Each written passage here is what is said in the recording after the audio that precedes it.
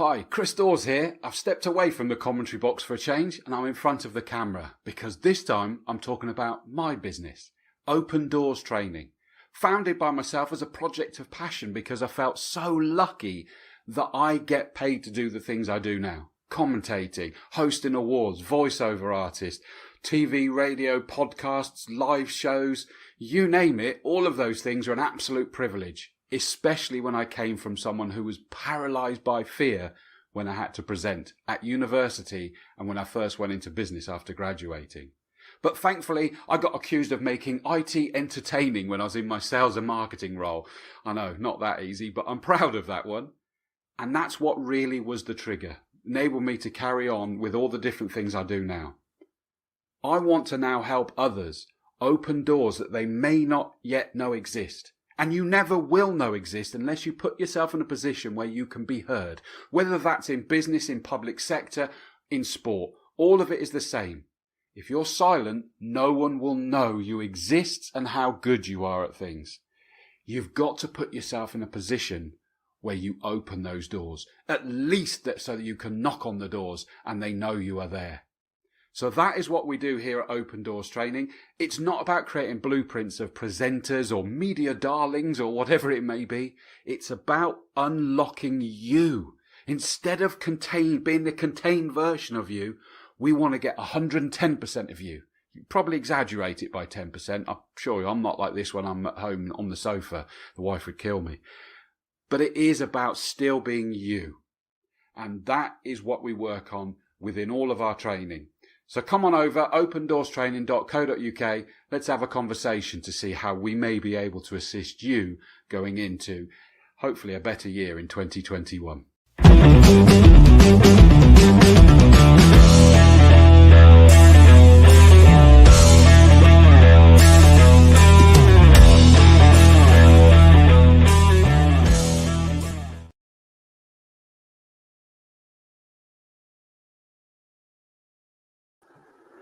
Well, welcome to Castle Combe Circuit. So good to see you all piling in. And whilst we may well have some good visitors in the 750 Motor Club here, I'm just going to very quickly give you an insight into the kind of things that we're going to get to enjoy here, because this is the montage of the Castle Combe Racing Club stuff. My name is Chris Dawes. I'm going to be in the commentary box here, and I will introduce you to the rest of the team as soon as this video finishes playing.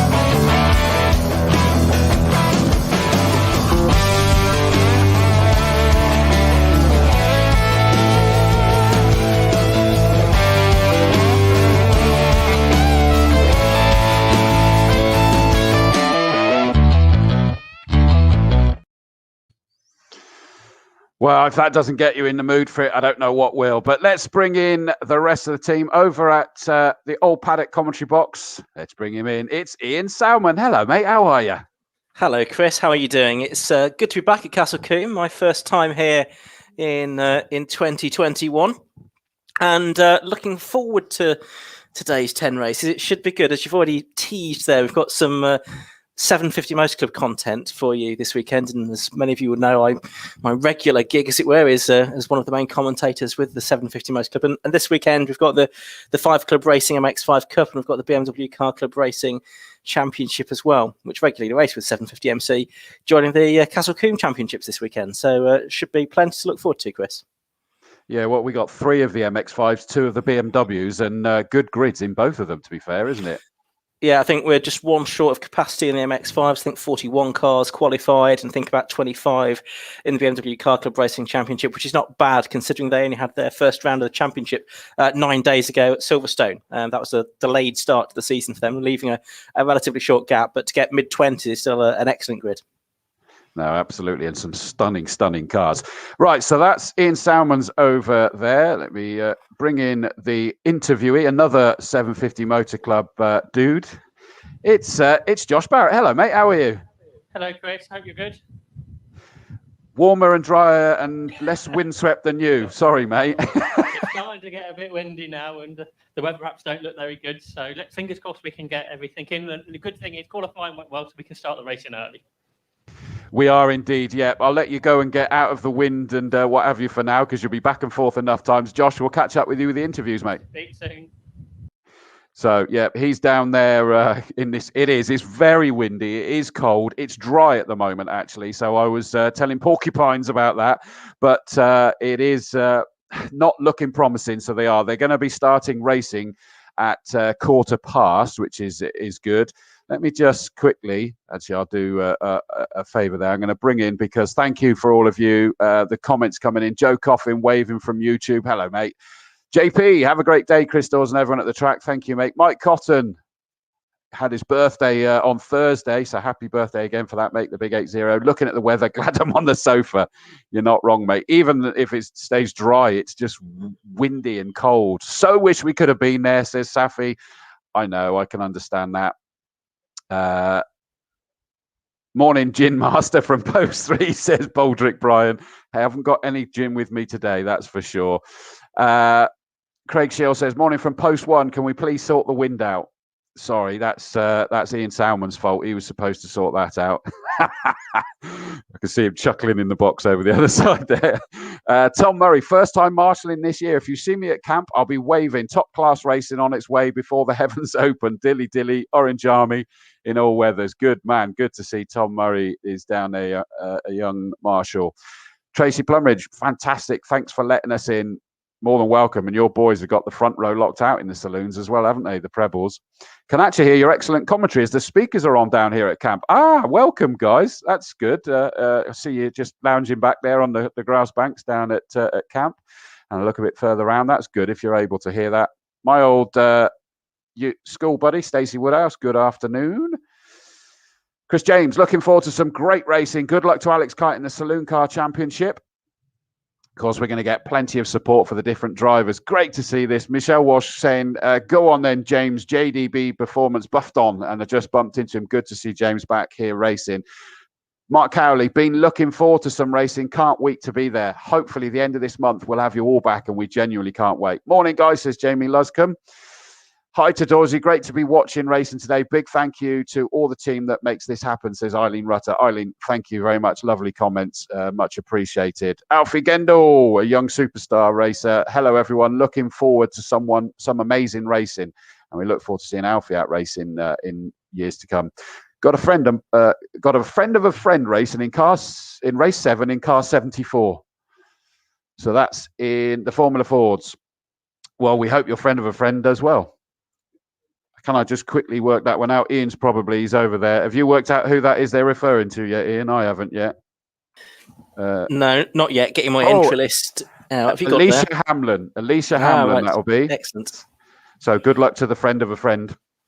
I'm going to just quickly try and get through these messages because I'm going to need to take us through the grid. Stuart Tinker-Taylor, good afternoon, Chris, from my wind-free front room from the Camp Softcore. You're being proper softcore now. Fuffers rule. He does love the Formula Fords.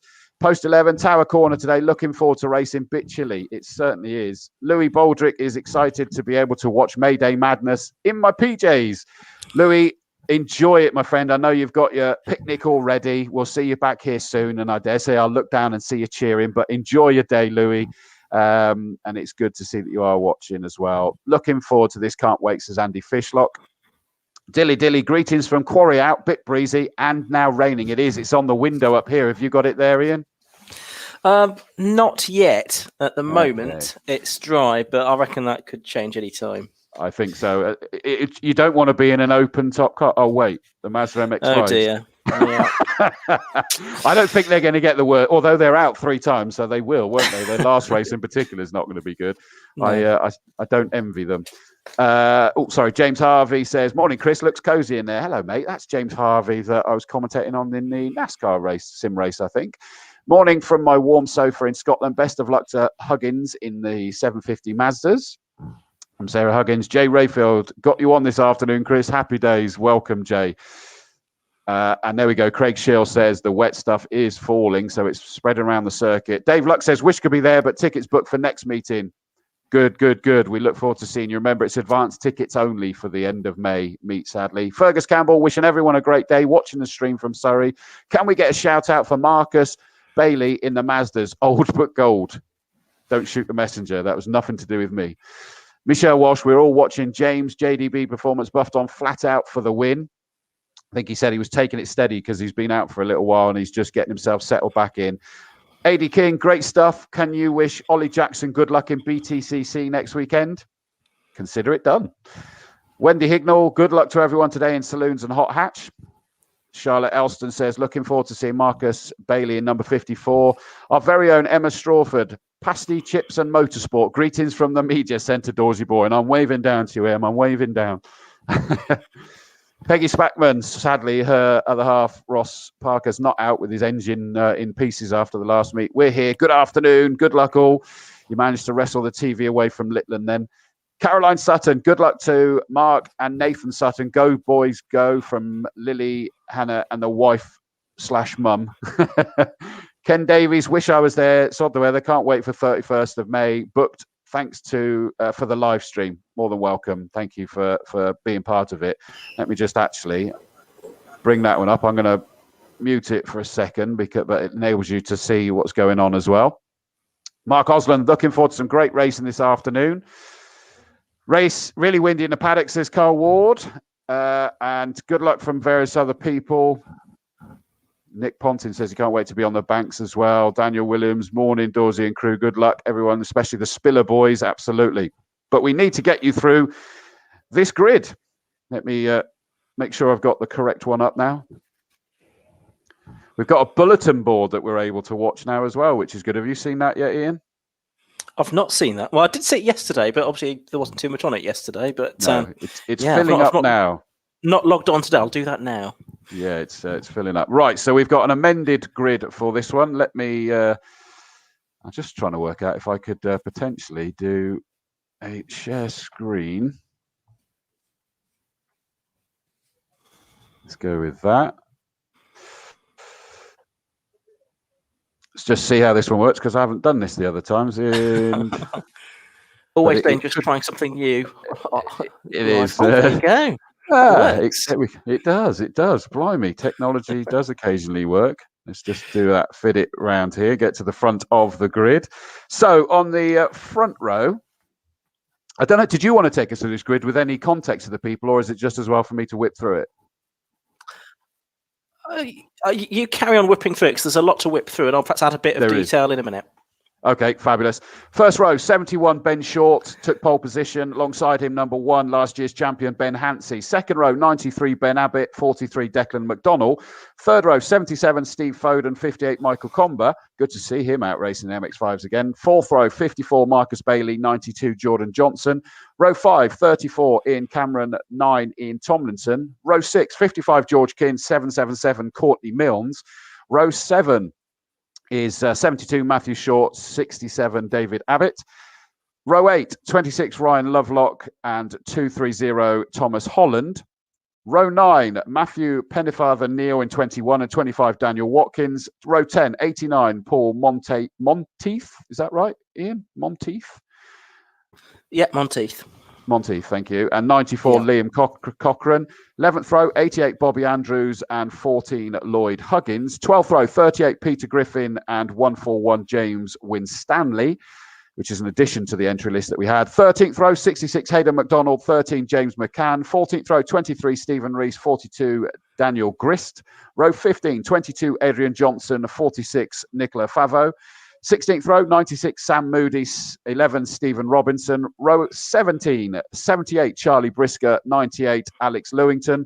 18th row, 191 Philip Andrew Barrett, 214 John Goldsmith. 19th row, 53 Stephen Reed, 51 David Rickards, 70 Jeremy Rivers Fletcher, and 90 Andrew Robertson on the 20th and penultimate row.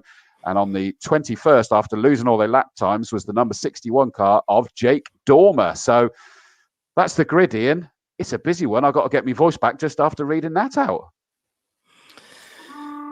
Yeah, absolutely. It is a very busy grid. 41 cars, I think, we have out of a maximum of 42 that we can have here at the on the Castle Combe circuit, and as at Donington Park, a very busy field as well. That was the opening round of the championship for the 5 Club MX5s. A couple of 3 weeks ago, and it was on the Easter Monday that we had the opening round of the championship. We had a couple of guests racing then. One that brought a lot of views to the 750 Motor Club live stream on that occasion was Jimmy Broadbent, YouTube star and sim racer extraordinaire who was getting license signatures before he went on to race in Britcar this season in the Praga. And also Mike Epps, the former British Touring Car Championship driver who was coaching Jimmy and also won the second race on the road. But then there was a technical infringement which meant that he was not credited with the win. So in actual fact, in the end, at Donington Park, the wins were shared between Ben Short and Mike Combe, and it's Ben that lines up on pole position. Well, actually, the first of 3 Bens on the grid here this weekend. Ben, the 2015 and 2017 champion in 5 Club. Ben Hansey, who's won it for the last 2 years, 2019 and 20, and Ben Abbott, third on the grid, who's yet to win the championship. Had some strong results in the 2019 season, but sat out last year with an injury. So those are the first 3 drivers on the grid, all called Ben, not confusing at all. And then we've got Declan McDonnell lining up on the outside of the second row of the grid. Declan, who is a little bit further back in the championship coming into this weekend. But he's been a champion with the 750 Motor Club in the past in low cost, and before that he was a champion in Mighty Minutes as well. So he's got lots of experience under his belt. And Steve Foden, he was second in the championship last year. He lines up on the inside of row 3 next to Mike Combe, who won last time out. So should be in for a very good race, Chris. I don't think there's ever been anything but that with Mazda MX-5s, to be fair, isn't it? They're just such exciting things. Certainly something I'd love to have a crack in. They look really, really good fun. Always bumper grids, as people were sort of steaming in, making that comment. By the way, just a quick comment. Thank you in advance for Keeley, that's downstairs doing the tracking the action. Greg's off working somewhere else, so Kevin's brought his daughter in this time. Thank you very much in advance, Keeley, and have a fantastic day. Everybody I know will appreciate and it will be a lot better. Just suddenly seeing your message. Oh, start delayed for some reason. I'm just trying to get an understanding why. So yeah, carry on, Ian. I'm going to find out why. Yeah, I was just having a look around when you said that typical city car stranded on the green flag lap, but there's nothing in my sight, which, by the way, for those of you not aware, I can see the cars basically as they turn through Quarry and then all the way through the S's, through Old Paddock, down through the right-hand tower and into Bobby's. And actually, you get a reasonable view across up to camp as well at the moment. But yeah, nothing in my sight. So hopefully Chris will have found out what the reason for the delayed start is. I suspect, though, it is something to do with someone being stranded on the green flag lap, perhaps. Apparently not. It's something to do with TSL, but I don't know any more than that. They're still having their lunch, probably, aren't they? It is. I mean, I don't know whether it was actually we were going for 12:15, and of course they've tried to sort of get it forward because it does suggest that we got inclement weather, to say the least, coming in. So it was trying to make hay. Well, the saying's make hay while the sun's shining, but it's make hay where the rain's not too hard, I think, more than anything.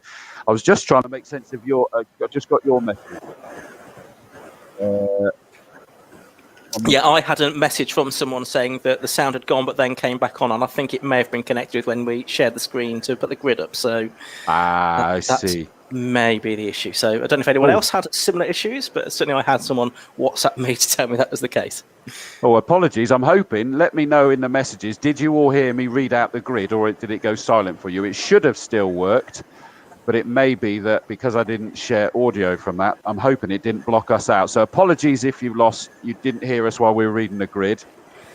I'm sure people will comment now letting us know whether we did it. So it is, I need to remove, I don't need any grid shared whatsoever. All good, apparently. So that's all right then. So maybe just for somebody, it flicked off momentarily. Okay. Hey, listen, we've got to make this work when the weather goes bad later, Ian. You do realise that? Yeah, this is when we're at our best. Exactly. And that's fine. Yeah, heard it fine. So that's cool. Wicked. Excellent. That's good. It just was a localised issue. Keely's showing off now, getting all the different angles down there. Look at that. What a fabulous camera angle that one is. And you can get an idea from that fence. Look at the fence and see the level of wind that we've got here. Now, Ian, I don't know whether you heard this from anybody, but I was hearing stories that this wind is a tailwind as they go up Avon Rising towards Quarry, and it was actually pushing them up into the air as they go up over the crest of the hill and pushing them deeper into the corner quicker than they wanted to go in towards one of the hardest corners in the country. Not what you want. Not necessarily. I can well imagine that's the case, just looking at the trees and the direction of the wind at the moment. The thing is, I reckon that could change as the day goes on. We know we've got this front coming through, and that could change the wind direction, of course. So that'll be something that might be different from qualifying to the race as well. If the drivers have got it into the head, they might need to brake a little bit earlier for Quarry or something like that, because of the wind, that might change a bit later on. We'll have to see. But certainly it is quite breezy down here, and only expected to get more so. We got a rallying safety car now that looks like it's a new safety car as well. How sexy is that car? Crikey, that looks like that's got some speed on it. Appropriate today with the Dave Allan Trophy, of course, that it's a Honda Civic. And that's got back to the front. So it looks like we're going to go through the process again. And I think it was down to the fact that it was scheduled for the quarter past. And something with TSL that once it's got a schedule, it kind of has to stick to it, I guess, for the start of it. Not sure. Never heard of that before, but right. So here we go on another green flag lap on this bumper grid, and as we did say earlier, it is pole position for Ben Short, 120.306. Ben Hansel, 120.657. Those two actually got a little bit of a gap, probably just over half a second quicker than the third place car as it stands. Then there's about half second. There's actually more gap between the cars lap time wise, Ian, than I was expecting at the moment, but I bet that doesn't translate into the race. No, it probably won't do, because the MX-5s do lend themselves to often very good, close, slipstreaming racing. They, of course, the 1.6 litre, 16 valve engines, very limited modifications. They run on gas or Meister suspensions, but really there's not a lot that you can do to these cars, which of course are now around about 30 years old in some cases. There was originally a Mazda-backed MX-5 Championship briefly in the UK, which I think was around about 1990, 1991, something like that. But then Alan Robson, who's the man behind Five Club, which runs this series, he was one of the instigators of the rebirth, if you like, of MX-5 racing in the UK, probably a good 15 years or so ago now. And 5 Club has been very successfully run with the 750 Motor Club for about 7 years, initially just as a series of races and latterly as a championship, and it's always been pretty competitive. So we look forward to a good race here, although I think Ben Short, tough to beat. I think I read he's done 8 races here at Combe in the 5 Club Racing MX5 Cup. He's won 4 of them and been on the podium in the other 4. So he'll be tough to get out of the podium places, I think. He is. Well, they're bringing themselves round to the grid. We're going to get this Mayday madness back underway.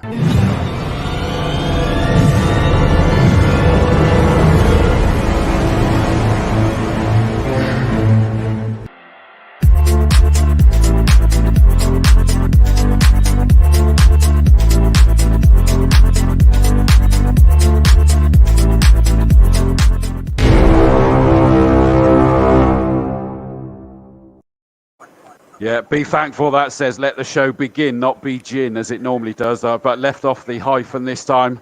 It's just a coffee in here for me, just to keep warm. But we're coming round onto the grid. Just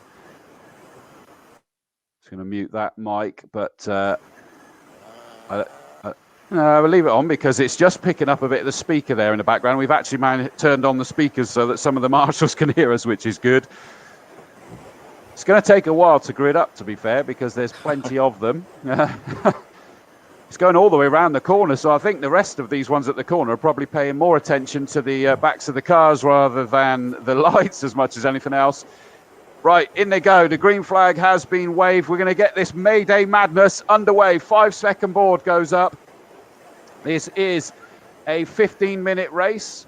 I'm just looking to make sure I can see the lights, waiting for the lights to come on. 1 light, 2 lights, on comes the 3rd, the 4th light, the 5th light. The engine notes are risen. Off go the lights and off go the field. And it's a fabulous start by Declan McDonnell in that black and day-glow pink and yellow car, trying to get into the lead, but not managing to just yet.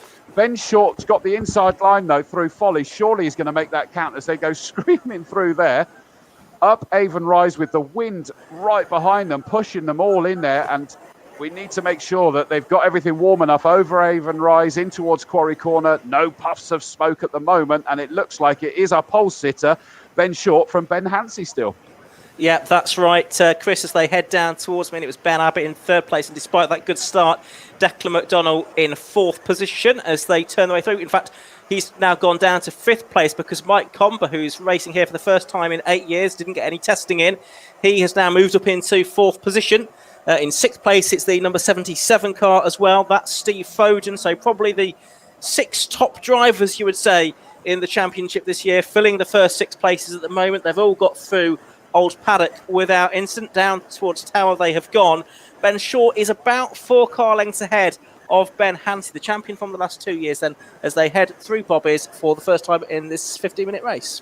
Wow, what a great camera angle that was, seeing them coming out of Bobby's and really on the edge of adhesion. Down towards camp they come for the first time in this 15-minute race. And it's really, it's the front 2 have managed to break away. And whilst, yes, the 71 white car with the red check, Ben Short has kind of got the nod at the moment. It looks to me as though Ben Hansey, there's a reason why he's got the number 1 on his car. He's trying to minimise that escape as much as he possibly can. Abbott and Combe's just done a brilliant job there. As you say, he's up into 4th place in that 58 car. You said that he's got to get used to it. Well, I think he's getting used to it pretty quick, Ian.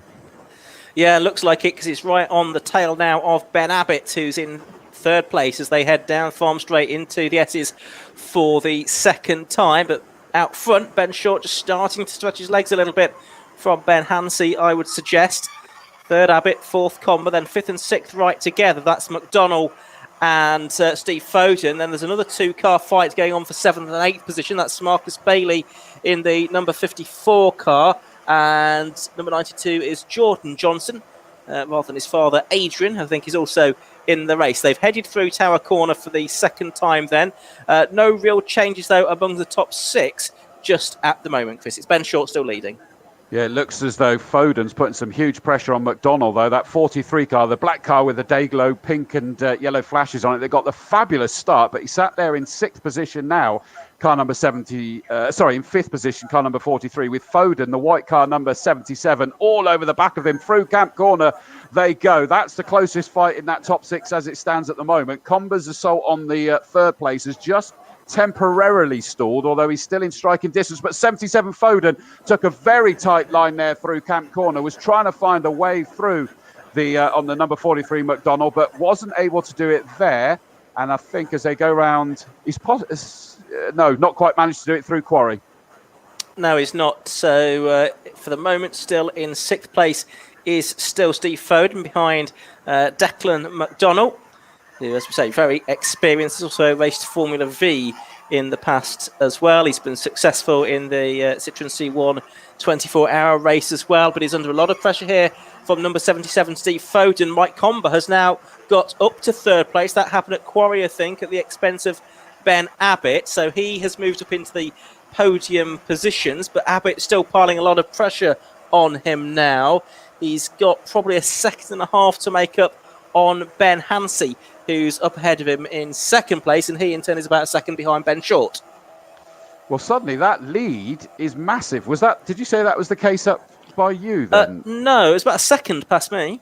I would say this is, we'll wait and see what it is. It's going to be a very significant gap now between 1st and 2nd. What's it gone up to now? Yeah, 2nd and 3/4. So suddenly stretched out, but 3rd and 4th still glued together. Combe may have made the move on Abbott, but that purple 93 car is coming back at him. Doesn't like the fact that he's lost the podium paying positions. We all love the P's. And up over Avon Rise, not managing to make a stand. And I think the 77 Foden car's got himself up the inside in towards Quarry. Up into 5th now goes Foden. Yeah, he's done it. He's gone through up into 5th position, but that was a good lap from Ben Short, a 1:21.020. He's got his sight set on the lap record, which is held by Ben Hansey at 1:20.85. So he's only less than 2/10 away from that now. He's pulling out a lead over Hansey. Combe number 58 in 3rd, 93. Ben Abbott 4th, and Steve Foden just starting to put a bit of daylight between himself and Declan McDonald now. And equally, Marcus Bailey has broken away from Jordan Johnson.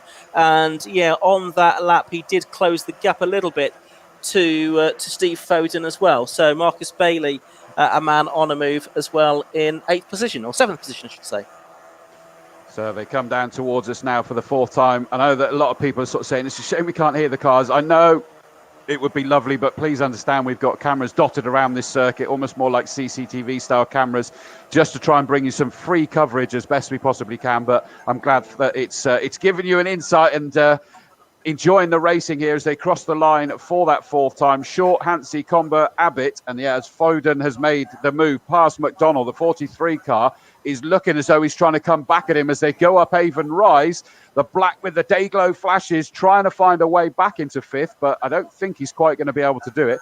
As you would always expect, Ian, fights up and down through the full length of this field. I think you're always going to find a race somewhere, aren't you? Yeah, absolutely right. And just to mention to James Winstanley, you mentioned him, the additional runner. He's the 750 Motor Club's communications and marketing manager. First time out in the 5 Club Racing MX5 Cup. He's running in 25th position at the moment as we watch the first 4 cars come past me, and they are a little bit more spread out now. So the closest battle actually looks to be that for, I think it's 9th and 10th, and that is the 55 car of George King, who's trying to get the better of Matthew Short. That's Ben's father. So that's the closest battle at the moment. There's a 5-car battle just coming past me as well, another 3-car battle past me as well, but Ben Short out front is extending his lead, Chris. Yeah, it's down towards us. I'm just loving that camera angle. We see him coming out of Bobby's, and they really push it hard on that exit there, sort of running the risk with the track limits, but just keeping himself as sweet as they can do. There we go. We got car noises coming in the background. There's shout. As again, still McDonald, number 43, trying to make a comeback into that 5th place up Avon Rise. Is that side by side, or is that an optical illusion? It looks like he has got himself side by side. Now the left-hand kink over Avon Rise. He's going to be on the outside of the Quarry corner. Not going to work. Trying the old switcheroo. I think he's got to settle still in 6th place. Yeah, so McDonald is still 6th. He moves to the right-hand side of the circuit, tries to get alongside Steve Foden as they come down to the S's, and the two of them are side by side down into the inside, into the S's goes. And Declan McDonald does come back through now into 5th position. So Steve Foden's gone back down to 6th, but their battling really is delaying them. They are losing touch with the top 4 now. It is Ben Abbott just ahead of them in 4th place, and they're in danger of being caught by Marcus Bailey, who's in 7th. Jordan Johnson 8th, the 9th place car Matthew Short, and the 10th place car, George King. So that's Declan McDonald back into 5th place, but he's got a long way to go if he's going to try and catch Ben Abbott now. It's about 2.5 seconds behind.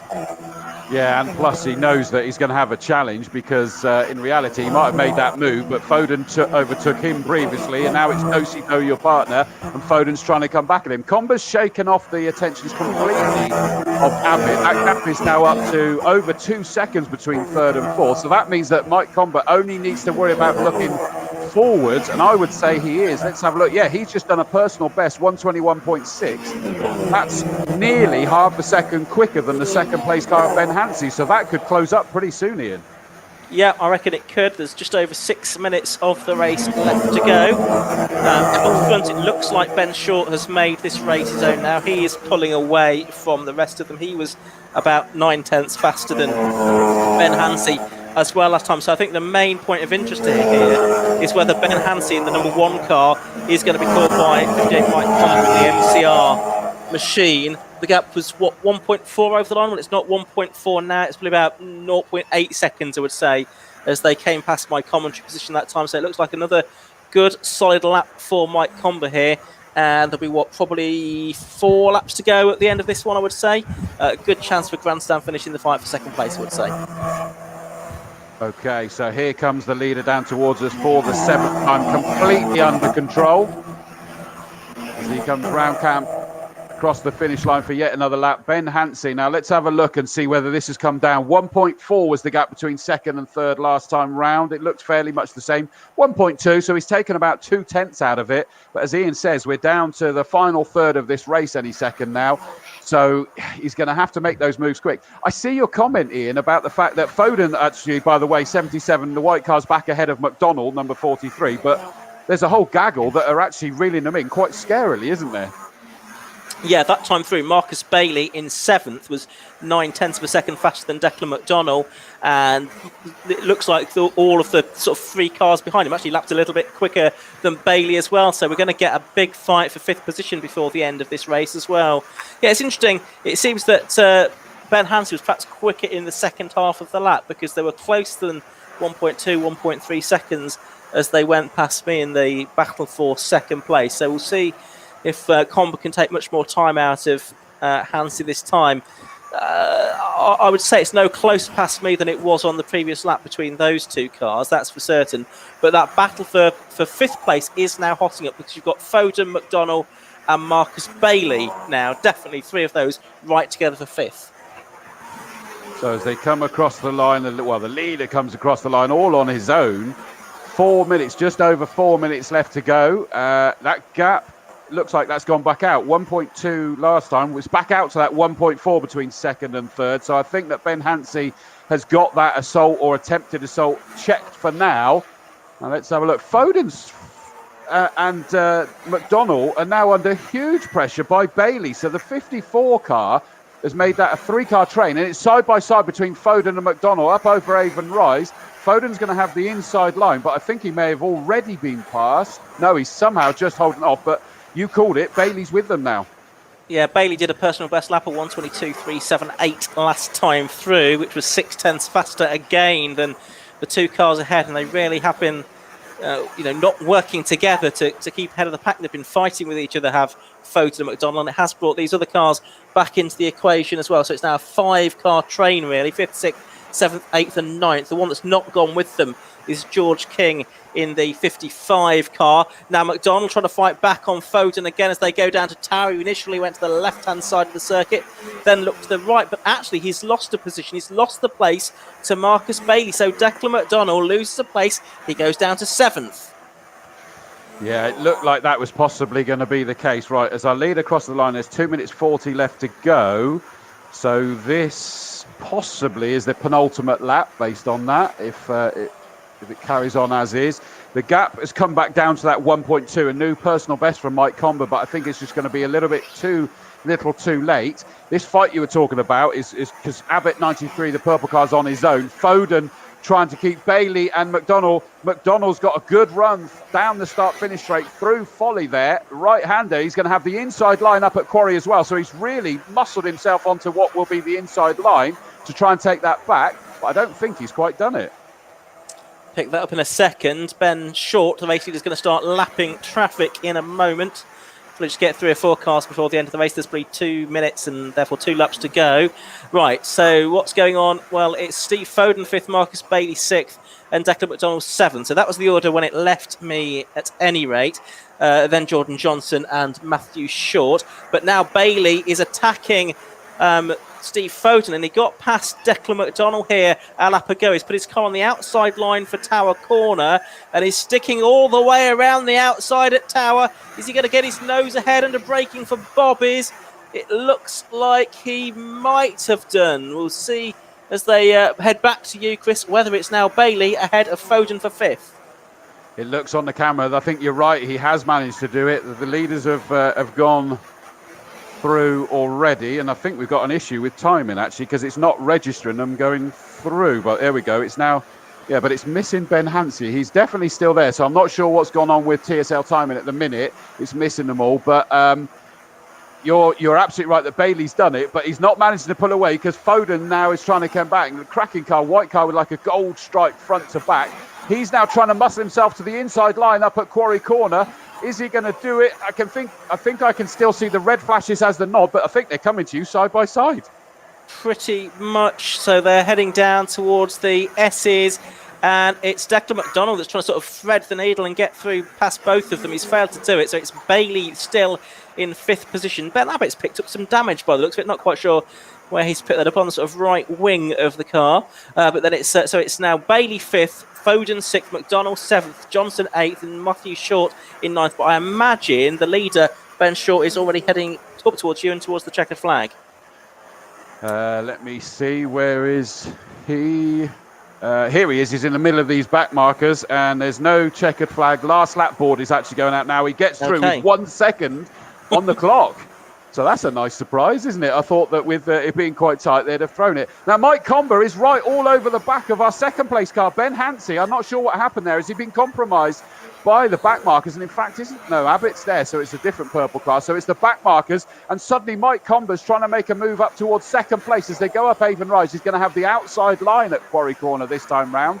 So that's not going to work. Is he going to try the switcheroo? They've actually got, coming towards you now, a back marker in front of them that could come into play. Yeah, I think they're pretty much side by side as they head down the farm straight. Combe, if anything, has got the inside line, but no, it's not alongside. And actually, the back marker, that's the 1-2-4 car. Well, this isn't a 1-2-4 car, so I'll try to work that out. Got between them briefly at the S's. It was, in fact, the 2-1-4 car. John Goldsmith got between Hansey and Combe and just delayed him. Yeah, just looking back the other way, it's Bailey with Foden right behind him now for 5th position. Bit of a gap back to McDonald in 6th and Johnson in 7th. George King has caught that pack, but it's a 6th car fight for 5th position. Bailey holding on at the moment, but Ben Short heading towards the finish line. I just suddenly saw that on the camera, Ian, and I thought, I've got to get you to see that because that looked mental. 3 wide going down farm straight towards the S's. And here comes our leader, nearly throws the rear end round as he came on to start-finish straight, probably in celebration. Great win from Ben Short, number 71. There's Ben Hansey, hand out the top. He's delighted that he held on to that second place. Mike Combe, his hand was out the top as well, to be fair. He's delighted with his comeback through the field. 3rd place. There's the 93 car of Abbott that takes 4th place. So Ben Abbott through there. Then it's this gaggle. Now, which way did that end up round? It was Bailey, the number 54 car, that came home in 5th, ahead of 77 Foden, 43 McDonald, 92 Johnson, 72 Short, and 55 King. That was an epic race that they suddenly picked up towards the tail end, wasn't it? You called it. You could see it emerging. Yeah. That it was like, what was it, 3 of them, and it was going to be a lot more than that, and it did exactly that again. Yeah, just looking at the screen, which I think needs to sort itself out a bit, but if it's right, it's saying there was, I think, 1.3 seconds between 5th and 10th. So that was a really exciting finish to the race in the battle for 5th position. Good drive there from Steve Bailey, because he did climb up the order a little bit. My tablet has frozen, so I can't say exactly where he started, but he started 5th, so he dropped back at 7th, I beg your pardon. So he dropped back a little bit and then climbed back up to 5th position. Good drive from Marcus Bailey to get up into P5, but Ben Short 5 seconds or so clear of everyone else at the end of the race. A dominant performance, as it turned out. That makes it his 2nd win of the season to go with the first round of the championship at Donington Park, and he extends his lead in the championship. But there are still 2 more races to go this afternoon for the 5 Club Racing MX5 Cup. And I think other drivers as well that are in with a chance of winning things. We do have a reverse grid situation later on as well, so we'll see how that pans out, and that could make things a little bit interesting with a partially reverse grid. As if they needed to add any more excitement, Exactly. But they've done it anyway. Absolutely love it. Great to see that. We got a comment in from Anne-Marie. Great to see from this perspective. Once you've been on a driving experience, and I know Anne-Marie was indeed at the Castle Combe Racing School, jump online to the Castle Combe Circuit.co.uk website, and you can get yourself out on circuit with instructors that will teach you the racing lines. And I did say to you, Anne-Marie, didn't I? I said it would be good to get yourself out there after you've done a racing experience, because you get a whole new perspective of what these drivers are doing. So fair shout. You can see that we are getting cars making their way into Parc Ferme, so we should be able to hand down fairly soon. And Josh will be able to grab interviews, although I was worried for a second and they were going in and all the way back out again watching that camera. But it looks like Josh is going to be able to grab certainly first, second, and Mike Combe's gone in there as well. So he's going to grab them. And we'll grab the interviews. Let me just very quickly, while they're getting themselves out, take you through the grid for the next race. I won't put it up on screen because I think it caused an issue for 1 or 2 others, so I'll just verbally do it. We'll put this one up. Well done, Daddy, from Louis, from MCR, Mike Combe Racing. Plenty of people, so I'm just refreshing my screen. What do we got next? We've got the hot hatches will be the next one. I should know that. I could have just looked right instead of at a timetable. But let's bring up the grid. Actually, no, I'm going to stop there because Josh has rounded them up already. And so, Josh, down to you, my friend. Thanks, Chris. I'm with Ben Short. Ben, well done. Managed to break the toe and then pull away, really. Yeah, it looks like the rain's on its way, and it's not as often as I'd like to get to race at the home circuit at Castle Combe, especially not with all my teammates here and stuff. And it's it's a big weekend for us. So I just wanted to sort of get the first one in the bag, use a little bit of local knowledge perhaps before the others get the chance to get some laps under their belt and pick the pace up a bit. Yeah, a lot of time out. Obviously, you had Mike extra race then. This time you got Mike this year as well. I'm sure he's going to be up there during the course of the season. We should make some good battles. Yeah, absolutely. I mean, Mike Combe and I have raced before, and Ben Hansey in second place there has come out the same morning. So we're all good friends. We've all raced before. We sort of know each other. And the new Avon tyres we're using allow us to be able to race right to the end, whereas before we'd have to wait until the end to have some tyres left. But the new tyres definitely will make for some better racing later in the day, I think. And how many cars are you running this weekend? We've got 7 this weekend. So we've also got 750 Motor Club's very own James with us. He's out today in Rosie the rental car, and we've also got John Goldsmith joining us, who I was racing the Aston Martin with yesterday at Donington Park. Well done and good luck for later on. Again, thank you very much. Yeah, Ben Hansey who finished in second place. Well done, Ben. Second place there. He managed to keep Mike at bay. Yeah, Ben got away fairly early doors, and then it was just about managing the gap back to Mike. And I thought I'd go about that peg, and then we caught some of the back markers. So this is either going to work really well for me or cost me second place. I think first bunch of back markers brought Mike right up the top of me, and then next bunch I kind of managed to slither through, and Mike got held up. But, really good race. Oh, and you think you can beat Ben over the course of today? It's going to be tough, probably. If it's going to happen, it's probably going to be in the reverse grid race, where it always mixes things up a bit. But yeah. How do you like the rain that's coming later? Yeah. So far, we've only run on these new Avon tyres in the dry. So it's going to be interesting to see how they stand up in the wet. But in the dry, they're really consistent throughout the whole race. Well done. Have a good result there. Great. We'll get Mike over. Mike. Having a touch bench short at the moment. He finished in third place, Mike Combe. So we've got one there if you want to wear one. Okay. If I don't, yeah, well, it's probably better. We get Mike's just going to get masked up, and then we'll have a chat with him who's returning to 5 Club. kind of doing a full season this year, Mike. And you're saying earlier, it's a long time since you've been here, Parc Ferme. Yeah, it has been. Yeah, I had a bit of a visit here when I first ever got into car racing straight after karting. So I couldn't really, from that visit, I couldn't really tell you which corners are right and left.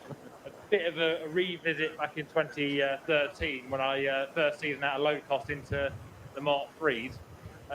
So yeah, a bit sort of fresh this morning, and you always find that extra bit of speed when you're in a racing environment and you're bumper to bumper, which I didn't really help myself out with that in qualifying, but just happy to be out. Great fun, great drivers. Thought I was going to have Ben in that last one, but not to be. It looks like now you've got good pace ready to go with the other two as the race day goes on. Yeah, a lot more confident now than I was after qualifying. So yeah, we'll see how it goes. The 3 races today is a big help because I'm probably not going to be there or thereabouts in the second one, but a bit of rain, I do enjoy rain, so that might help with the whole track learning sort of situation of and the confidence side of things. So well done on third, and good luck later. Brilliant, thanks Josh. So thanks to Mike Combe, who was third. Second was Ben Hampton, the winner, Ben Short. Fabulous. Thank you very much, Josh. Much appreciated. Right, so we've got the grid out for the hot hatches, which reminds me, I know that you're all brilliant. You'll remind me when I forget to do this, but the Hot Hatch Challenge Series, sponsored by Motul this year. Thank you to Motul to be on board. What a fabulous brand that is. So let me take you through this grid. I know a couple of people said about the volume of Josh's mic there. The problem is that actually it's more to do with the wind down there that is just absolutely howling. I did turn up the volume manually, and I think I've just seen that Kevin's down there to see if they can get a little bit more volume out of it. But bear with us, it's a struggle with the wind, as I'm sure you can appreciate. Right. So the grid for this, the Hot Hatches, is as follows. Pole position, the race 1 winner from the opening race meet, number 180, Jordan Curnow. Alongside him, 211, Chris Southcott. Second row, 81, Tim Adams. 28, Dave Spiller, one of the Class E minis up there on the second row with, if he can do it in a race, it would be a new fastest lap. Absolutely brilliant job. Third row, good to see him back. 34, Will Self. And alongside him, 47, Tony Cooper, who actually lost his brakes in that qualifying session. They found it was a pipe that was broken. They've got that sorted, hopefully. And he'll be, and he still put himself on the third row anyway. Fourth row, 15, Sean Govard. I'm not sure whether there was a couple of issues to iron out there, but it's good to see Sean back out racing again this weekend. Alongside him, number 10, Michael Bowl. Fifth row, 119, Darren Duffield. Number 9, Mike Wyatt. Row 6, 128, Bradley Thurston. 61, Ben Ogborn. Sadly, not there. I heard that he might not be out. And in fact, we've got an issue for another car that came onto the circuit and has now disappeared. That's the 72 car that has not made it. That's Sam Goldstraw in his Renault Clio, sadly. Looks like he's not going to be taking part. Stuart Tinker-Taylor asked the question, what has happened to Ben Oggs? Don't know is the answer. I didn't quite hear. Did you hear, Ian, or we both no, I see. No, don't know about that. No, sorry about that. We did. I knew that it was looking doubtful, but I don't know what the issue was. Sorry, Stuart. Where did I get to? Row 6, 128, Bradley Thurston, 61, Ben Ogborn missing. Seventh row, 987, Mark Pope in his Puma, and 50, Robert Watson. And I'll tell you more about the Watsons in a minute. Number 8th row, 100, John Barnard, 113, Sean Deacon. 9th row, 12, Lee Waterman, 53, Paul Bird. Row 10, 71, Simon Hughes, 272, Steve Kite. Row 11, 172, Jonathan Fish, 905, Gary Franks. 12th row, 29, James Dyer Buffton, and 454, Alan Giblett. 13th row, 72, Sam Goldstraw, 40, Ben Watson. 14th row, 36, Julian Ellison, 43, Peter Wilkes. And alone on the 15th row is the number 20 car. Is it definitely there? I'm not sure it is, to be honest with you. Julian Fisher seems to be missing, which will be a shame. So a couple that have sadly missed out there, but it's great to see that we've got the Watson brothers out there for their first ever race. Keep an eye on the number 40 and the number 50 Renault Clio Cup cars that are new to them. They are the sons of Doug Watson, who has been racing in our GT Championship. Sadly, he's not out in his Ferrari 458 Challenge today because he's got a bad back, but he has been looking after his lads. Now, I need to remember the ages. Robert Watson, that's in 14th, is 18 years old. Ben Watson, number 40, is 20 years old. So they're youngsters doing their first ever race. and it will be fun to see what the issue. Peggy's just also let me know on here. Fisher put on Facebook that his car went into limp mode and was looking for help. That's a shame. So that's the issue. Lots of people looking forward to. Dave Goddard is now watching us. He didn't even know this was on YouTube. We promoted it enough, Mr. Goddard. We definitely made sure, and it's been pretty much every race that we've been live down here, mate. So you've missed loads if you didn't know that we were going live. Jordan Curnow won the opening race. Chris Southcott won the second race, largely because Jordan Curnow, he's really been struggling to get heat into his tyres. And certainly the second race on that opening lap, I think it was the opening lap, he basically came out of the S's and the rear end just snapped round on him. But he did a brilliant fight back through, and he finished in third position. I have to apologise to him. I made a joke that I've made for many, many years. It's so quick. I said, drug test that car, which of course is supposed to be a good joke because you can't drug test cars. But he's had accusations. That car is so quick and he's such a fast driver that some people have said, well, it's got to be illegal. And he's gone, well, check it. It's completely legal. And it is. It's completely kosher. It is just an absolute weapon of a car and one heck of a racing driver. But I apologise for the misunderstanding to Curnow when we spoke the other day. And he then laughed, realising that it was one of my very bad but very old jokes. That's the risk, Ian, isn't it? When I tell bad jokes, they never always work. well, that is it, isn't it? That is it. That's my lesson learned there. But it's not, though, is it, Ian? You know I won't change. Absolutely right. So let's have a look at this. Jordan Curnow, Chris Southcott. Then we got Tim Adams in the 81 car. I mean, what a job there by Spiller. Absolutely flying in that Mini, and he was buzzing, Dave Spiller, getting that one sorted. And if he can do this lap time in this race, it's going to be a new lap record. Will Self, good to see him back in the red and blue 205 this time, with the 106 of Tony Cooper alongside him. Right, we've now got the last of the cars in and ready to go. Green flag has been waved. 5-second board is up. This is a 20-minute race for the hot hatches. Just single headers for everybody this time. 2 lights, 3 lights. On goes the 4th, the 5th light. The engine notes rise and they're held, and off go the lights, and Jordan Curnow gets a belter. Tony Cooper in 47. He got a great start, but he had nowhere to go and he had to slow it back down again. Will Self is diving up the inside as they get towards Folly. He's past Tim Adams. He looks like he's managed to get past Chris Southcott as well. Jordan Curnow scampering off into the distance. And Will Self got a belter, but Southcott's coming back at him on the outside as they go over Avon Rise. The 211 car is going to have the outside line. Does he make it work? Just about, I think. He's into second again, but Will Self into third. Yeah, that's right. It is Jordan Curnow in the Honda out in front, though. Then the 2 Peugeots with Southcott, the winner of the second race a month ago. They're in second position at the moment, ahead of that 34 car of Will Self. So that's a good start up from the third row of the grid. But Curnow already putting about 6 car lengths between himself and the rest. Big field of cars still coming through now. And the one that's right at the back, actually, is the Tony Cooper car, number 47, which he said initially made a good start but had nowhere to go. So Tony Cooper's dropped right to the back of the field, and he will be one to watch as he makes his way back up the order.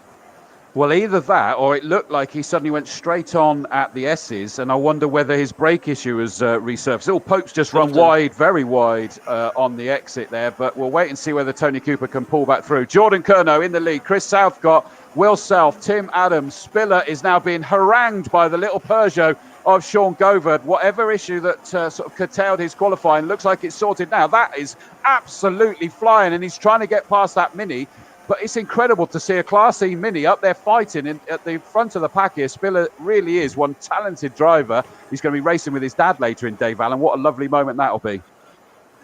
Yeah, absolutely. That's a good performance so far from him. Meanwhile, at the front of the field, we've had a change, because into second place now has then gone the number 61, it's the 81 car, I beg your pardon, of Tim Adams. And so what has happened to Chris Southcott? Well, he has disappeared.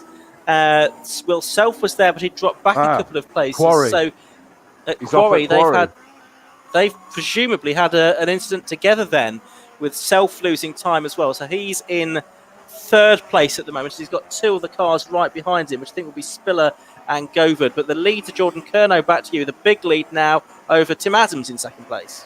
Well, interestingly, the camera just showed it. It looks like Southcott's car's on the infield at Quarry Corner, so that must be a mechanical issue that's put him there. Will Self is in third position, being harangued now by Sean Govard's got past Spiller that time as he came down in towards camp. So the two Peugeots going side by side. And in fact, Govard, there's a little bit of door-to-door, I think, there as he just suddenly went to sweep right a little bit too early. He's got the move done before they got into the yellow flag zone of Chris Southcott's car. Stopped, as I say, it's on the infield, which you'd assume pulled off there. That's got to be mechanical, surely, Ian. More than likely, you would think. Yeah, certainly. Didn't see what happened, of course. Through? So just Curnow. He did, through? And I noticed he was missing from the time screen, but he is there. That's there. So Curnow is there. Adams is second.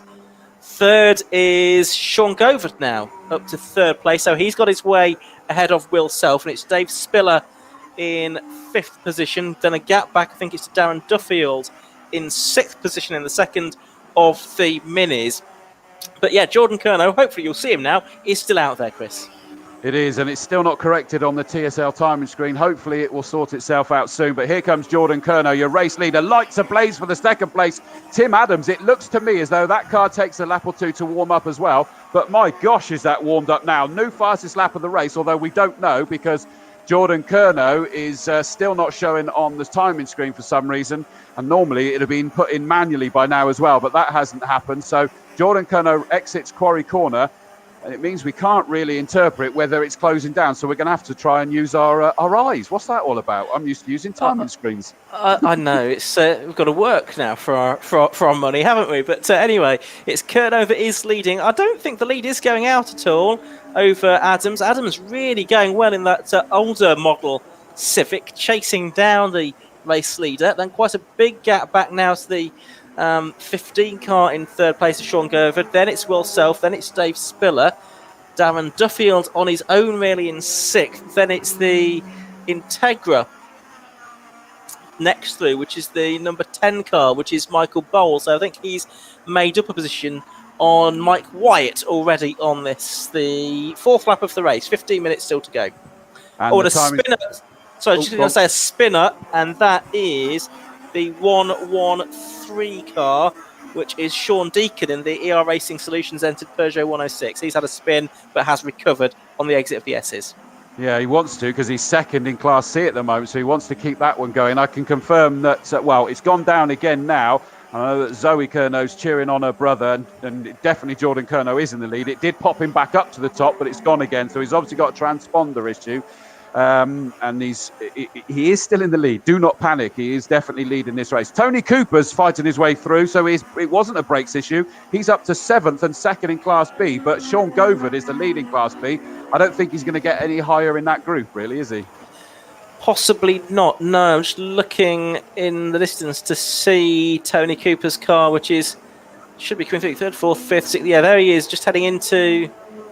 No, if he's showing seventh he's showing eighth on the screen now. So type of screen sorting itself out. It's put Curnow back in. I can see Cooper now, but I don't think he's in eighth. I make him in about 10th place, just by counting the cars past me. So whether he did get up to eighth, then drop back.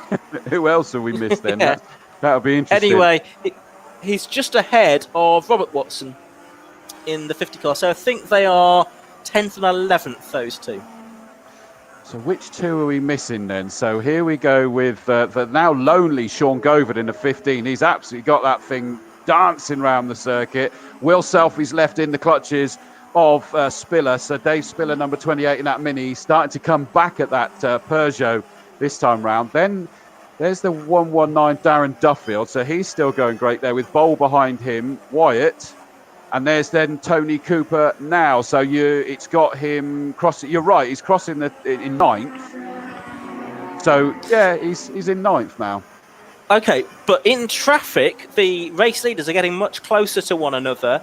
Tim Adams was 1.7 seconds behind at the beginning of this lap, behind Jordan Curnow in the 180 Civic. I would say the gap has approximately halved from that and is coming down all the time. So they're just heading out of Bobby's now, back up towards you, Chris. So it looks like we could have a fight on for the lead, although it may have just been the effect of traffic on that lap.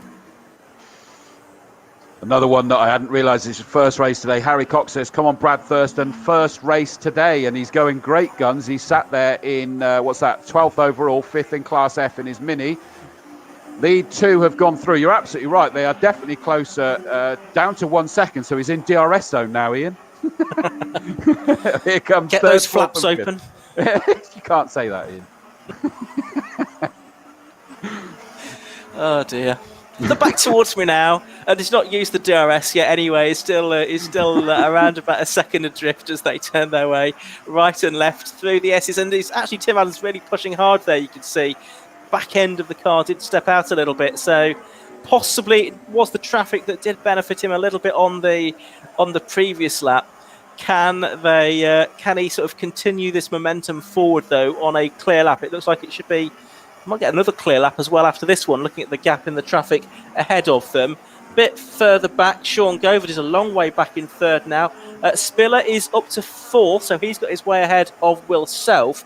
And Darren Duffield is now being caught by Michael Bowles Integra in the fight for sixth place as well, with Tony Cooper now definitely up to eighth. Okay, so he's still coming through. But yeah, Spiller moving up to that fourth on that last tour.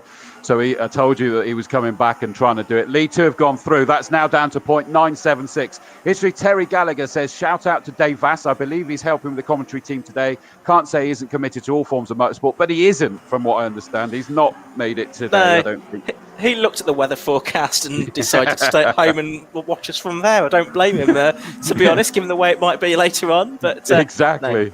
No, he's not with us today, unfortunately. Will Self's got back ahead of Dave Spiller again, so that's Do-Si-Do, your partners. They're all having a song and a dance, but heading up towards Avon Rise again. Spiller's got some serious straight line speed in that Mini, hasn't he?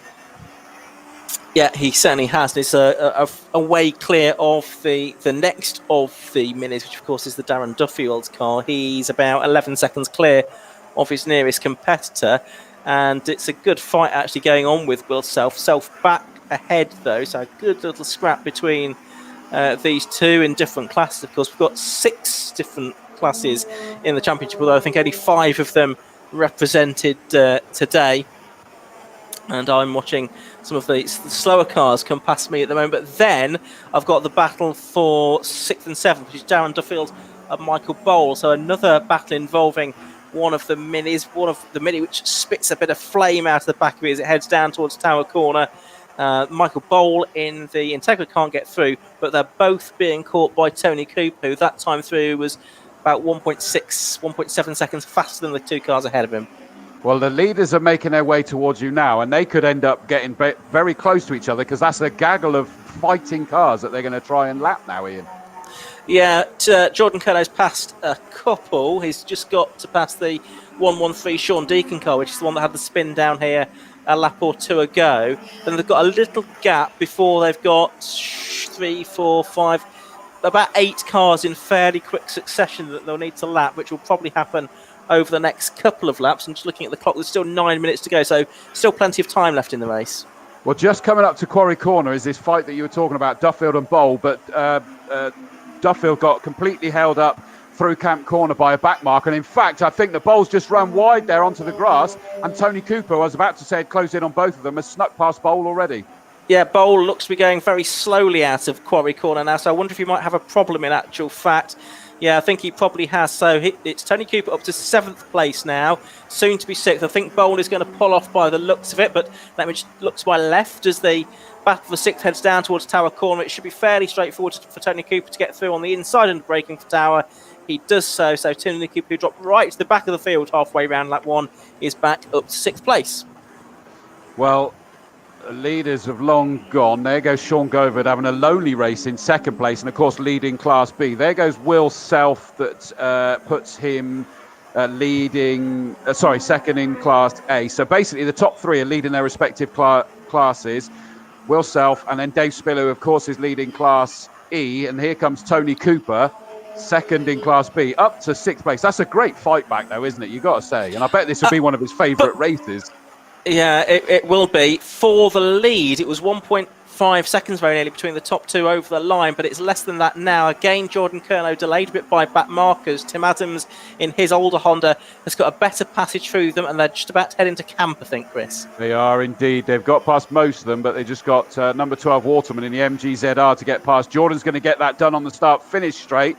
But Tim Adams isn't necessarily. That's fine. Waterman did a brilliant job, just missed the apex of folly completely to stay right out of the way, allowing the faster cars to go through. So they've done fine there. But what they're going to see into Quarry is like, what, 4 back markers at least in front of them. One of those is Pope in his Puma, and I know that he got stuck in last race. And there's yellow flags as well, so they have to stay in behind the back markers. That means that Tim Adams is now right on the tail of Jordan Curnow. The yellow flag is for Michael Bowles' car, and they're going to be side by side. They've got the little Ford Puma just ahead of them. In the end, they both go to the right of the car, but Tim Adams now within 2 car lengths of Jordan Curnow as they go through Hammerdown towards Tower Corner for the 11th time in this race.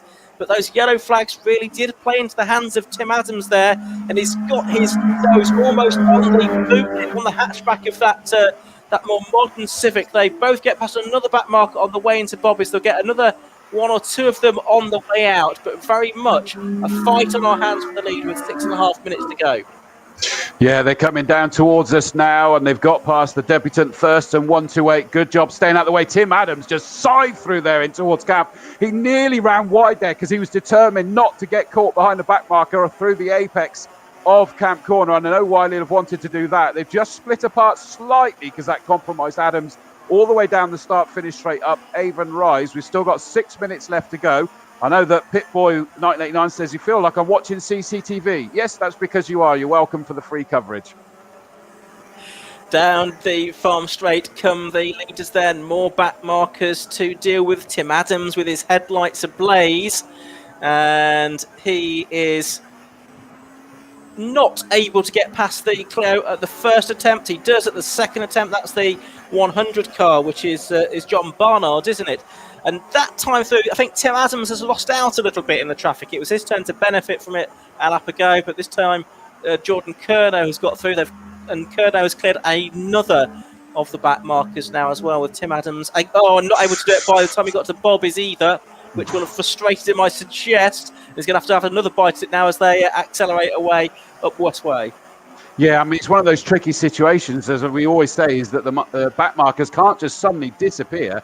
And in fairness, going into and through Bobby's like that, it's a tight chicane. They can't just suddenly disappear. You can't expect a back marker having their own legitimate race to suddenly straight line the chicane or anything like that. So it was just an unfortunate time in there, and it has compromised Tim Adams enough now. The gap's up to 1.8 seconds with 4 3/4 minutes left to go, so it possibly has come apart. But looking at this gaggle coming up Avon Rise, you'll see them exiting Quarry in a second, and I lost track of who was leaders and who was back markers in that one. Well, the leaders are already old Paddock, so I think it's going to be a mixture of back markers and maybe those scrapping for the minor places. A much bigger gap this time between the two leaders. There is now more rain starting to fall down here. I can tell you bigger spots of rain on the commentary box window. But yes, about 8 or 9 cars in this group. I'm just looking to see if there are any leaders in it. Yes, there. No, there is. I think they're all back markers on one lap or another. All of those 9 cars that have come through. I look a bit further back. Yeah, here's Sean Govard in 3rd. He's way back. And then 4th and 5th, you've still got Dave Spiller and Will Self, and they're still having a good old ding-dong for 4th and 5th, and still actually for 6th place, Tony Cooper's not got too far ahead of Darren Duffield either, so that's pretty tight as well. But leaders with just about 4 minutes to go have just gone past you again, I think. Leaders just going up over Avon Rise, and I'm just watching. Certainly there's enough rain that windscreen wipers are on now, Ian, so this could get really interesting. 1 or 2 of them might find it a little bit too slick for their own comfort, but I still get the impression it's what I call psychological rain primarily at the moment. But I think that that's still big enough for me. Yeah, it's not going to probably make too much difference to the track conditions just yet.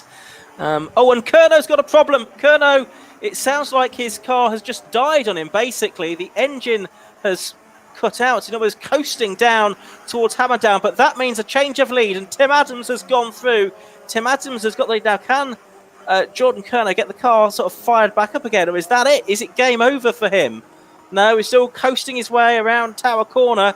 And Kerno, I'm afraid, looks like he's going to be heading for the pit lane if he can get back there, Chris. So it's now Tim Adams leading the race.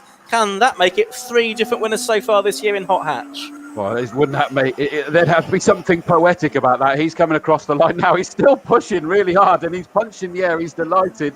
In fairness, he'll never have been wishing anything on anyone else. Of course, don't forget that he was still leading Class A, but they're racing drivers. They want to lead overall. Just watching a great fight here. John Barnard and the number 50 car of Watson, and that is for that's for 3rd and 4th in Class F by the looks of that one. So as it stands at the moment, Barnard wants to get some silverware. Only one of those is going to get a pot. The other one isn't. Okay, and so here comes Tim Adams then. He's down to old Paddock. He's probably got 2 more laps to go in this race, I would suggest. His engine is sounding a bit more raucous than it was earlier on in this race, I would suggest as well. So I wonder if he's got an issue. Last time through for him, it was a 1:14.8. He's done a 1:13.2, so a little bit slow. That could just be traffic rather than anything else, though. And it's basically nearly a half a lap lead now over Sean Govard in 2nd place, isn't it? And he's just heading out of Quarry now. He's pretty much on his own as well, about 7 seconds clear of Spiller and Self, who are now up to 3rd and 4th positions. And they are still in the same order, the Mini ahead of the Peugeot, pushing on nicely. But it looks like this race has been sorted. And I guess whatever happens now, we're going to have a different winner, because Kerno and Southcott won the first 2 races, and they're both out of this race, aren't they? So it's bound to be a new winner, whoever it is. Yeah, it's a real shame, to be honest, that, isn't it? Because it was a great fight, and I know Jordan. Well, actually, in fact, when I was chatting to him, he was saying that finally he had the tyres that made him lose the rear end and he had to work through, but it made it his most enjoyable race he's had to date. So I'm sure he was enjoying being pressurised by Tim Adams. And then there's nothing even suggested it was coming, was there, really? It just happened out of nowhere. Very weird. I see, by the way, Spiller, it must have happened a couple of laps ago, but the Mini of Spiller's got back past Will Self. Now, who's that going slow? James Buffdon's got a problem, I think. Dyer Buffdon. He's pulling off on the exit of Folly, so Folly's now going to have yellows on it by the looks of it. Okay, but it should be the last lap anyway, because Tim Adams is just making his way through Bobby's. It's going to be another tight one, like the MX-5s, isn't it? So let's see whether we get another. Oh, the spinner down here is the MG. It is going to be checkered flag. MG of Lee Waterman's had a spin, but the checkered flag's with you. It is, because it's out, and in fact, I think he slowed it down to make sure. But here he comes, takes the checkered flag. Tim Adams, number 81, as you say, the 3rd victor, but he did cross the line with a little bit. Chris, just to say, Dave Spiller all over the grass here coming out of Old Paddock, and that means he's lost 3rd place to Will Self again, and he's lost quite a bit of ground. He's got a slower car ahead of him, so it looks like a mistake there from Dave Spiller coming out of Old Paddock all over the grass, and that's handed 3rd place to Will Self. Wow. Of course, it doesn't matter in terms of class honours, because that Mini is Class E. Will Self is running 2nd in Class A, the same class as Tim Adams, our eventual victor. Let's have a look. Where's the overall 2nd place? Here he comes, Sean Govard. What a great job, winning Class B, 2nd overall. Was Racing and Sean Govard, what a team those two are. And thumbs up, he's delighted with that one. There comes Dave Spiller, which means Will Self. Yep, he's already crossed the line. So Will Self came home in the number 34 car, 3rd overall, 2nd in Class A. 4th was 28, Dave Spiller in the Mini, winning Class E.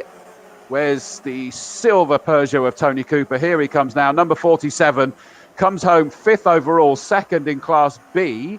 So he's done well to fight his way back through there. And there, 119 and runner-up in Class E goes Darren Duffield.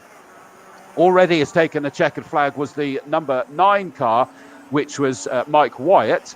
He wins Class F in his car. Just suddenly quickly, hang on, I've got screens everywhere, so I'm trying to make sense of absolutely everything. John Barnard did get past Watson, so he takes 2nd place in Class F, which means Thurston actually lost out to both of those on what I think must have been that last lap. So 2nd place to John Barnard, 50 Watson in 3rd place, 4th first in Class F, and 10th overall, 128 on his first race. Well done, Mr. Thurston, in the 128 car, that being Bradley Thurston in his Renault Clio. 11th place and Class C win. He had to fight back through for that one as well. Is Sean Deacon. You called the spin there, and he fought through to come 11th overall, first in Class C, ahead of 987, which is the Ford Puma of Mark Pope. 13th place is number 53, Paul Bird. That's third in Class C. Number 40, another race debutant, Ben Watson, the older of the brothers. I think he was the one that started from the back, was he not? Yeah, he was. So he's done a great job there, fighting his way through to 14th place. 272 Kite in 15th, 16th and third in class. Oh, sorry, in Kite in that mini, the 272 mini was third in the Class E. That's the mini class. So Steve Kite picks up some silverware there as well. 12th was Lee Waterman. Despite that spin, he still gets third in Class B. 172 Fish in 17th. 905 Franks 18th. 19th was 71 Hughes. 454 Giblet. 29 is still showing Dyer Buffton. He sadly stops just at the exit of Folly here. Another debutant here, not his first ever race, but debutant in this car, 43 Wilkes. So a great addition to see him in a car that we've seen here before, but Peter Wilkes now owns it. And 36 Ellison is your final finisher. But that was some big names that we lost in that one, wasn't there? Yeah, absolutely. I mean, to lose both of the two winners from the opening meeting, Jordan Curnow towards the end, Chris Southcott relatively early on in that race, that was a bit of a surprise and a bit of a blow for those two. Sure, it could have been a good race. Also involving Chris Southcott as well, if he'd survived that. But we did see some good action nevertheless. It was tight between the first two. Good battle as well between Self and Spiller, which eventually resolved itself in favour of Self on the last lap when Spiller went wide over the grass. And a great drive by Tony Cooper as well, up from the back of the field to finish fifth in the end and second with Class B behind Sean Govard as well. That was a good drive from him, and he was lapping in almost the same lap times as Sean Govard as well by the looks of it. So, apart from that, it would have been Tony Cooper well up the order as well. Right. And I think already Josh has managed to herd the cats, and he's got some interviews. Yeah, thanks, Chris. I've got Tim Adams who took the win, Tim. You chased Jordan for a lot of that race. Yeah. So, I was just giving it everything again, and I'm just so grateful and just to get the win, even though they both broke down. You know, I feel like I gave him a right fight. Kept Jordan honest, especially around through the lap traffic. He made quite a few mistakes, as did I, so it was a bit nip and tuck then. But yeah, just bring it on. I want Southcott and I want Curnow next race. Yeah. I think you got the fastest lap as well, 1:13.2. What quicker you went in qualifying? Yeah, qualifying was a disaster. I didn't get a clear lap at all, so yeah, it was not a good session. But, yeah. There's bits of rain at the end of the race. Did that affect you at all? Yeah, I think halfway through it was it got pretty slick, but sort of sideways moments, but managed to hang on to it. Going over a sort of a Avon Rise was a bit sketchy at one lap, but no, it's all good. Yeah. Looking forward to the rest of the year. I am, yeah. It's a rocket car that Josh Harvey's built, so I'm just grateful to be able to pilot it. Yeah. Well done. Thank you.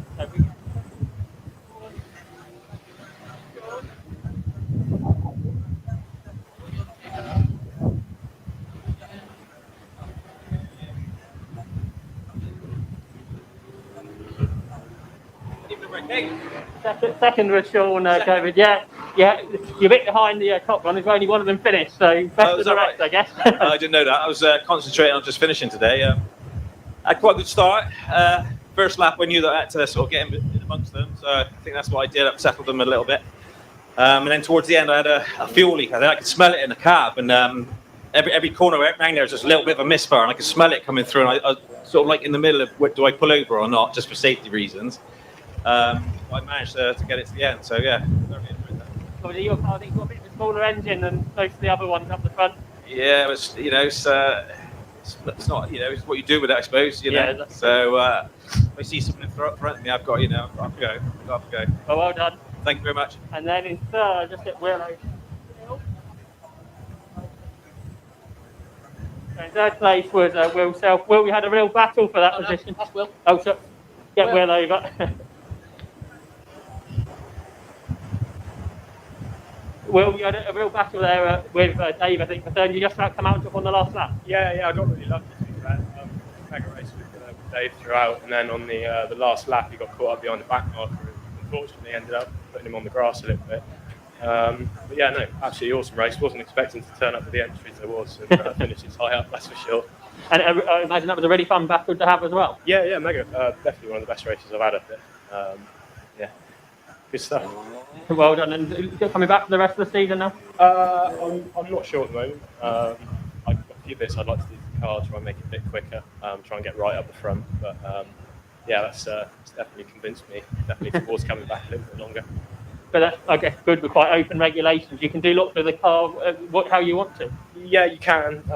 I'm a bit limited financially myself, so I mean, engine-wise, it's fairly standard. But yeah, we have a battle with some quick balls.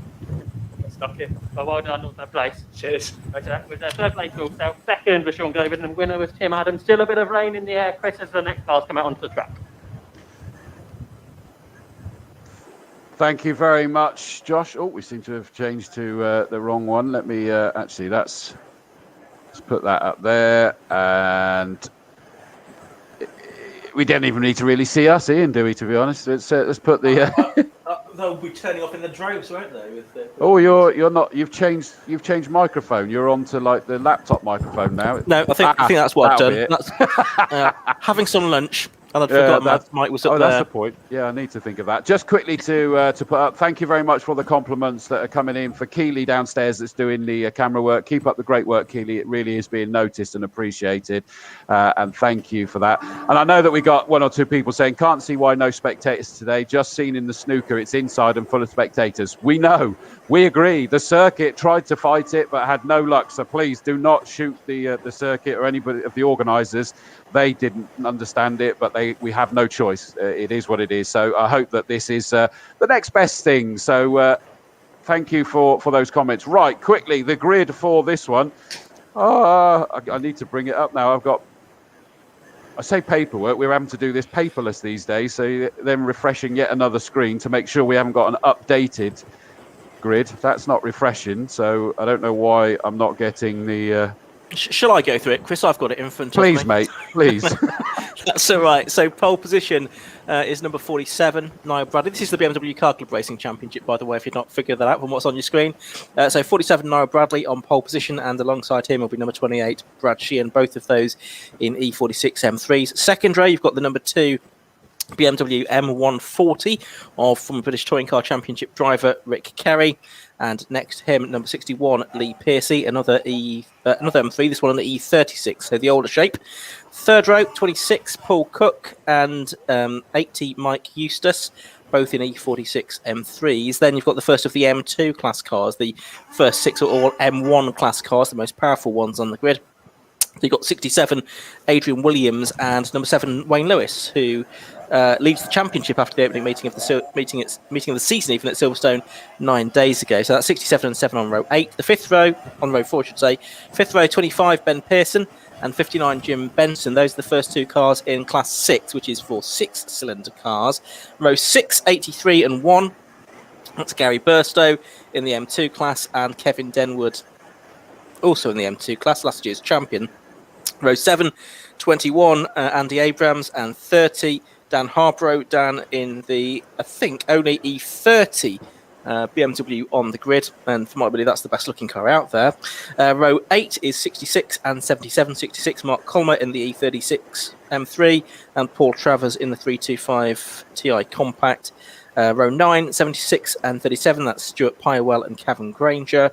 Row 10 is 19 and 8, Rob Lyons in Bill Redrop. Then row 11, 10 and 23, Clive Watson and Thomas Singleton. And the final 3 cars, so row 12 is 31 and 68, Paul Laramie and Gareth Thomas, and 60, Carl McMillan on his own on row 13.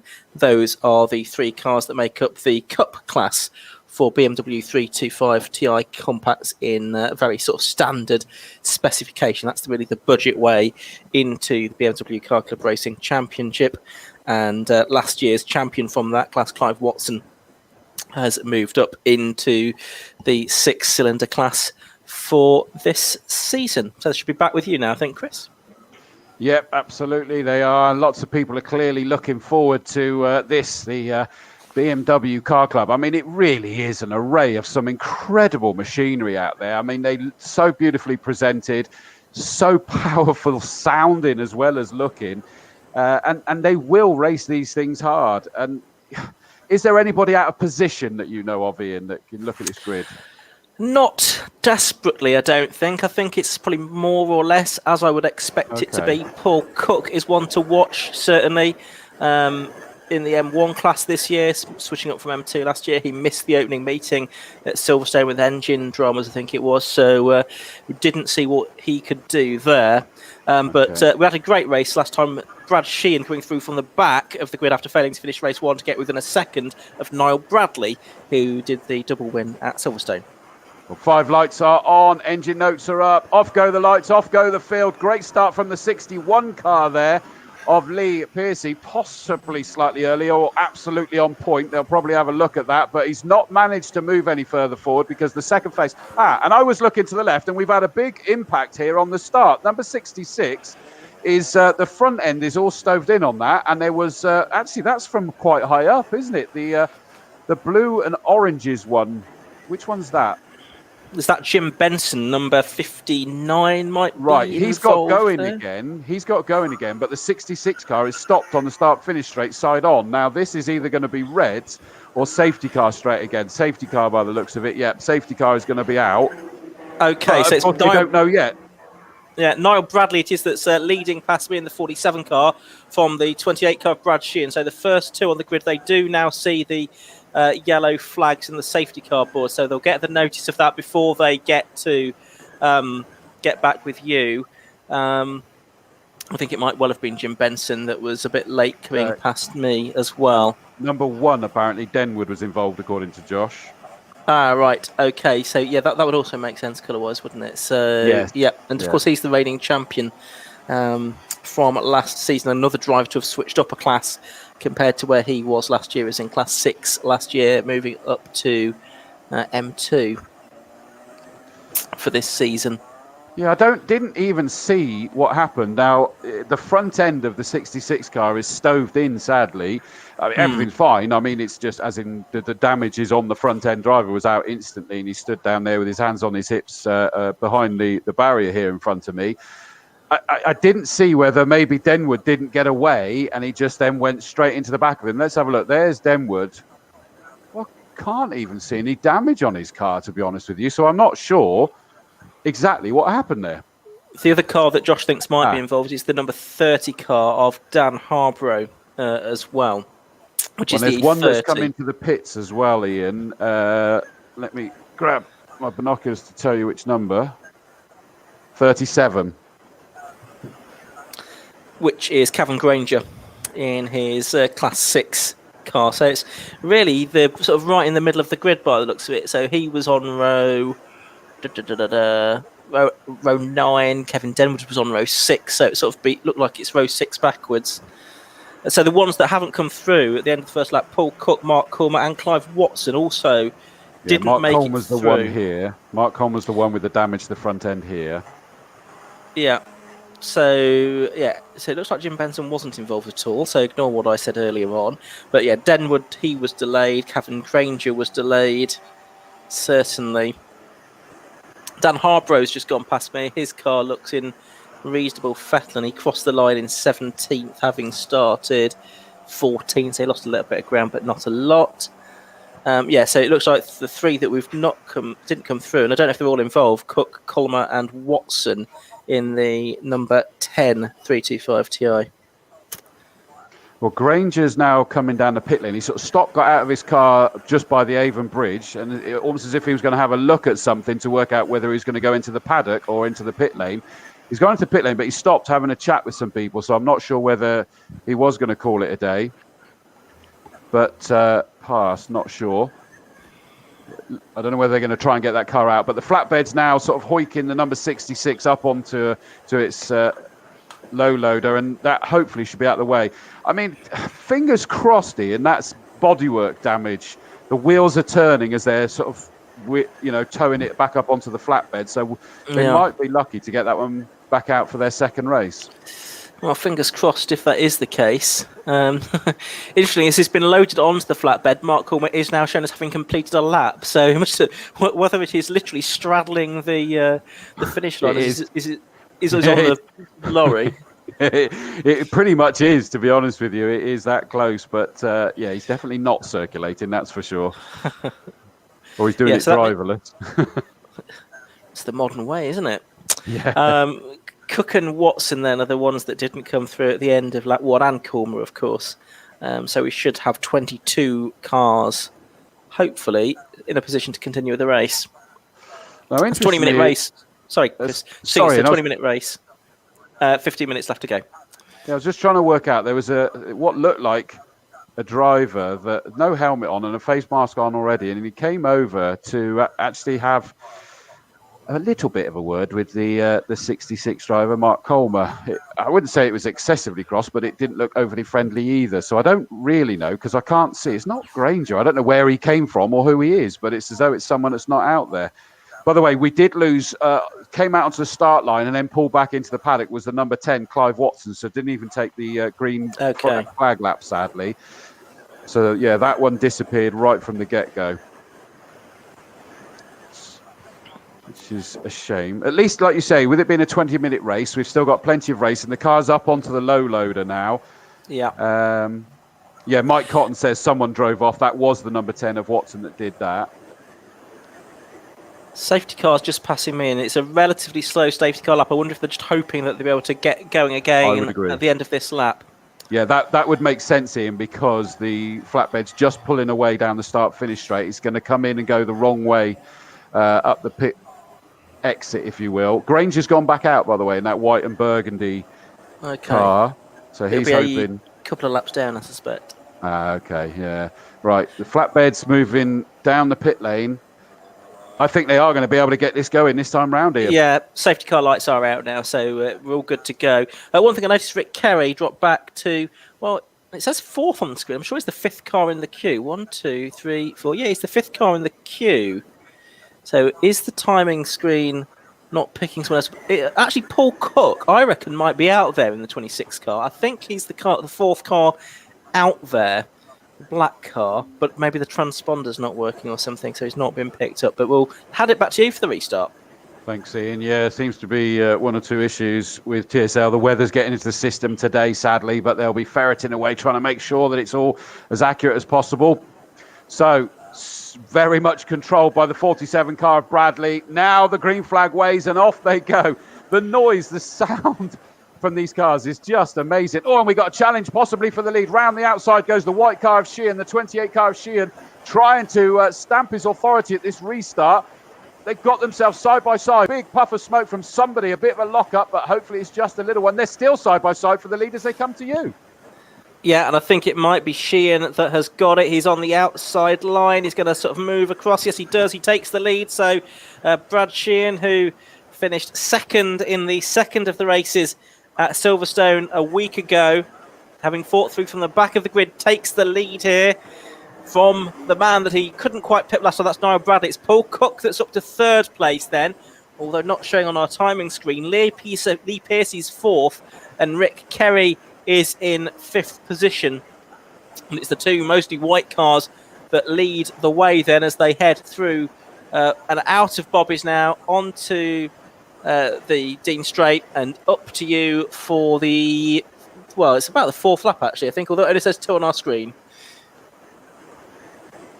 Yeah, they're round here now, and it is Sheehan that's got the lead, but he's not got it comfortably at the moment. Round follow, I thought he was going to have a little sneaky sniffer up the inside. One that is going up the inside there is the 1 Series BMW.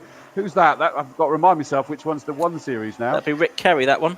It is Rick Kerry, a lovely looking car, that one, and that's actually moving back up the order for him, isn't it? So he didn't get the start he wanted, but he's just moved.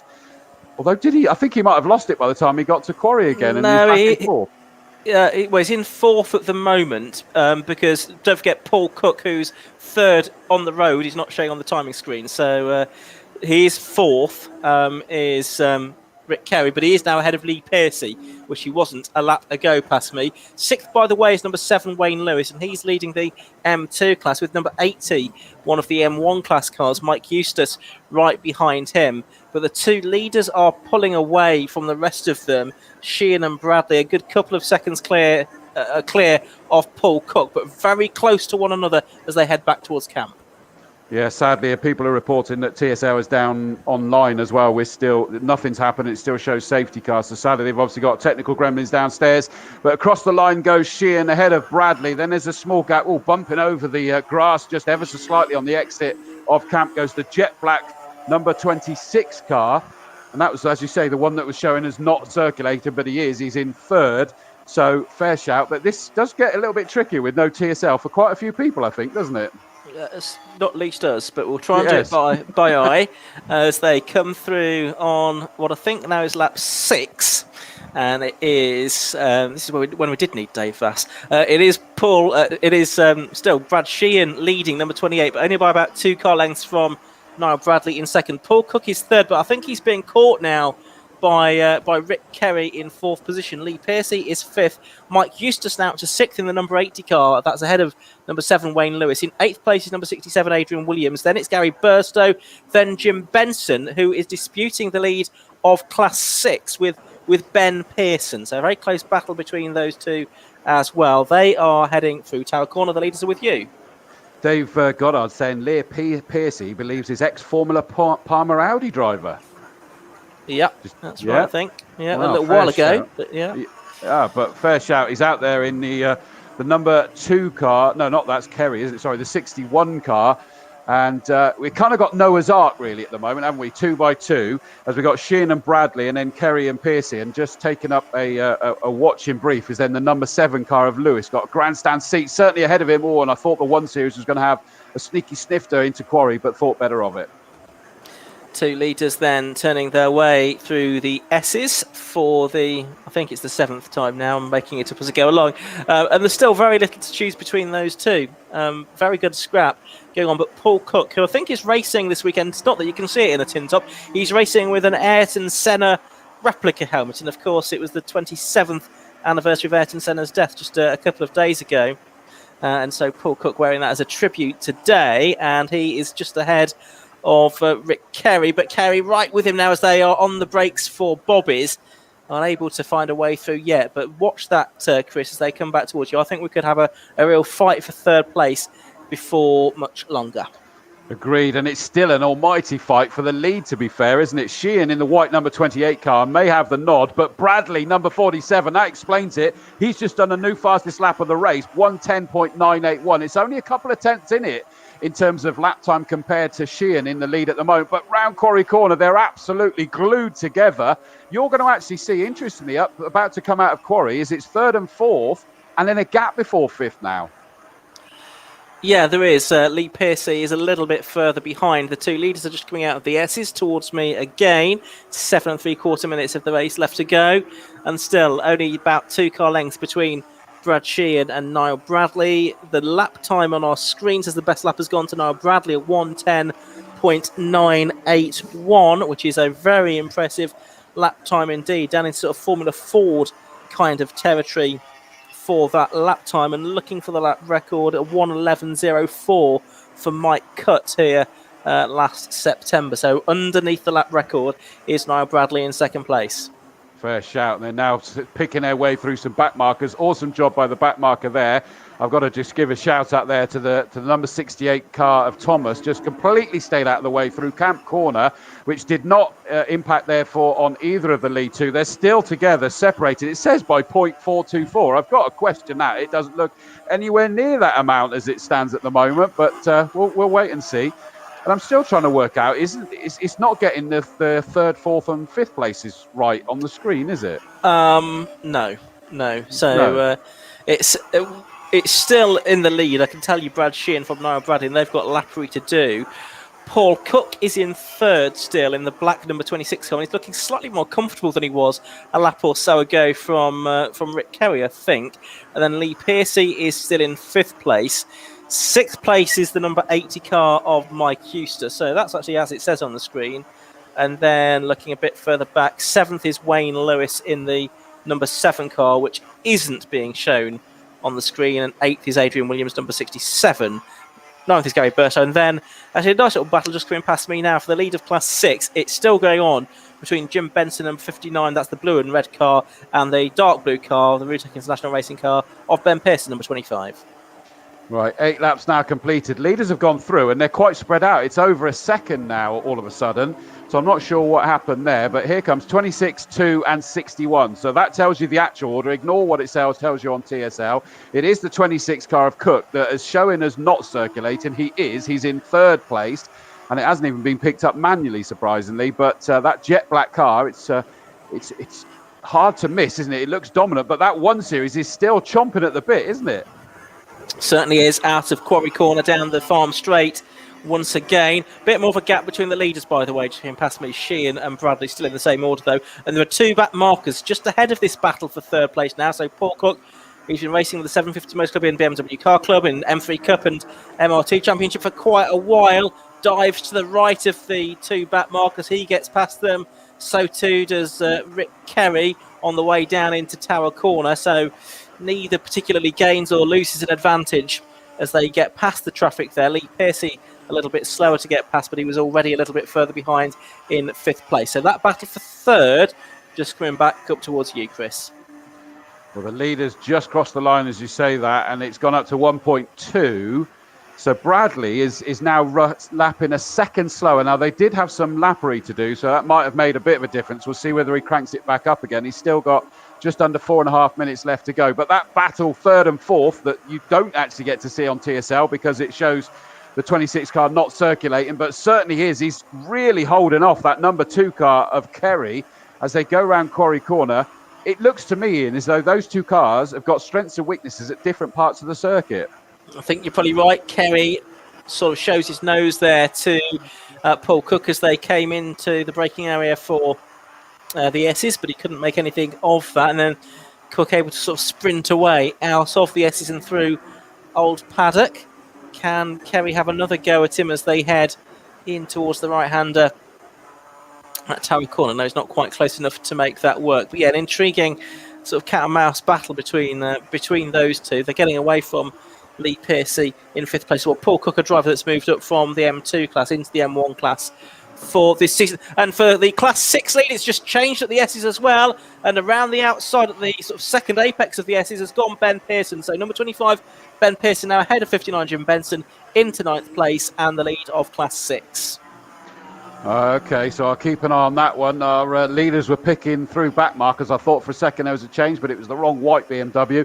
And all of a sudden, the number 2 car of Kerry's got a great run on Cook, number 26. Cook still has that 3rd position in the black BMW at the moment, but the 1 Series trying desperately to find a way through as they pick their way through the back markers. He was trying to see if he could take advantage of them. But let's have a look for this fight that you were telling us of.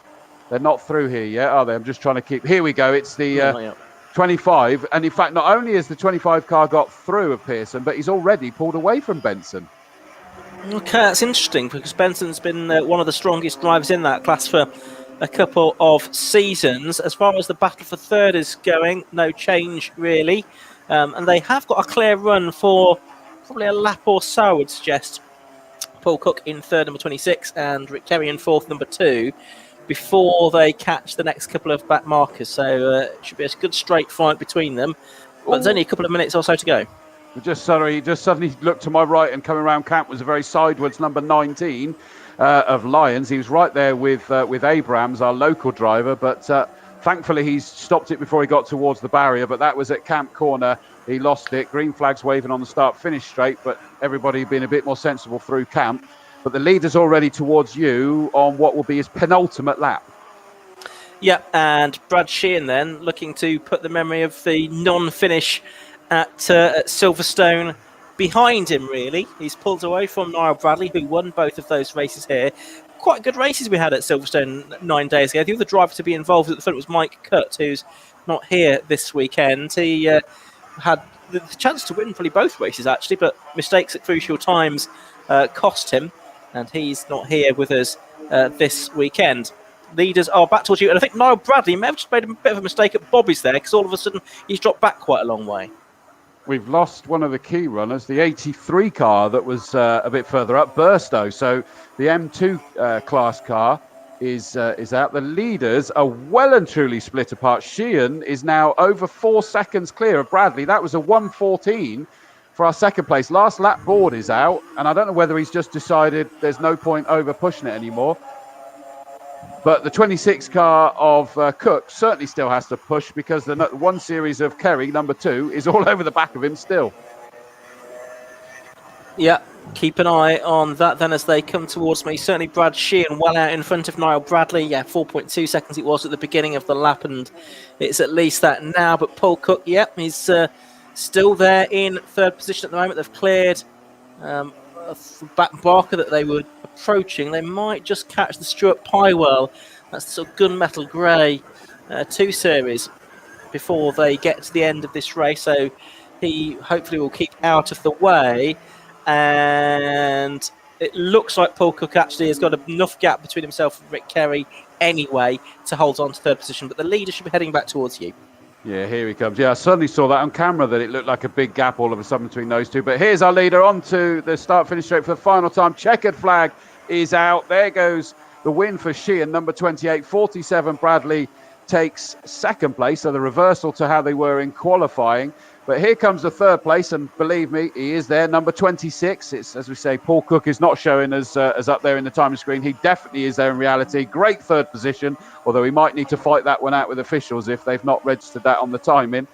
Fourth position goes the way of the number 2 car of Rick Kerry, followed up by 61 Lee Piercy.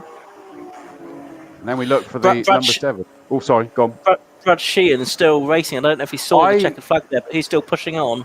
I had a feeling that he went through not really acknowledging the flag and slowing. I did suspect that to be the case. So it was definitely waving in time for him. So he just wasn't looking, or it's got a timer on that's not quite right or something. Yeah. There goes the Pearson winning the Class 6 Cup as well.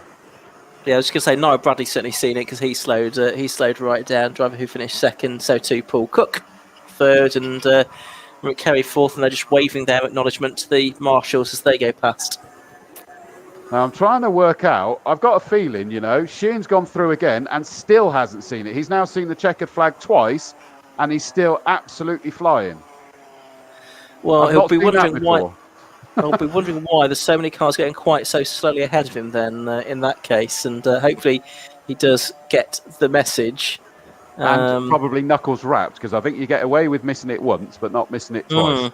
I certainly think a virtual visit to the clerk of the course is in the offing for this one.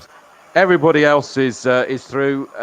So a great win for the 28 car of Brad Sheehan. That gives him, of course, the M1 class. M2 goes the way of the number 7 car of Wayne Lewis. Class 6 goes to the number 25 car. Where did he start? Oh, there he is. Ben Pearson, 9th. Yeah. Okay, so he's only made up.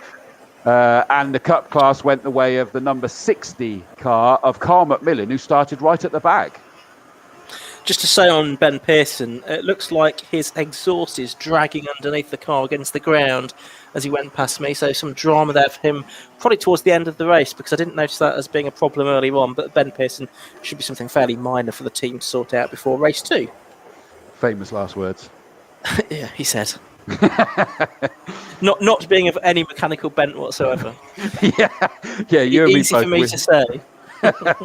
Yeah, we're not allowed to make comments like that. No. So hence we've got the likes of Sean Trainer saying, good race Paul Cook and great first in class Wayne Lewis. Apologies that, as I say, not sure what has happened in terms of the timing, all sorts of issues that were happening there that's showing Cook down as in 22nd place. Nope, he was third, definitely. We watched it happen and was fighting very, very hard. So they'll make their way towards Josh that will be able to grab those. Let me just quickly take you through the grid for the GTs. Sadly, it's not the numbers we're expecting, and that's because we've had a few accidents and mechanical dramas in testing and possibly this morning and what have you. And Ben Watson's out with a sore back, although he says it's because he's running his lads now. but his lads won't accept that. Oh, let me grab the grid up for the GTs, and I'm hoping there's no amended grid because, again, the refresh on the TSL page is taking a while, so they've definitely got mechanical gremlins there. Front row, 41, Oliver Pole takes pole position, and he said it felt fantastic out there. Alongside him, car number 1, Tony Bennett. Second row, 21, Dominic Shepherd. 56, Alan Hamilton. He is down there, but he had problems where he had his throttle sticking flat open in towards Quarry. I think he's gone and got himself a new set of underwear ready for the race. 169, Chris Everell in his Ginetta. 27, Bradley John in his Mitsubishi. Fourth row is 17, Brent Hill. 40, Jazz Sapra. Fifth row, 175, David Tyson, and 4, Adam Perrett. And then on the sixth row, 223, Alexander Baldwin. 230, Corey Wolfrey. So that is the grid for the GTs. And I'm looking down. Oh, hang on. Let's get my mouse up to the right bit. Let's bring in. Josh is down there waiting for the drivers to come to him. They're having their own briefing rather than with you, Josh. Yeah, quick question, Chris. Did Sheehan still win? Because my timing screen has failed. Sorry, say that again. Let me know the top three. Sheehan took the victory from 47 Bradley and 26 Cook, even though it doesn't say that on the screen.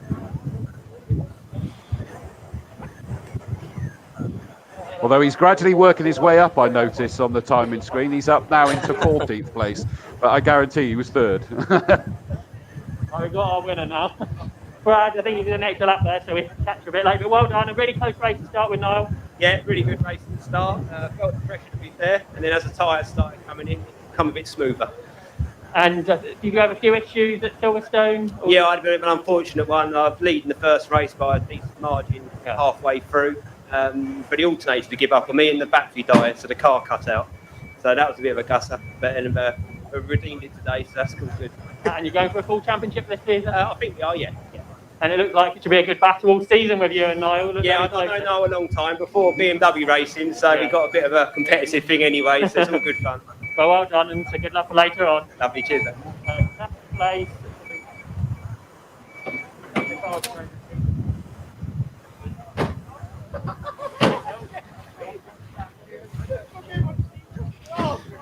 We got Niall making his way over now. Saying to Brad there, really close battle between the two of you, split for most of it. Yeah, it was. Yeah, I had a really bad start. I'll be honest, I think it's my first safety car restart from being a four. But no, all credit to Brad, mid run. Seemed to get the slipstream on the first lap on the quarry, and then I tried everything I had. Then but we'll see. I think I got the quickest lap, so that leaves me level on points anyway, which is good. And round here, I guess, really quick cars and quite difficult to overtake, therefore? It is, yeah, it is. It's hard because the track's so bouncy. You've got to just work with the bounce, but whenever you try to go the inside or go the outside, you're always watching the other. But it's doable. But we'll give it a better run the next time, hopefully. But now looking for a bit of a better start to try and get ahead of all this next time. That's the plan, anyway. Yeah, we can do it, yeah. Well, good luck for later. Yeah, thank you. I'll just see if I can grab Paul Cook.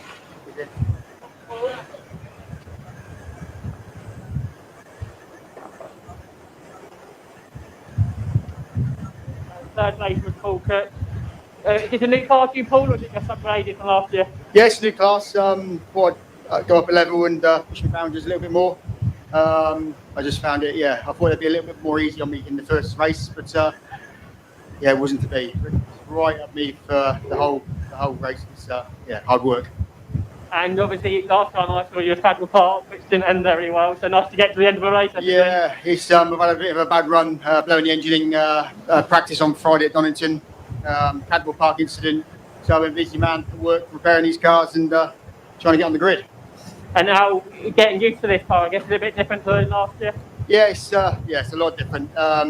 Next round is a double header, so getting out of one car, getting in another is very difficult. It's only different breeds. Do you think you'll be able to go after the top two later on? No, at this moment in time, I don't think I've got the pace to follow the top two, but it's something we can work on. Well, good luck for the rest of the year. Cheers, thank you. So third place there, Paul Cook. Second was Bradley and the winner, Brad Sheehan. We got there in the end, Chris. Yeah, thank you very much, Josh. Much appreciated, mate. Oh, There we go. Right. So thank you to Josh. Sorry, I'm just quickly grabbing a bit of lunch because I've not been able to have anything yet, but grabbing a quick bite to eat. I have to say as well, our pole sitter, as we went through this grid, is Ollie Bull in the famous white and orange Flirtations quality florist liveried Vauxhall Tigra silhouette. And I have to thank them because they've just brought up a wonderful gift for me of a bottle of gin, Ian. So if I start making mistakes later, you know why. Well, initially it'll be lots of positive comments about that car and driver, and then later on the commentary will be impaired. So yeah, bribery will get you anywhere, won't it? Really, especially when it's gin, mate. We know it. You know when it's gin. And it says to Chris for all your work on Castle Combe TV. Regards and thanks, Bernard and the team. So thank you very much, guys. Much appreciated. And that will go down very well indeed. It does mean a lot. Thank you. We try to keep people entertained and to keep the family together.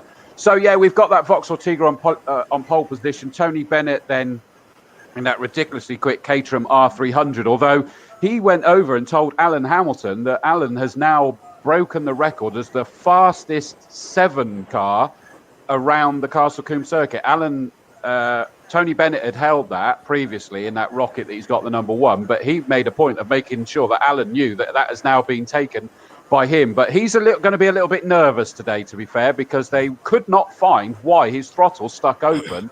He suddenly went across the grass, full pelt, with the engine screaming across the grass on the infield of Quarry Corner, thinking he was heading straight towards the barrier. But hopefully they've got that resolved. But don't fancy that, do you? That's a bit worrying, isn't it? To say the very least. Yeah, you wouldn't want to be in Alan's position there, certainly, because over the grass, not being able to screw off speed, not having much control over the car, and the barriers looming large. Yeah, that doesn't sound very nice at all. No, and apparently he turned everything off, turned it back on again, thought that he'd got it sorted, and then I can't remember where he said it did it next, possibly at one of the chicanes. Suddenly was still open and screaming on him again there. So he's hoping, but they couldn't find it. They found a screw that was in a place that could have held something open, but they were like, twice? Surely it wouldn't be there in that place twice. So a bit nervous, but we'll wait and see. We got that wonderful Audi Super Tourer as well, Dominic Shepherd alongside him, actually ahead of him in 3rd place. I just love that car. Yeah, it's a very intriguing looking beast, isn't it, that one? It really does look the part with the big wing on the back, the diffuser on the back as well. Lots of aero there. Quite a spectacular machine. And then I think it's Chris Everall's the next car up, isn't it, in the Jeanette? And of course, Chris won the 2nd of the races here on Easter Monday after Ollie Bull won the 1st of them.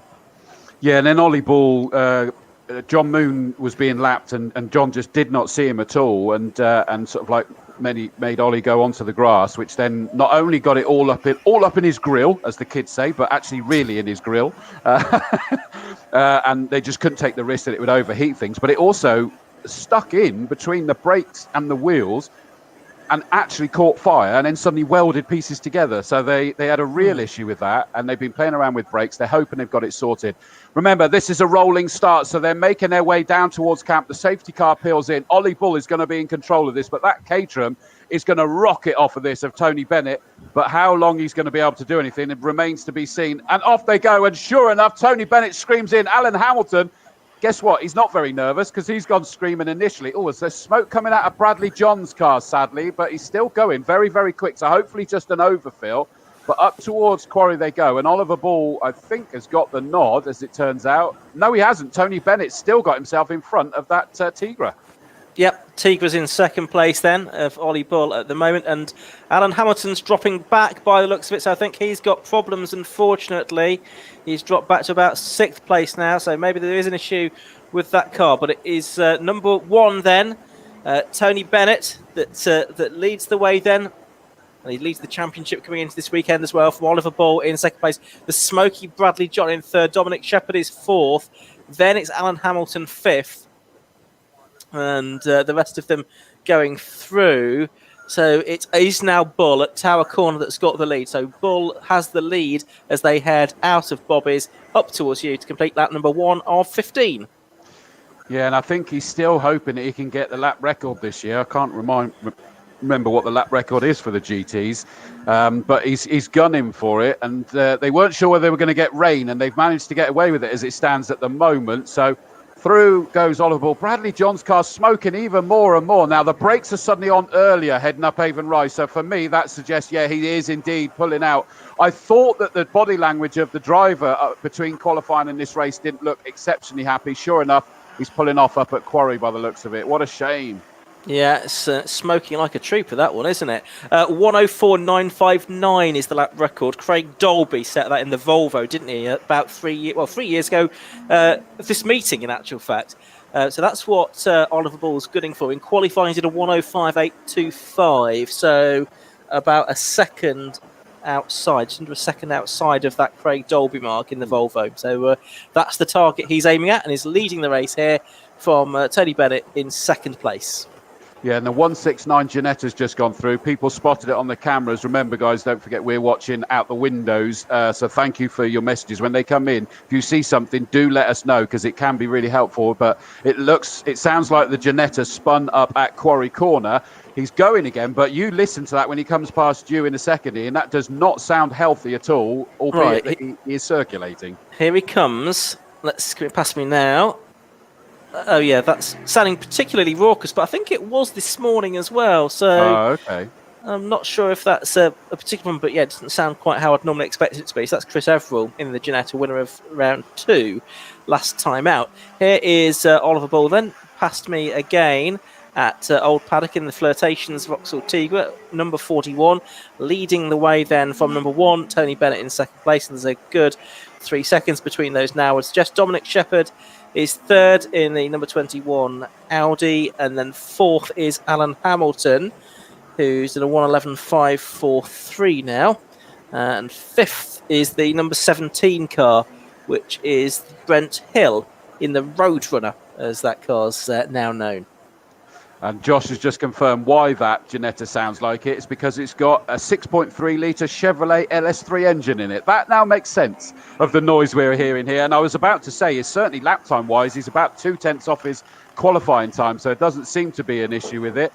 Alan Hamilton's really turning the screw now on Dominic Shepherd by the looks of it. That was a new best lap of the race so far for Hamilton, and he's now buzzing one side, then the next side. Dominic Shepherd's not making it easy for him. They are in separate classes, so it's not necessary for either of them to get too embroiled with each other, but as we know, that matters nothing. Side by side towards you by the looks of it. Pretty much, weren't they? So it's Alan Hamilton on the outside of the circuit as they turn in for the S's, but does he turn in ahead? Yes, he does. So Alan Hamilton gets third place away from Dominic Shepherd, but Shepherd fights back on the second apex of the corner. He's going to be around the outside of Hamilton at Old Paddock Bend and gets back through. So for maybe 50 yards, Alan Hamilton was ahead. He's fighting back again now, though. He's on the inside line for Tower Corner. The brakes come on for both of them at around the same time, but Hamilton gets back through on the inside. So the Westfield of Alan Hamilton, the former Formula Ford and Radical driver, gets through now. He is up into third position. Wow, although I thought for a second Dominic Shepherd was coming back at him, but not quite there, and now there is a little bit of daylight. Talking about daylight, Oliver Bull is flying. He's in the 107s, but I think he can still go further if he needs to and wants to. Second place, Tony Bennett, of course, leading Class B. Alan Hamilton is second place in Class B, but he's got a lot to make up if he wants to go any further. What's the gap? 9.9 seconds till he gets to Mr. Bennett, last year's champion. But it's good to see he's got the confidence, the issue sorted, and the confidence in that car as well, isn't it? Absolutely right. Chris Everill has just made up 3 places. He's passed the sort of 3 tin tops that are towards the back of the field, Wolfrey, Baldwin and Perrott. So he has gone through into 8th place. Meanwhile, for third, that's the battle just screwing past me now. It's Hamilton in the 56 car, still ahead of 21 Dominic Shepherd, and Hamilton this time ahead, as I say, past me, and remains ahead going into Tower as well. So Hamilton staying in third place and Shepherd fourth. So leader has already gone through, still in the 107s. Tony Bennett now leading his class. Lonely races for these guys. They won't be used to it. But Alan Hamilton, well, interestingly, it looked like he'd managed to put some daylight between himself and Dominic Shepherd in that wicked Audi Super Tourer GT. But that's kind of gone switched the other way. In fact, yeah, it was about a tenth quicker for Shepherd this time. So those two are probably going to get involved in a good fight. Leading Class D is Jazz Sapra, not in the his usual car. I think I saw there was issues they had. Where were they? Brands Hatch possibly last weekend. And so he's in a bright yellow one this time. I think he's sharing with I need to check whose it is, and I'll report back to you on that one. Okay, third and fourth coming back past me already, having gone through. Oliver Ball leading by 12 seconds from Tony Bennett. Here's the fight for third and fourth. Shepherd again, good speed out of old Paddock for him. Challenges Alan Hamilton into the right-hander at Tower, but yeah, not quite close enough to make that work. So it's still Hamilton third, Shepherd fourth, and Brent Hill it is in fifth position on his own in the Roadrunner. And then you've got, I think, Chris Everall now up into sixth place because he's cleared Jazz Sapra's in that BMW that Chris was just looking into. Yeah, and also Dave Goddard's put it online, but yeah, I've just established it's Sonny Gill's car because they used that to enable Jazz to get out last time, and sure enough, they're both raising it together in the Dave Allan Memorial Trophy later. But heading up Avon Rise again, Alan Hamilton under massive pressure by this Audi Super Tourer GT. Quarter of a second separated them, and it's very different lines that they took through Quarry Corner. So that Super Tourer of Shepherd is now hounding to trying to get himself up onto the overall top three. Yeah, absolutely right. Looks looking like a very good fight here between Shepherd and Hamilton. Still raging on past me once again. This is lap 7 now of the race. They're a long way behind, sort of 25 seconds behind the lead. Oliver Bull, who I can see has just crossed the line again, but having a real good fight for position. Shepherd, of course, leading his class, is the only one in that class, and Hamilton second in his class behind Tony Bennett, who's about 12 seconds up the road.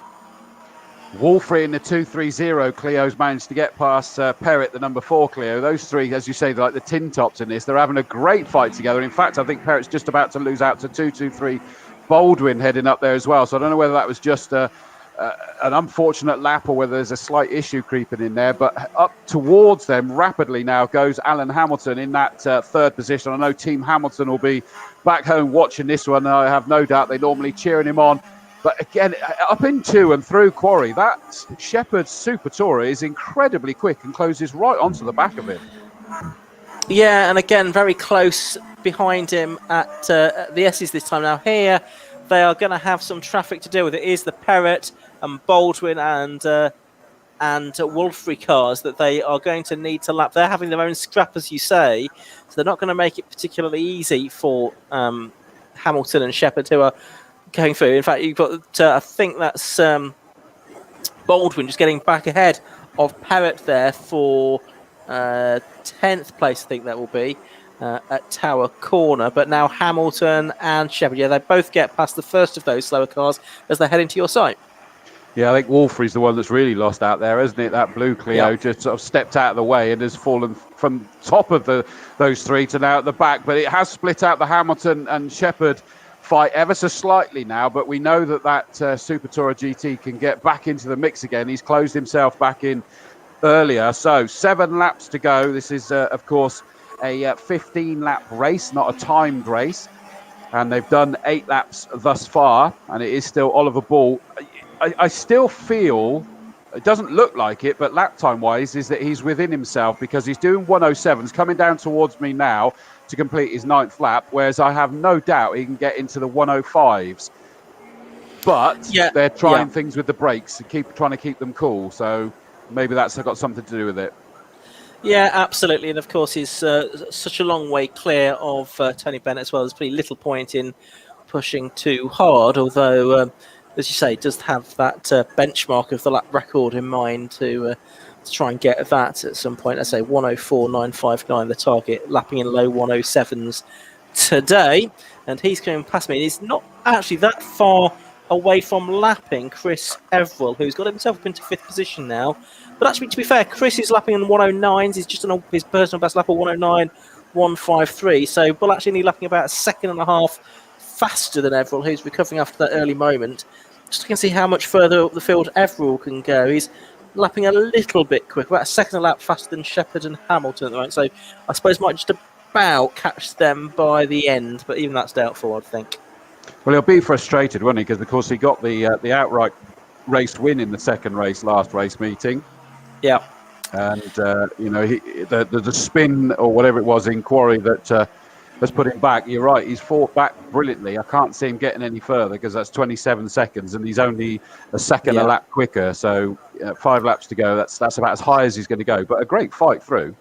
Yeah, and he's in any case up to second in Class A. He's not going to catch Oliver Bull anyway, so he's still going to pick up as many points within the class as he could do. So that's what's important to get in the championship. Great Class D fight. Oh, and there's contact, just as I was about to call it, is that this is for the lead of Class D into Camp Corner. And I think that's compromised both of them. It's the 172.75 car of Tyson, the grey Golf. So, different colours, I think, this time. But he just dived up the inside of Jazz Sapper in the number 40 BMW. Of course, Jazz Sapper is leading Class D Championship running at the moment. But they've just swapped places. And that was a do-or-die move from Tyson. They're a real knockout punch. Did I say that? Sorry. Oh dear.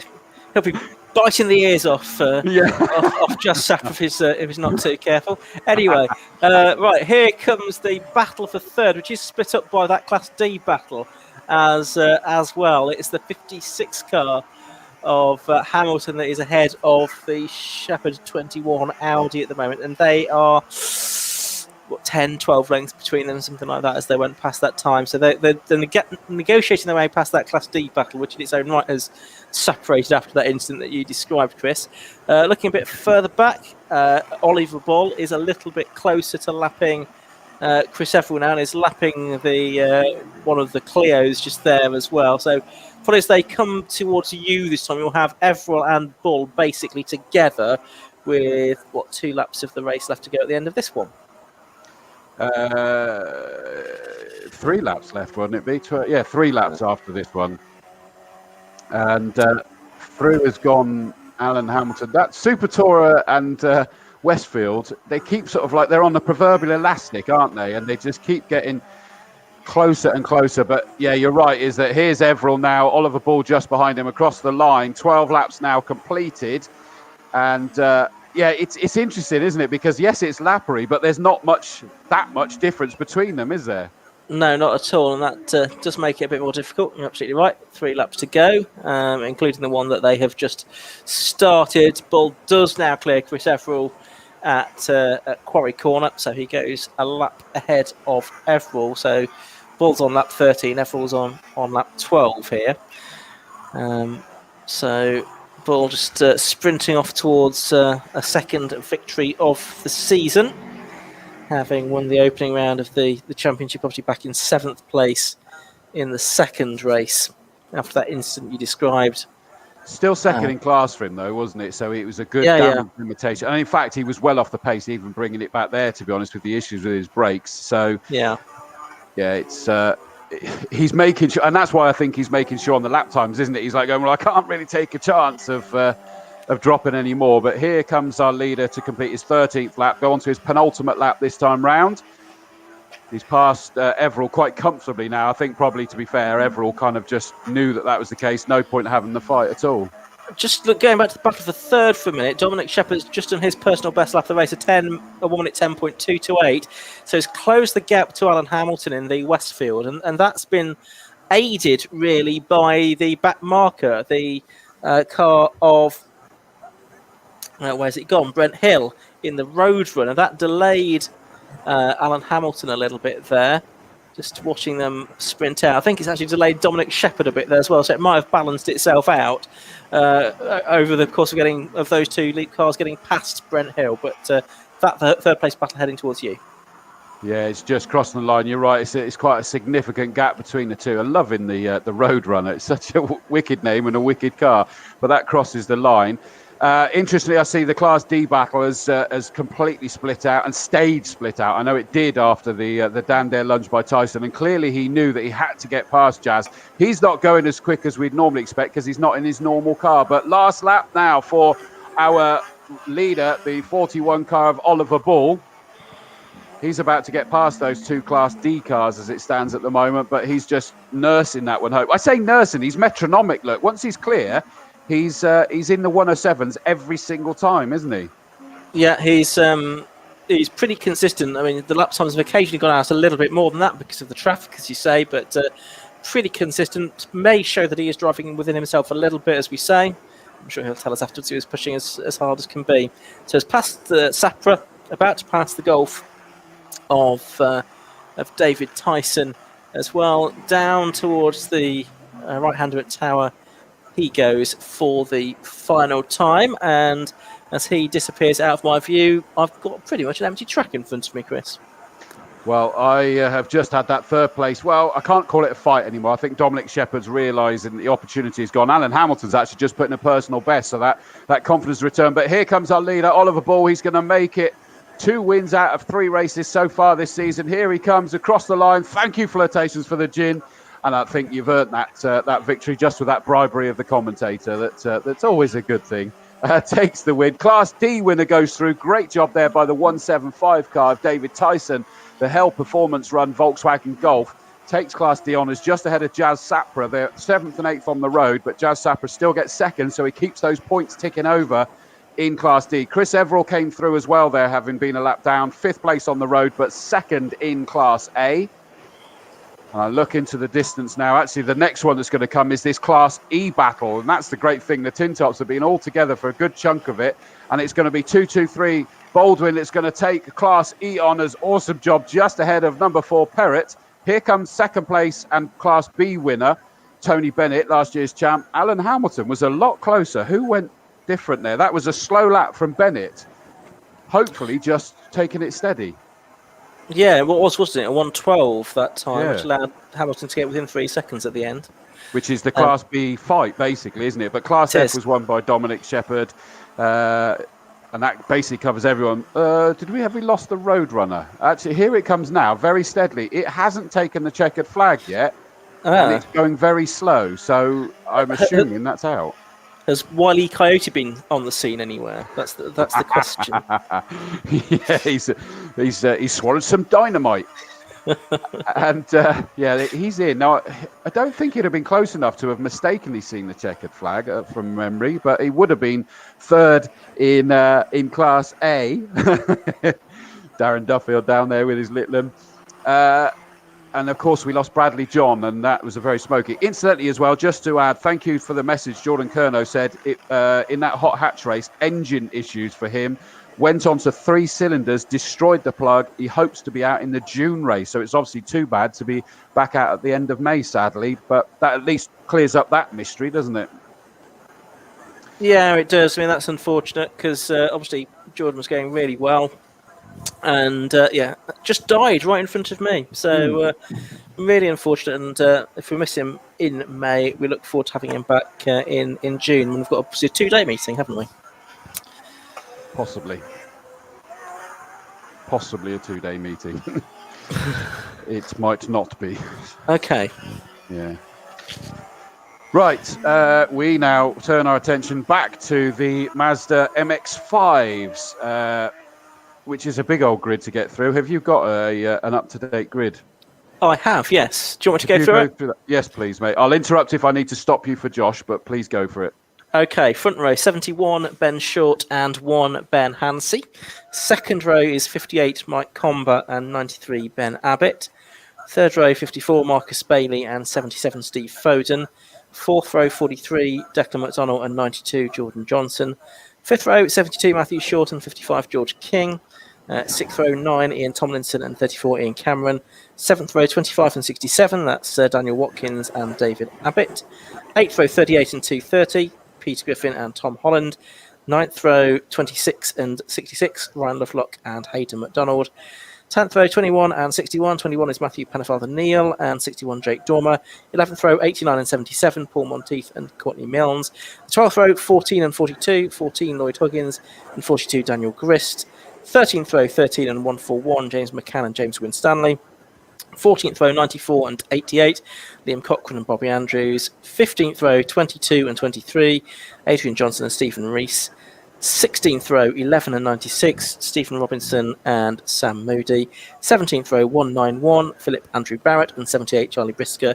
18th row, 46 and 98, 46, Nico Favreau and 98, Alex Lewington.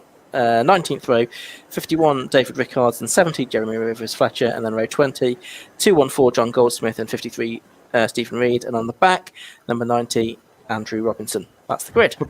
Perfect timing because Josh is down there with our Victor. Thanks, Chris. Yeah, Ollie, all the race winner. Looked like you had quite a lonely time out there, just doing a pace there.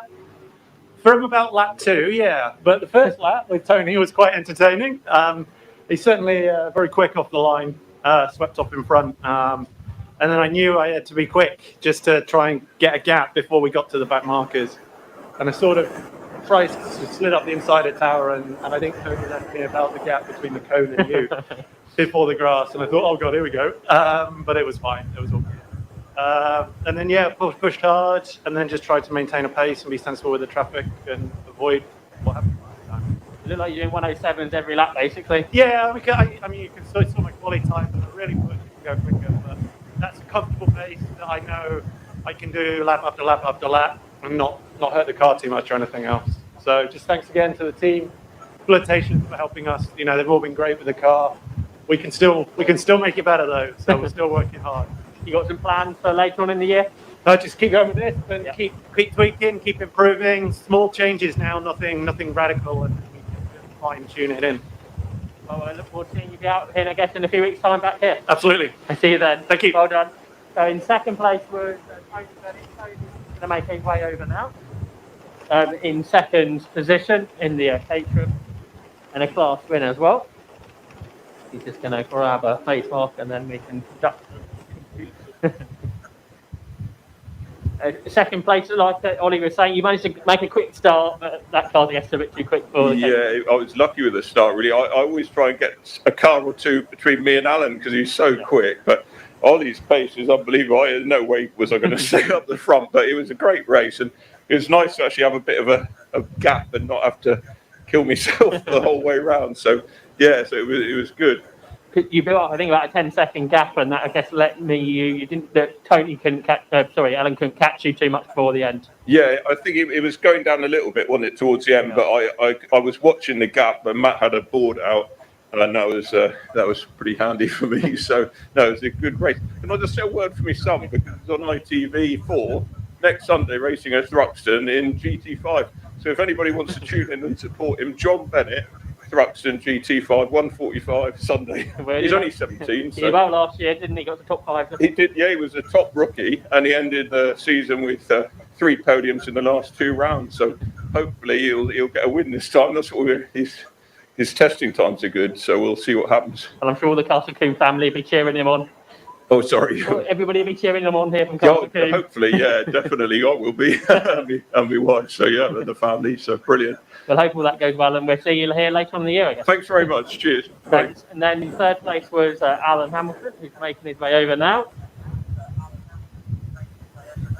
Alan, you had a good battle with Dominic in the Audi for most of that race. Yes, I was completely taken by that car. It was so quick. I was doing everything I could just to keep him back off me. Yeah. And fingers crossed that if I got a gap, I'd then be able to pull away from him. But he was so fast going up over Avon Rise, going into Quarry.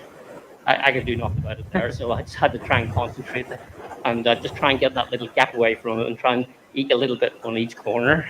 But it was so difficult. It's such a different car to yours, like you're saying. It's really much quicker in some places. It really is. He's got bags and bags of power. And going around the corners, you can see that downforce he has. It really does pay off, particularly coming into camp here. You can just see him closing in, and that is his mid-corner speeds are that much greater. But he's in a different class than me. I shouldn't be racing him. Yeah. So maybe I should have just let him go past, and then he may have dragged me up a bit further. But I just feel my car has a bit more speed than his on a clean lap. So that's why I just did my best to make sure he was kept behind me, which I did. Once you did that, you were starting to catch Tony, but not enough laps to go. Precisely, exactly the same story again. Like, I did have a couple of issues out there. I pulled a false neutral 4 times, which really, it just set me back a bit. So I need to maybe take the gearbox out and get that looked up, because you can't race if you're getting a false neutral. So another task. But one on third place anyway today. Well, my flag's out. Hello everybody at home, Team Hamilton. Next time you'll be here, I'll see you then. Thank you. Thanks to Alan Hamilton there. In third place, second was Tony Cooper, and the winner, Ollie Paul, already masters on the circuit, Chris. Thank you very much, Josh. Much appreciated. We'll see you a little bit later. So off on the warm-up lap already has gone the Mazda MX-5s. Another bumper race, 15 minutes for these guys. I mean, you've got to assume, Ian, Ben Short, more of the same for this one, because we've not got the reverse grid until the third and final race for them. So he's going to be hoping for more of the same. Yeah, absolutely. He was pretty comfortable winning the first race, wasn't he? And as he said, he's on home territory, didn't get the chance to race here that often, so wanted to make sure he got a win under his belt, which he duly did. But we had good action further back, and I'm sure we should see a bit more of that this time. Mike Combe has made up a bit of ground from where he started race 1, so he was the winner of the second race at Donington a month ago. So it could be that he is in a position to challenge Ben Short, especially if he can get a good start, but certainly Ben Hansey as well in the number 1 car, the reigning champion. And as Mike would say, it was 8 years since he'd last raced here, and that was in a Mazda MX-5 Mark III, which he was competitive in that championship for a while. But in the last few years, he's been mostly running cars for other people rather than racing himself. But good to have him back on the grid this weekend.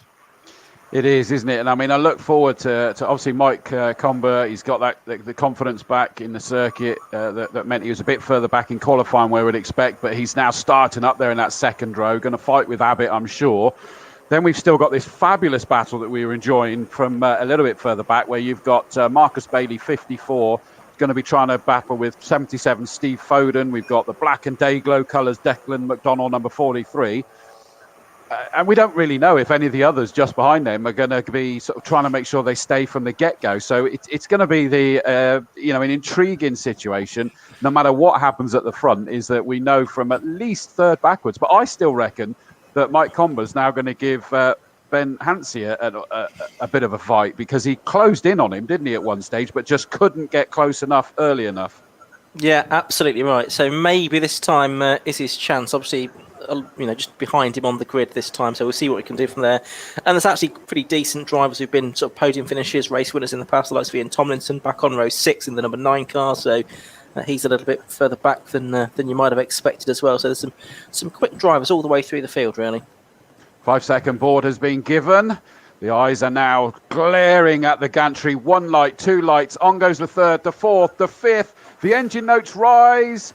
Off go the lights and off go the field. Abbott's got a good start in the purple 93 car at the moment, trying to go round the outside of Hansey. Mike Combe's just latched onto the back of the Ben Hansey number 1 car. I don't think that Abbott's going to be able to make that stick, and Mike Combe's going to have the inside line at Folly, which means he's going to be able to fend off that attack at the moment. Yep, and Abbott knows it, so he tucks himself back into the slipstream of Combe's red and white car as they go up over Avon Rise for the first time. Again, making sure we haven't got the smoke. But yeah, it looks like it is somehow the top 4 in exactly the same order that they started. Yeah, it looks that way, doesn't it, as they head down towards us. It looks like the first 5 have made a bit of a break. So that includes Steve Foden. It doesn't include Declan McDonald, who's, I think, back in... Well, he's 7th now. There's been 1 spinner in the middle of the pack. That is the Adrian Johnson car. And he's been collected by 2 others, including the 777 car of Courtney Milnes as well. There's about 4 cars involved. Certainly Adrian Johnson's going to go no further. The other one that stopped down here is number 25, which has got smoke pouring off the back of it. That's Daniel Watkins. So we've got 3 cars stationary here on the exit of the S's out of the race. So I suspect we will see some kind of intervention, Chris. Well, the safety car's steadily making its way towards the end of the pit lane. It's not going to catch them this time if they're going to feel, and it's just parking up. So it doesn't look like that's going to happen this time round. So they're going to carry on round. They're certainly in race control. They're on radios. Side by side for second place. I said that Mike Combe was going to try and do something about Ben Hansey, the champion winner from last year. And up Avon Rise, Foden's now trying to get involved as well. 77, he got a blinder of a start, didn't he? And in fact, he's just moved up one place, I think. He's ahead. Well, in fact, he did it across before the line, didn't he? So it's backwards and forwards. But I didn't see who got second in the end. Neither did I. The 66 car is the other one that stopped. We've just got a single waved yellow, which I find slightly bizarre, given that we've got a car stationary just off the racing line on the exit. I'd be thinking that's double waved yellows all day long, but there we go. And we now have a red flag. So the race is being stopped, and I think that's pretty much essential, because I wouldn't fancy being Adrian Johnson, who's still sitting in his car with cars whizzing past him just inches away. They're not now, because the drivers have seen the red flags, but before that, it was, a little bizarre that we'd only got a single waved yellow covering a car that was stationary so close to the racing line. Whether the marshal was actually just unsighted by the tyre stacks, I guess that's a possibility, and didn't spot the car that was so close to the edge of the circuit with heavy front end damage of number 92. Sorry, not Adrian Johnson, Jordan Johnson, I should say. Jordan Johnson, Adrian Johnson, his father, in the Treble 2 car. Jordan is now out of the car, and I say there's two other drivers involved, and Marshall's just going to check that those are okay. So that's the 66 car of Hayden McDonald and the 25 car of Daniel Watkins that sort of got caught up in the aftermath of that one, Chris.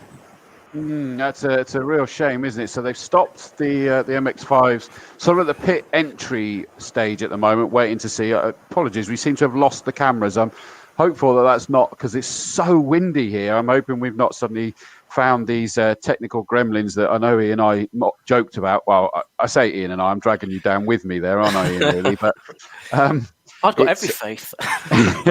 and incidentally, by the way, one of the other things that's worth remembering, another massive shout out to our brilliant Orange Army, and of course everybody else, the maintenance crews, recovery crews, medical crews, everybody that's here. But the Orange Army out, especially in these weather conditions, and we're still having to do it just a little bit, not the full quota of Orange Army that we'd normally have. And that includes, like, sometimes we see an issue with blue flags because the yellow flags have to take priority. There is not two people, one looking one way, one looking the other. They're only able to have just the one there looking in one direction, or trying to look in both directions. Yeah, absolutely right. It's a bit more tricky. All the drivers are out of the cars, by the way, and I can see Hayden McDonald chatting with Daniel Watkins there. Jordan Johnson's just been having a word with the doctor because the medical car did stop by the incident when it occurred on the first lap, but wasn't able to do anything about it, as it were, until the race was stopped, which obviously it now has been. So there's these three cars to clear up, two of which are well out of the way, actually, up by the hedge that surrounds the solar farm, and the other one is literally, though, pretty much right on the curb on the exit of the S's. So that's the one that's going to be the problem as far as the red flag was concerned, and hopefully we'll get a breakdown vehicle to come and move that out of the way. But I suspect it will need a lift, that one having sustained quite a bit of front-end damage. Well, I know that some of you have understandably said it's a black screen. Absolutely. And I'm trying to understand what he means by it. But Kevin's texted me saying double restart. And I'm like, what, me as well? Can you guys still see and hear us? Or have we lost even our stream? Everybody is fine. That is not the reason why the screen's gone black at all. It is just literally that we seem to have... it all happened at the same time, sadly. I know that it's almost like seemed deliberate, Ian, doesn't it? Because, like, if we're at, say, Donington Park, the screens, the cameras go blank, don't they, when the red flag comes out? The red button in race control also is connected to the CCTV screen that goes to, for example, the commentary box at Donington Park, so it cuts it out. So that's what we see there. But looks like just a coincidence here. Right, we do now have... 3 or 4 breakdown vehicles in attendance, 2 lorries, 2 trucks, and a couple of 4-wheel drive vehicles, a pickup truck as well. So we've got more than enough vehicles to clear all of these cars away. So hopefully it shouldn't be too long before we get racing back underway for the 5 Club Racing MX5 Cup. And thank you to everybody who've made the comments that yes, they can still see us, hear us, and not the track. That comes, as you can imagine, there's another feed going into a control down there. That's then being fed downstairs. So Kevin is currently doing a restart. The good news is you're not missing anything at all. So while they're clearing that up, now I need to run down to Little Boys' Room, Ian. Either you can talk about something or I can throw a quick video on. I will talk about things for a moment or two, shall I? It gives us a chance to give us some of the various notices and information that people are interested in hearing. A reminder that actually, let's do this first of all. The next meeting, we are hoping we should have spectators back with us again. So this is the Combe Challenge, Monday the 31st of May, 4 weeks today. And the content of that meeting with 4 local categories, so the CCRC Saloon Car Championship, the GT Championship, and the Formula Ford Championship, as well as the Hot Hatch Challenge. And the guest categories are the MG Owners Club Championship, the MG Car Club Sprites and Midgets Championship, and the Touring Car Trophy with TCR UK and the Volkswagen Racing Cup as well. So that should be a great highlight. They had a pretty decent field for that for the opening event of their season on the Silverstone International Circuit last weekend. So there will be a limited number of spectator tickets available for the event. Public admission is with an advanced ticket sale only.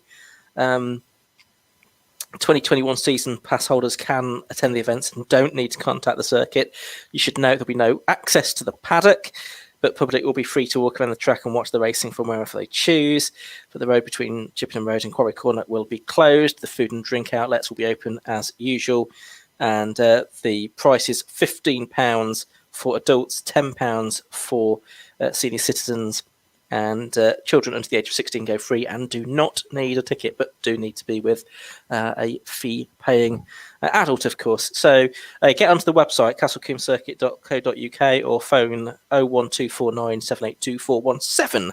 That's for the race meeting here on May the 31st. First chance to get spectators back here in 2021. Other events coming up before...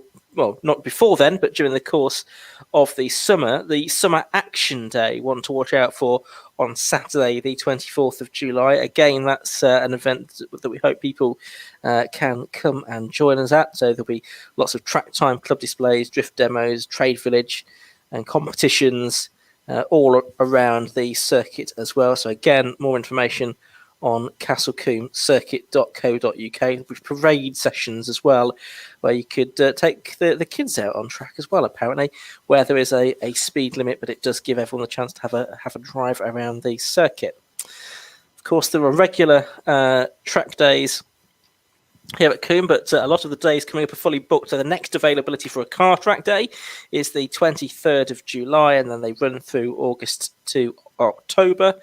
And it's £175 to take to the circuit, £25 for an additional driver, and it's an open pit lane format. If 2 wheels are your thing, then the bike track days, again, pretty booked up for the next few months, but 11th of August, the next opportunity to get your bike out on track, that's £135. And you can get gift vouchers as well for car and bike track days. Again, head to the website where you can also find information about the racing school as well. And as ever, thanks to all of our sponsors here at Castle Combe as well. So we've got the individual category sponsors, Samco, who support the Saloon Car Championship, Motul, the Hot Hatch Championship, Premier Financial Planning, the Formula Fords, which we'll see shortly, and Rice Insurance, the GTs. But also we have the support of Honda of the UK Manufacturing, who they supply the circuit vehicles, including the Civic Type R safety car and the CRV medical response units. Kia Motors, who supply the Seed course car even. Volvo UK also supply vehicles, and there's also the ongoing and enduring relationship between the circuit and Avon Tyres. Wiltshire College also continue their support of the circuit as well. And Actually, I think for your next opportunity to get to Castle Combe is going to be for the car boot sale here on the 16th of May. You can get all of the usual things that you'd expect to find at a car boot sale, or maybe you'll have a stall yourself. Sellers, £8 with a car, £10 with a small van or car and trailer, £25 for a large van.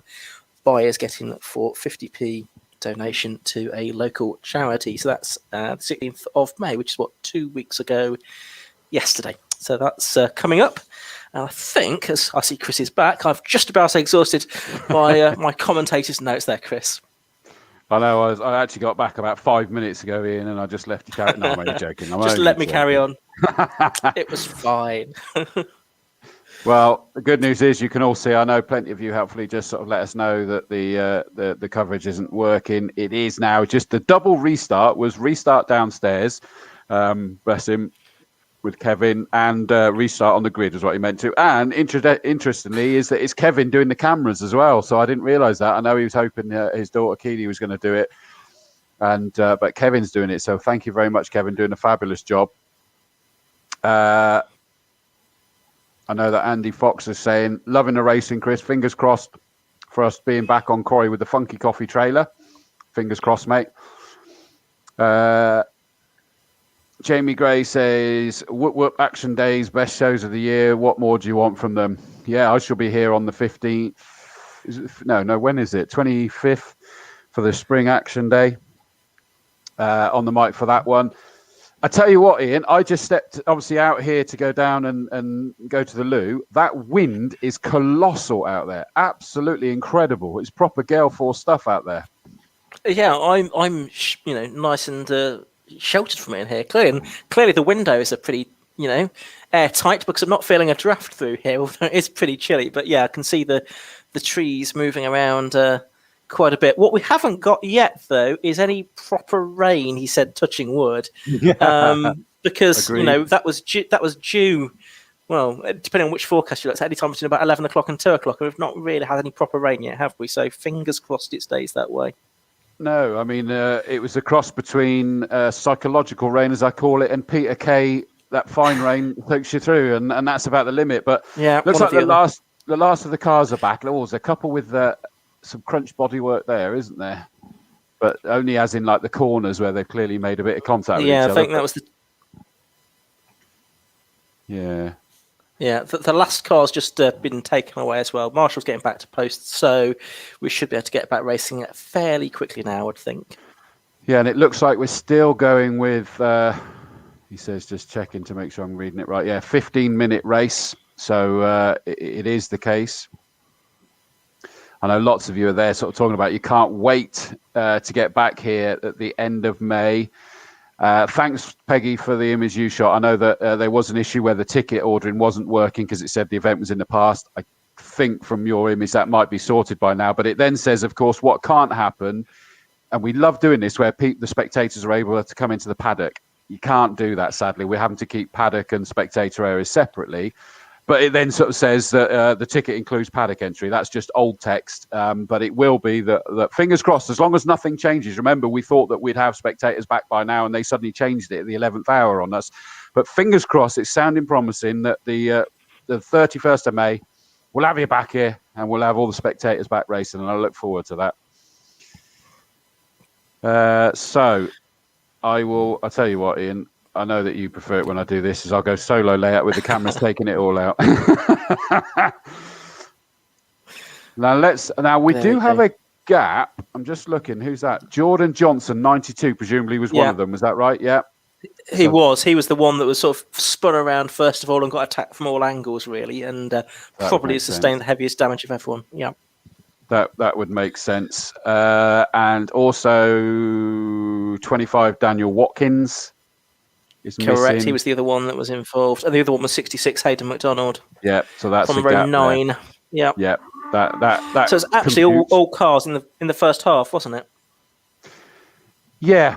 Well, the good news is we're not hanging about. We will get going for another warm-up lap. Still at 15 minutes. You might find that they get their final race cut to 10. Who knows at this rate? But all about trying to make sure we can get as much of the racing going as possible. So off we go. Yeah, as you say, is that we've still got it dry. The wind's going to cause them an issue. I know Alan Hamilton was saying when he was out qualifying in the in his Westfield Aero, is that it really was buffeting him all the way round. You know, he could feel it just buffeting his car all over the shop, and you know, you'd imagine these guys are going to feel that as well. Yeah, I mean, obviously, Alan's car relatively lightweight. These will be a little bit heavier, but still relatively light compared to, I don't know, say the BMW M3s that we've seen out and some of the saloons we'll see out. So it will affect these a fair bit. It will affect the Formula Fords as well when we see those out in a couple of races' time as well, I would think. But yeah, that's something to bear in mind, definitely. And I don't know if the wind's still blowing in the same direction. It's hard to tell. The trees are moving that much. Actually, which direction the wind's coming from now, if it's still heading up behind your Pavon Rise, as it were. But cars past me on the green flag lap, Chris. We've lost 3, but still nearly 40 of them. Fantastic sight they make. An MX-5 racing, really, you know, one of the most exciting forms of club motorsport, but also one of the most affordable ways to go club racing as well. Yeah, absolutely. By the way, just to confirm, thank you, Dan Williams, R53, saying that it's still dead. Goodness me, that was suddenly some volume from the circuit there. The circuit camera was very loud. But yeah, it still says that the event is in the past on the website when you try to book tickets for the 31st. Bear with us. I've obviously reported that today, but everybody's here, so they haven't sorted that out just yet. So hopefully tomorrow that will all be sorted and that people can buy tickets until the maximum number has been bought, of course, because we still have limits. But you can't just turn up on the day. You do have to buy tickets in advance because it needs to be managed and reported and everything else. I hear that eventually we'll get back to normal, Ian, but I think that's just a vicious rumour. We want our lives back, don't we? Whatever normal is or was, if we can remember. True, yeah. Barbecues and gin all day, I think, wasn't it? That's what I remember from last. Seems to suit you, doesn't it? It does, mate. I was fine with lockdown 1. It was all right. Right, so we have the cars back onto the grid, and yep, it still says 15 minutes on TSL, so that we're going with the same amount of time. So let's have a look. 1, 2, 3, 4 cars short, actually. So what's the other one that's missing? Let me just go back. Ooh. Could be Courtney Milnes. Milnes. Courtney Milnes. Yeah. I was just about to say she was involved as well, but she did get going and wasn't stranded at the scene like the other 3 were. Okay, but no, there's a gap there on that. Although, no, actually, possibly at the end of the pit lane, just suddenly look, there's a car that's going to rejoin from there, which would make sense. She probably come in, have a look at it, and they'll send her back out again. Green flag has been waved. We train our eyes on the gantry. 1, 2, 3 lights, 4 lights. The 5th light goes on. Off go the lights and off go the field. Another great start there by Declan McDonnell. We saw that in the first race. He's trying to split between the 77 of Foden and 54 Marcus Bailey. And certainly that means they're now about to arrive into Folly 3 wide. I think they've managed to shuffle Bailey back behind the pair of them as it stands at the moment. But basically, we're having Mazda MX-5 cubed as we go up Avon Rising towards Quarry. 2 by 2 by 2 by 2 by 2 as we go round. But it looks like it's a good start from Ben Short. It is. It's also a better start this time from Declan McDonough, who made quite a poor start to the original start of this race. This time he has got himself up into 5th position. So it is Ben Short leading, Mike Combe in 2nd, and Ben Hance is the one that's lost out because he's fallen behind Ben Abbott and dropped to 4th position. Abbott's 3rd. Declan McDonnell is 5th. Steve Foden is 6th. I think that's Marcus Bailey in 7th place. Matthew Short 8th. Ian Tomlinson 9th. There's as many as I can make out as they head past me. Yes, the Trouble 7 car of Courtney Milnes just past me now at the back of the field. So it looks like she did start from the pit lane. Now, it looked like it might have been side by side for 3rd place there, but I don't think Ben Hansen could make it back ahead of Ben Abbott. They're heading back towards you for the first time. Yeah, here they come towards us. So Mike Combe in that second position. Ben Hansey down to fourth. So Abbott's up into third place now in the purple 93. He's got a good exit there. Oh, and just bumps. Mike Combe did not get a good exit onto the start-finish straight. And Abbott tried to sort of like lock onto the back of him, a bit of bump draft, and it became more bump than draft that time round, sadly. But they're all still going. So it didn't look as bad as Mike Combe missing a gear, but he did not get the speed out of the corner that he'd expect, which has enabled Ben Short to scamper away a little bit further, but the trio behind him with the fourth car on the circuit at the moment is Hansey, interestingly. Yeah, and the thing is, once Ben Short gets a little bit of a break like this, he needs no second invitation to make it good, really, and eke out an even bigger advantage over the rest. So it's Ben Short, number 71, leading from number 58, Mike Combe second, 93, Ben Abbott third, then 1, Ben Hansey, who draws alongside Ben Abbott. He's going to be on the outside line for Tower Corner, though. So can one Ben get past the other? Yes, he can, although Abbott is trying to stick it up the inside into Bobby, so Abbott holds off Hansey. All of that just allows Mike Combe to make a mini break there. He's all of a sudden got half a dozen car lengths ahead of the battle between the two Bens for third and fourth position, but it's another Ben out front, Ben Short. Well, it's side by side, third and fourth. The inside's going to be Abbott in the 93 purple car, and he's managed to hold Ben Hansey off at the moment, so Hansey has to still settle for that fourth position as they come back onto start-finish straight. That has enabled Mark Combe to scamper away. Now, is he going to be able to do anything about Ben Short? You'd sort of say on past lap times that we were getting and domination in reality in both qualifying and the first race, no. But Mike Combe was getting stronger and stronger in that first race. So you can't discount him, but third and fourth, side by side again. Yeah, heading down the farm straight towards the S's on lap 3 of the race. It's Abbott on the inside line this time, and he gets the place or holds on to the place from Ben Hansey. These two battling, I reckon, are bringing Declan McDonald in 5th place and Steve Foden in 6th place into the equation as well. And Hansey there pushing Abbott along on the stretch towards Hammerdown, that left-hand kink. Then the right-hander at Tower, and it looks like Abbott is going to fend off Hansey there. Yeah, Hansey just sort of staying in behind Abbott this time. But I reckon that McDonald and Foden were closing in on the cars ahead of them as they went past me that time. They're heading back towards you to complete the third lap. Yeah, I'd agree with that. It does look like the two of them are possibly trying to work together. Plus, Abbott in the 93 and number 1, Ben Hansey, are sort of fighting with each other so much that they're going to fall themselves back. What about this trio behind them that's currently being headed by 54 Bailey, ahead of 72 and 9? That's Short and Tomlinson. Those three are having a great fight. But this battle for third is amazing. Ben Hansey's, he's the one doing the bump drafting on the back of Abbott's car now as they go up. And now he suddenly splits. No, he thought of splitting towards the inside at Quarry Corner, but has decided to stay behind him and carry that speed through the corner onto Farm Straight. Maybe he's going to line himself up in towards the S's.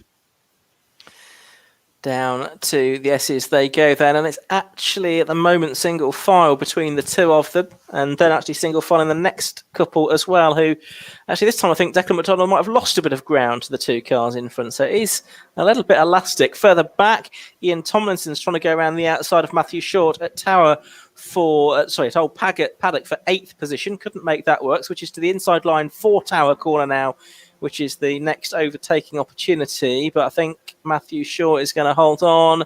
No, he's not. Ian Tomlinson does go through for 8th place there. The driver from Blackpool gets ahead of Matthew Short now. Meanwhile, Ben Short continues to lead. And is the gap between 2nd and 3rd coming down, do you reckon, Chris, between Combe and Abbott? Yes, most definitely. Now, which way has that gone? Let's have a look at the lap times. I think that Mike Combe may have made a small mistake because it looks like a much bigger gap between 1st and 2nd. It was 2.0. It's 3.0, and that was second slower by Mike Combe. So let's have a look to see whether that was just a one-off little tiny mistake or whether he's got an issue. Remember, he certainly looked slower a few laps ago onto the start-finish straight, side by side for 3rd and 4th. Not quite, but has he got an intermittent issue with that car? Because it's closed down even further, Ian. They're absolutely line abreast.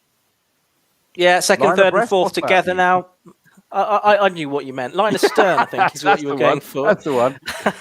Right, Ben Short with a comfortable lead. 2nd, 3rd and 4th right together. They hop over the curbs at the S's. So Combe now is going to start to feel Ben Abbott's breath down his neck, as well as the wind on his neck as well, I should think. But Ben Hansey is trying to attack Ben Abbott. So a couple of things going on here all at once as they head down towards Tower Corner. Bit of dust kicked up by Ben Short up ahead of them, but he's well clear. So that small mistake, if it was a mistake, isn't going to cost him too dear. Turning their way into Bobby's now. So you've got the red and white car of Combe, the purple car of Abbott, the white, green and black car of Ben Hansey, absolutely together, a few seconds behind Ben Short. They're fighting over second place. It helps if I turn the mic back on again, but let's have a look. Combe, Abbott, Ben Hansey still together as they cross the line for, what's that, their 5th tour of the circuit. It is a much bigger gap, isn't it, then, between those three and the chasing pair. McDonald and Foden involved in their own fight. Bailey's now having to defend really hard. That was a very defensive line through Folly that time for the 54 car. Tomlinson, number 9, is all over the back of him. You called it a lap or two ago that he'd managed to get past Short. He's now trying to go a step higher. And a change then for second place. Combe at Quarry Corner has dropped to the rear of that group of 3 cars. So it's now Ben Abbott up to second place. Ben Hansey to third. Mike Combe has dropped back down to 4th position as well. 5th McDonald and 6th Steve Foden. 7th Marcus Bailey, 8th Ian Tomlinson. But you've got Hansey up to his tricks again, trying to find a way past Ben Abbott, almost pushing Abbott along as they head into Tower Corner that time. Of course, any slight mistake could give Combe the chance to get back through again. This great dice is going on all the way down the order, as it's inevitable in a one-make grid of nearly 40 cars. Don't have a chance to talk about all of them. Focus on the battle for second, which is heading back towards you, Chris. So it is still comfortable lead for Short, but let's have a look. Abbott, so down into 4th is Combe. So Ben Hansey all over the back of Abbott. So it really is shuffle that pack. And as I say, I do still wonder whether that's an intermittent issue for Mike Combe, because he's very fast with them again now. And it's almost like he kind of misses a gear, which we know isn't going to be the case naturally. In fact, he's now trying to come back at them. Up Avon Rise, the 3 of them chained together, it looks like, as they go up Avon Rise in towards Quarry Corner. Big puff of smoke. Somebody's locked up. Absolutely fine, though. It looks like all 3 are still there. No idea what order. Ben Abbott runs out a bit wide. This gives Ben Hansey the chance to get down the inside and into second place, going into the S's. He's done it now. Can Combe follow the way through? Yes, he can. So Hansey goes second. Hansey second, Combe third. Ben Abbott drops down to 4th position. Just drifted a little bit wide. I don't know if it was him that locked up on the way into Quarry Corner, but that might explain why we're sort of slightly out of position compared to where he'd want to be on the way out of the corner. Now, Combe is trying to do to Hansey what Hansey's been doing to Abbott for the last few laps and trying to get through on the way into Tower Corner. But it looks like Hansey is much quicker through Tower, because he comes out a couple of lengths ahead of Mike Combe there in second position. He's not really got much to play for here because he's 5 seconds behind Short, so he's not going to focus him. So he's really probably just wanting to back up Abbott and Combe into their own battle over third position, I suspect.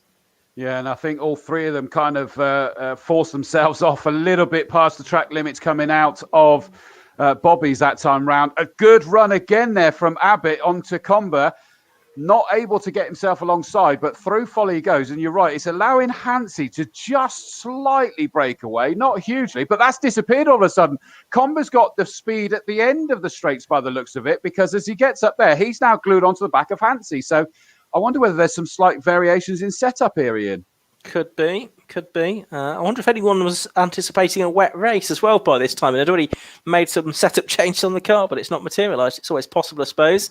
Ben Short goes past me, goes past John Elsey, who's the regular 750 Motor Club photographer, who's just below me here, kneeling down to get the best shots as the cars head through Old Paddock, and now getting a good shot at Ben Hansey is Mike Combe, because they are side by side as they head down towards Tower Corner. Combe on the outside line, though. Can he go all the way around Hansey, who we know is fast at that part of the circuit? And again, Hansey's bravery through Tower Corner pays off, because Combe can't live with him there.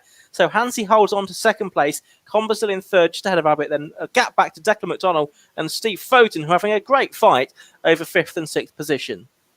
Yeah, all the while our leader's just about to cross the line now. Ben Short, number 71, dominating this race. But this fight for second, third and 4th is absolutely electric as Ben Hansey, number 1, crosses the line. Mike Combe this time gets the good run onto the start-finish straight, and he's trying to find a way. He's carrying with him the 93 car of Abbott.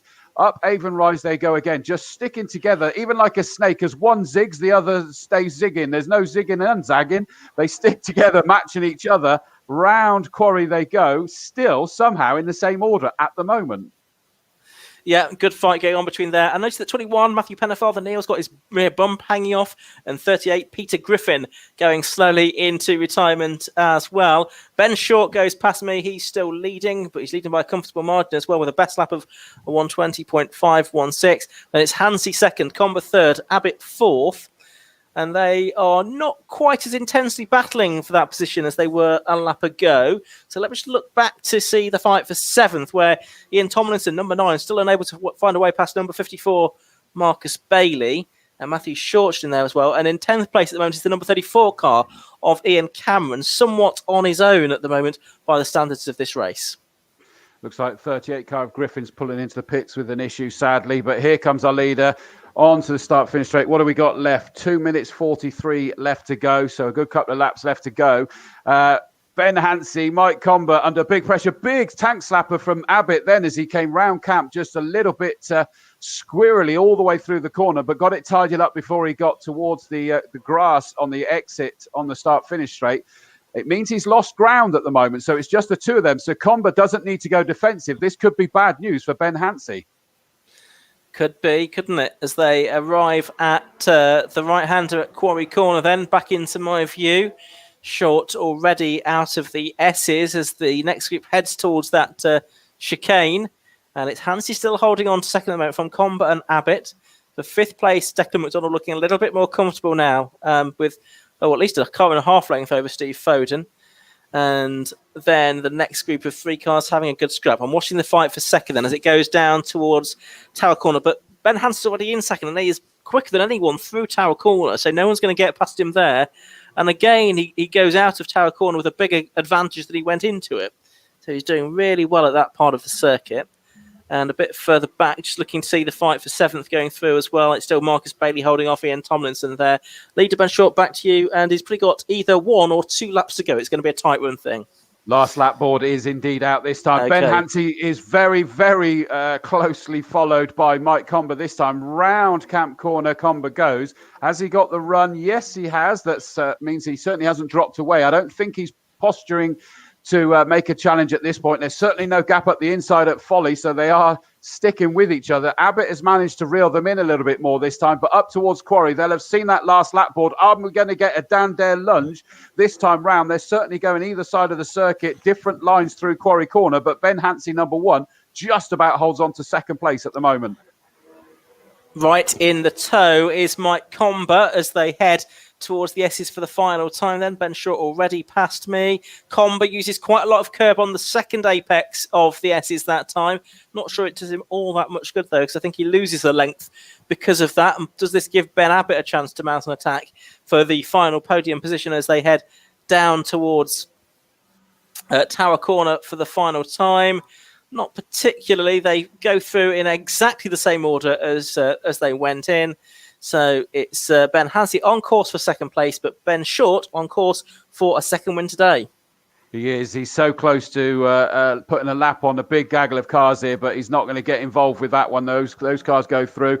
Checkered flag went out possibly a bit early there. Hopefully those back markers didn't see that flag because it's Ben Short takes it. But look at this. Oh, Mike Combe's looking towards the inside, but thinks better of it. Oh, and in fact, Abbott got the good run, nearly managed to take advantage of that sort of failed attempt by Mike Combe. He just thought, could I throw one up the inside here? Wasn't quite able to do it. He held on to third, though, but Ben Hansi does indeed take second. Ben Short with the dominant victory by 9.2 seconds in the number 71 car. Ben Hansi, number 1 in second. Third, number 58, Mike Combe. Fourth, 93, Ben Abbott. In fifth place was held off Foden, did McDonald. So 43 in fifth place. Sixth was the 77 car of Foden. He says, just quickly trying to remember, because I just suddenly realised they're not all called Ben, are they? No, Steve Foden. Yeah. I was just got used to. I was going to say Ben every name then. In seventh place, number 54, Marcus Bailey. Eighth is the number 9 car of Tomlinson. I thought he was going to get Bailey in the early stages, but Ian Tomlinson settles for 8th position. 9th is the 72 car of Matthew Short. 10th is 34 Ian Cameron. Then it's the 230 car of Thomas Holland in 11th. 12th, number 67, David Abbott. A lot of families racing in this, isn't there, by the looks of it? Yeah, that's right. Yeah, love that. 13th, Jake Dormer in the 61 car. 14th, number 89, Paul Monteith. 26, he says, then flick to the earlier page, Ryan Lovelock in 15th place. 16th is the number 55 car of George King. Now, George was up higher, wasn't he, in that first race? Yeah, he was 10th in race one, I think, wasn't he? So yeah, he may well have got caught up in. Well, no, because then we had a restart, didn't we? I was going to say he got caught up with the incident on the first lap, but yeah, we had a restart after that. So that's can't be the explanation for it. We'll see. Lloyd Huggins, 14 in 17th. 18th is the 141 car of. Now that's the addition to the program, isn't it? James Winstanley. 9th is number 13, McCann, and rounding out your top 20 is the number 88 car of Andrews. So I'll keep an eye on the camera to see when Josh grabs the drivers, and I'm going to just quickly refresh so that I can have the next grid for you. Of course, the 750s are out later. And what is it that are reversed in? Is it the top 10 that are reversed? It's a random number, I think between 6 and 10 that gets reversed, if my memory serves me correctly. So we will find out exactly which position gets pole a little later on. Alan James says, can you see the rain coming from up there, Dawsey? Alan, obviously, who is very much with the Honda manufacturing for Honda UK, or whatever way round that they say it, ready for the Dave Allan Memorial Trophy. Just quickly flicking down. So what have we got up next? It is the Samco Sports sponsored Saloon Car Championship that is next. So if I grab the amended grid, and Ian, I don't know if you've seen it, it is an amended grid for the saloons. And I think it's basically because actually, I can't click on it there. I've got to go through the TSL bit to see this one because they've got the wrong link on the new bulletin board for that one. So let me click on there. Chris Southcott, interestingly, the car allowed out there, but I think he went out on slick, certainly on the wrong tyres anyway. I think different to what he's allowed to do in, say, the hot hatches. But the grid will be, he says, I'm going to quickly whip through it because, Josh has got someone. Let me bring Josh in now. Josh, over to you, mate. Thanks, Chris. Yeah, I've got Ben Short, another win, Ben. A big gap, probably one of the biggest gaps you're going to have. Yeah, car's absolutely spot on. We've got some new help in the team as well who have helped us develop a bit more on the suspension side of things. And at least it would appear in the cold conditions, the car's really, really good at the moment. And I'm guessing with Ben finishing second from the same morning, then it's sort of working for all of us. And possibly wet later, how does that affect you? Well, I haven't driven one of these in the wet in quite some time. I really enjoy driving in the wet, but I'm also aware that both, Ben Hansey, Mike Combe, and Steve Foden, I think, are all also very quick in the wet. So it'd be interesting to see what happens if it does rain. So we've got the reverse grid draws. We've got number 6 to 10 in the bag, and we're about to find out how many. I always end up picking number 10, which isn't ideal, is it? Number 8. So we're going to have 8 cars reversed. How does that affect you, Ben? Do you think P8 you can win that?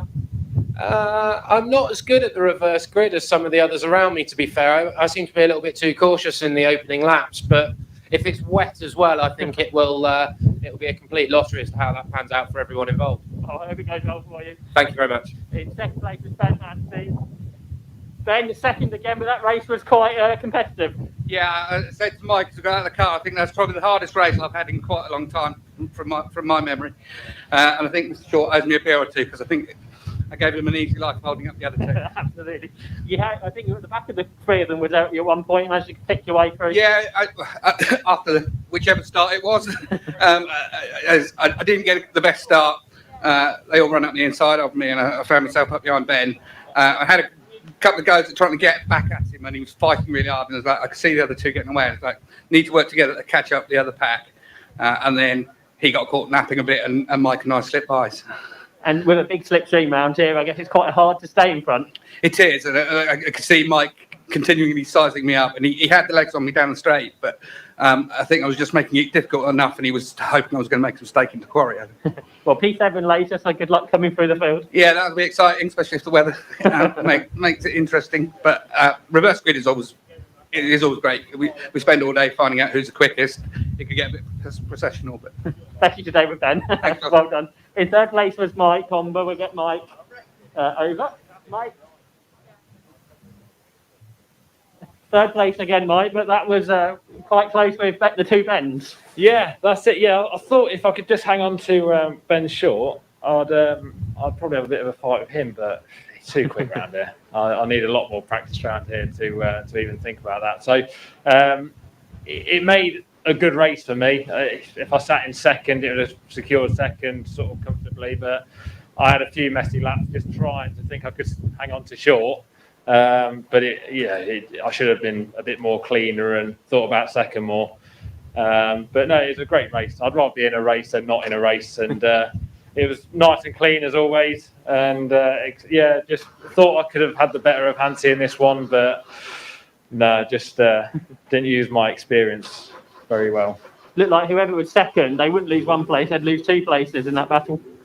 Yeah, that's it. The toe's so strong around here. It's when you get the run, the car behind you's always got a better run than you have. So it's always when you're in a three-car fight, the strongest car sometimes is the third car in that sort of train. But yeah, it was good. I don't know what the weather's going to do today. I thought it'd be raining by now, but it's not. So we'll see what the third race sort of brings and try and go at least one better. Yeah, we know you're starting sixth, so you got the other two behind you this time. Yeah, I think Ben's driving brilliant as expected around here. So I think it's probably a bit too much to ask, but we'll give it a go. We'll try as much as I can, and at least I can try and defend, which is probably more than I have done in the other two races if I find myself in front of them. Well, good luck for that. Cheers, Josh. So that was third place, Mike. On the second was Ben Hanson. The winner again, Ben Short, and already the saloons are on the circuit, Chris. Thanks, Josh. Yep, they are. So let's whip you through this grid. Pole position goes the way of Gary Preble in 91 with a 110.794. If he can do that in the race, it's a new lap record. Alongside him, his brother, 66, Adam Preble. Second row, the two Audi TTs, 197 Alex Kite, who had oil and steering issues in qualifying. So hopefully they've sorted that. Alongside him, 33, Tony Hutchings. Third row, 12, Harrison Chamberlain, 86, Kevin Bird. Fourth row, 80, Graham Puckett in his Mini, and James Keeping in number 3. Fifth row, 21, birthday boy. Happy birthday, Ben Hindle in number 21. Alongside him, number 10, boy band, Michael Good. In sixth row, 1, 2, 3, Pete Elliston. Champ, number 1, Mark Sutton alongside him on that sixth row. Seventh row, it's Dad Good, 18, Roger Good. 88, James Blake alongside him. It looked like we were missing who should have been on the 8th row, number 9, Jake Olden. He had an oil leak in the race last month, but he's not there, sadly. 41, Anthony Weeks. He had a bag of neutrals, but they've got that sorted by the looks of it. And then on the 9th row, 27, Ray Ferguson. And interestingly, I see 211, Chris Southcott isn't out there. It was sort of like a cheeky little entry, and he's not gone out there this time. He got penalised to the back for being on the wrong tyres, and he's thought better of it, and is not out there. But this will be interesting, Ian. As I say, Gary Preble actually got what would be a lap record for the saloons if it was in race. Yeah, absolutely. That 110.794, about a tenth of a... Well, no, actually, 110.830. So it's only 0.04 of a second faster than Simon Thornton Norris's lap record, which, of course, is from Class B. I thought Adam had the lap record. Adam's got the Class A lap record, but that's not as fast as the Class B lap record, which is obviously therefore the overall lap record as well. Interesting. Yeah. Okay, because I was chatting to them, and of course you can probably imagine the banter that was going backwards and forwards between the two brothers. Absolutely.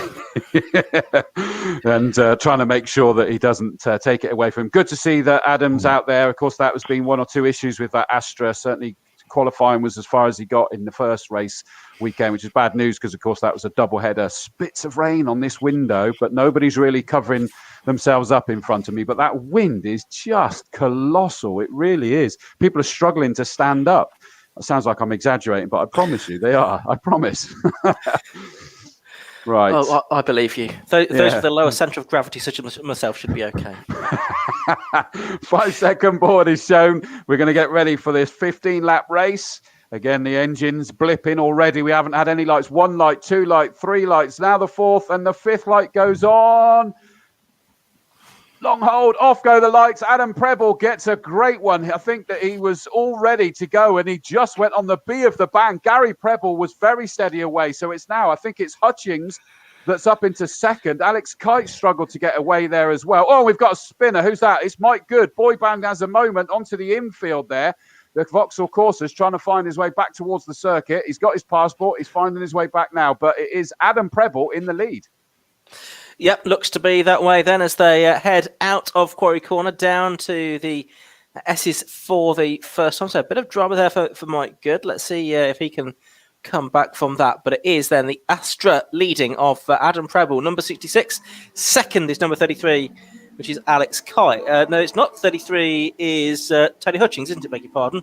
So he's made a pretty good start. Alex Kite, it is down in 4th position behind the car of Kevin Bird. So quite a shake-up at the beginning of that race, I think you'll find. And Gary Preble back in about 7th place, I think. So heading back towards you for the first time. It should be Adam Preble out in the lead, but a bit of a shake-up behind that. Yeah, well, Gary Preble is now starting to work his way through. So if it was an issue off the start, it looks like he's got himself back up to speed. Kevin Bird in that 3rd place under growing pressure from Alex Kite in the TT, Gary Preble in the Seat. What a miracle that is for Kevin Bird. But that Nissan 200 is a very rapid piece of kit. But Adam Preble trying to stretch his legs at the front of the field. Tony Hutchins sat there in second. That's something we've seen for many a year, is those two having great fights. But Preble's got the nod, but look at this fight for 3rd backwards as it comes towards you, Ian. Yeah, it should be good. Obviously, you've got Gary Preble who's going to try and blaze his way through that. It's a blaze of light towards me. I think they've all got the headlights on. It's a bit gloomy out there, isn't it? But it's Adam Preble leading, Tony Hutchings in 2nd, and Kevin Bird 3rd. 4th is still Alex Kite in the GMS Grant Motorsport car at the moment. Then it's Gary Preble in 5th. Be interesting to see Gary Preble try and find his way past Alex Kite. I'm sure he won't make it easy. Alex Kite hugging the inside line at Tower Corner, forcing Gary to try and go the long way round if he's going to go anywhere at all. They're both trying to find a way past that Nissan as well of Kevin Bird. So out of Bobby's they go. Adam Preble out front, I think, still stretching away. Yeah, Dave Goddard making comments about the Nissan 200 class of saloon, but Renault Clio in the GTs, they can race where they choose to. They're entitled to race in the GTs, Dave, and there'll be something about turbos and all sorts of other things that determine what they can do and where. But at the moment, it's the same as we've got some in the hot hatch can't race in the saloons, but could race in the GTs. It's good stuff here. We like to mix it up. But across the line, you're right, their lights are ablaze. And Jamie Peters-Ennis messaged that it is raining out there. You can certainly see it, but it's obviously a bit more significant now. Yeah, maybe more so over that side of the circuit than here. There are a few spots of rain on the window, but it doesn't look like anything too much just yet. Marcus Pye reminds me, by the way, Chris Southcott went prepared on this race because it was a retirement from the earlier hot hatch race with an engine issue. Back to this one, though. We've got Tony Hutchings being caught now, I think, by Kevin Bird. Gary Preble has found his way past Alex Kite, I think, up at Quarry Corner. So he's up to 4th place now. Kite down to 5th, and a gap back to that Graham Puckett Mini Cooper in 6th position. 7th is the McGann of number 12. That's Harrison Chamberlain. And then 8th at the moment is the 21 Corsa, which is Ben Hindle, and he's got 2 of the cars right behind him.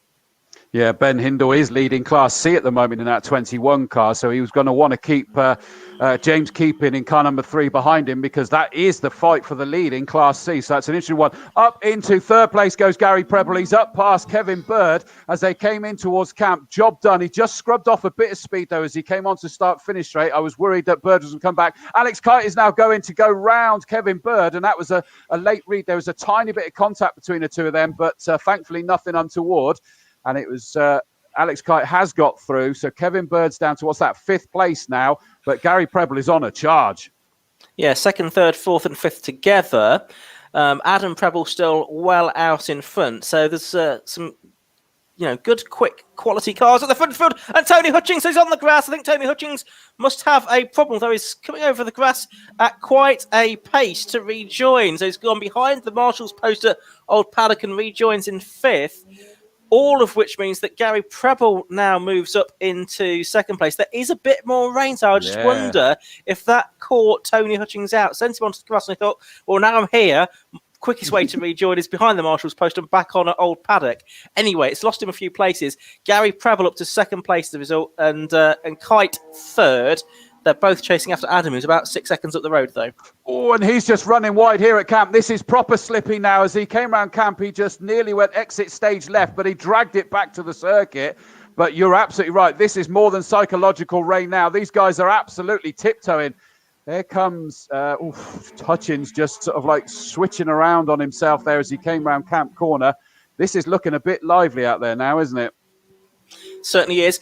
Mike Good, after that incident on the first lap, he's making his way back up the order and eventually might get towards Weeks, who's in the lead of Class D. Anthony Weeks in the Class D lead. Of course, Mike Good and James Keeping, the joint championship leaders, on 22 points going to this weekend. Keeping's past Hindle, so that's the Class C lead change that time round. Okay, so Keeping's into the Class C lead. Can Mike Good therefore get into the Class D lead as well? That's the question. Now, as far as the overall lead is concerned, Adam Preble still well out in front, but Gary Preble now trying to close the gap, and it will depend how well these cars are set up for these slippery conditions that they're now faced with. They started in the dry. They knew that the rain was always going to be a threat at some point this afternoon. It's arrived, well, not quite in the middle of their race, but towards the start of their race. So what was the correct setup now might not be. No, absolutely not. Well, Adam Preble. Now, the thing is, they were putting themselves onto wet settings, but I think they may have sort of thought, well, we better change our mind again, because it just, like you said earlier, Ian, is that there was alleged talk of it, but it wasn't coming. And they may have gone back again. Adam Preble certainly is taking it steady. Interestingly, by the way, I don't know whether Anthony Weeks had a little mishap on that last lap. Yes, he will have done 1:41, which means that Mike Good is most definitely in the lead of Class D. He's all the way up into 11th now. He certainly is, yes, just coming past me. And look how the lap times have dropped off. Adam Preble did a 1:20, but Gary Preble did a 1:16, so it's nearly 4 seconds faster than his brother. Gap down to 2.4 seconds at the beginning of the lap, and it's not 2.4 seconds now. It's probably not even 1.4 seconds as they come past me on lap number 6 of this race. By the end of the lap, Gary Preble will be challenging Adam if he's not past him by that point. Down to Tower Corner they go. Gary on the inside line. Can't make the move there, so he stays in second place for the moment. Still, Alex Kite third, Kevin Bird fourth, Tony Hutchings fifth, and then the mini of Graham Puckett sixth. But the two leaders, the two brothers together, heading up towards Camp Corner, Chris. Well, their dad, Brian Preble's here. You'll be down on the pit wall. It's his birthday this week, and this is not a birthday present he would really like to see in these conditions, is that these two fighting with each other in very slippery conditions. Preble round the outside. He's got to have that done. I think Adam knew that it was only a matter of time, because he does not look comfortable out in these conditions. So I would suggest that he's either gone back to a dry setup or chose not to change it to wet. Gary certainly was at one stage. And to me, that looks like he's a lot more confident and comfortable as he comes through here, because he's still lapping in the 1:18s, and it's only a matter of time. So that bad start or issues off of the start line isn't really an issue for him anymore, is it?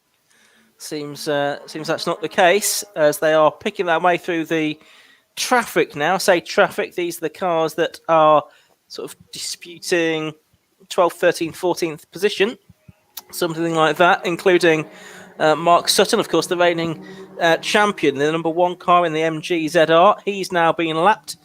So too has Good Senior, Roger Good, number 18. He has been lapped as well by the two race leaders. And Kevin Burr's had a big spin in the Nissan coming out of Old Paddock. I think he must have just hooked a wheel over the slippery green painted section on the exit of the corner. That's pitched him back to the inside of the circuit, spun around on the grass. He's not hit anything or come close to hitting anything, thankfully, and he'll rejoin the race. But yeah, a scary moment there for Kevin Bird in the Nissan.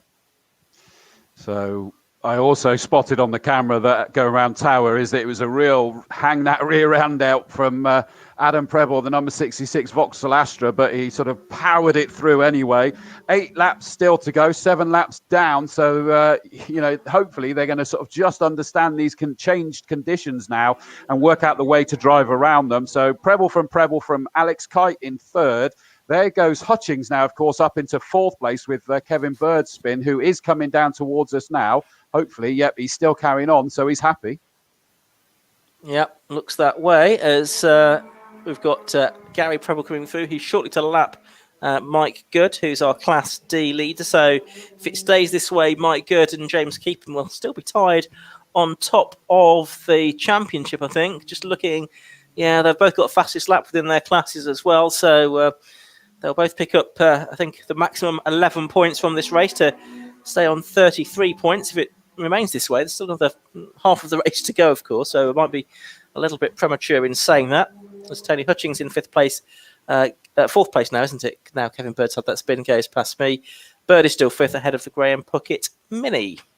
Yeah, and Peggy Spackman reminds me is that Adam Preble said on the Combe TV show on Thursday, this is his first, not quite as Peggy said, it's not his first ever race in the wet. It's his first ever race in this car in the wet. He's never taken this massively powerful Vauxhall Astra around the wet. And that is quite a staggering thought, isn't it? You'd almost think that he's been in this Astra for long enough now that he'd have had at least one go, but it isn't. And as Peggy says, you can certainly see that it's he's just not totally comfortable with it, because that's a lot of power under his right foot, isn't it? Yeah, certainly is, and it will be a completely different driving style in these conditions, and he'll be learning about that lap by lap by lap, won't he? Whereas the other drivers out there, so Gary and Alex Kite, who's catching Adam now, I think, he was over a second faster last time through, will have had some experience in these conditions in this car, I would think. So they're past me, and a great traffic jam heading into my site as well, which includes Tony Hutchings. He's about to lap Mark Sutton as well. Sutton, who is third in Class C at the moment, behind the Hindle and Keepin cars. Keepin, of course, in the lead of the race, as far as Class C is concerned. Well, here comes Gary Preble, crossing the line, the 91 Seat, still comfortably in the lead of this race. Now there's Adam. Now let's have a look. What are we talking? I was going to say that looked like he was a bit quicker. That gap is 5.3, but he's now down into the 20s. He's lapping the same speed as his brother, so he's getting used to it.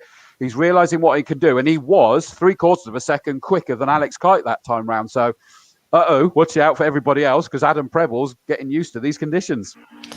Yeah, what we're on lap 10, so 5 laps to go at the end of this one. Is there any possibility that, having got a bit more confidence in these conditions now, that he could start to close the gap on Gary again? That would be interesting if that was the case and it boiled up into a finish. But look how sideways he is. I'm not sure if you could see that. I think you perhaps could on the cameras. Yeah. How sideways he was through Old Paddock that time. It was really spectacular stuff, right on the limit of adhesion.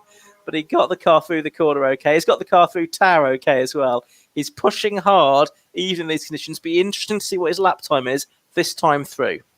Yeah, I'm not sure whether that'll be the quickest way around the corners, but we call him Drift Boy now. So Drift Boy Preble is most definitely become a drift racer, and that gap has most definitely gone up between him and his brother Gary, as Gary's picking his way through these back markers through Camp Corner, and through he goes to complete his 10-lap, 2/3 race distance. The gap now is up to, not a lot up, actually. That's only 2/10 more. It looked a bit of an optical illusion there. And in fact, that was a steady lap for Alex Kite. So I wonder whether his steering is just playing up a little bit, or whether the oil issue has returned now.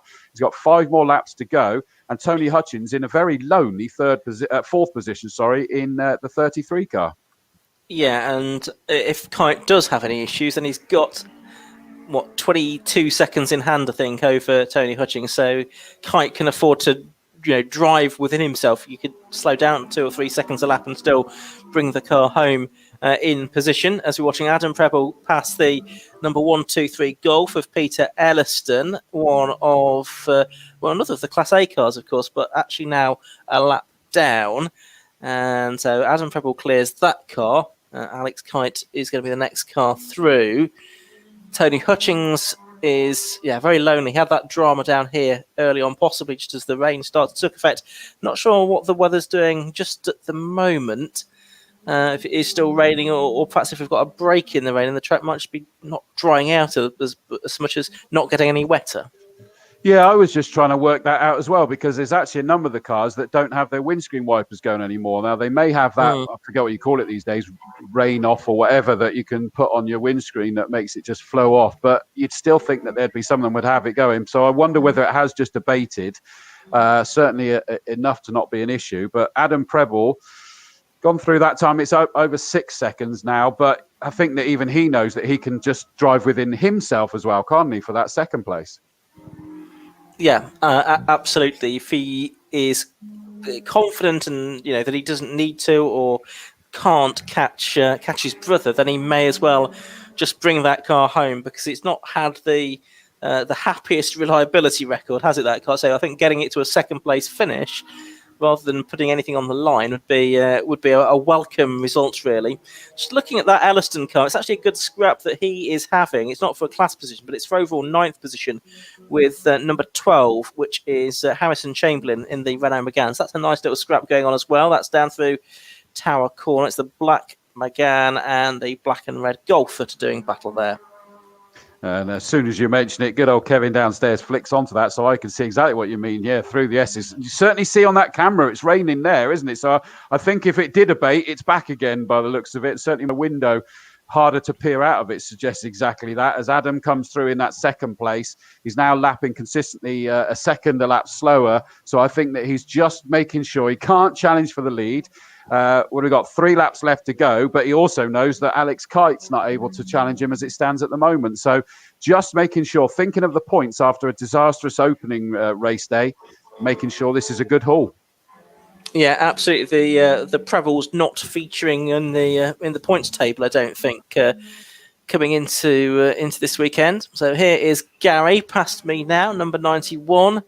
Adam is just about to lap Ray Ferguson's brick wall, which is the livery on the MG of the building contractor, and he has lapped that car. Kite is about to do the same. Yeah, it's sort of settled down now, hasn't it? After a pretty intense first 5 or 6 laps, it's just settled down into a bit of a pattern now, this race.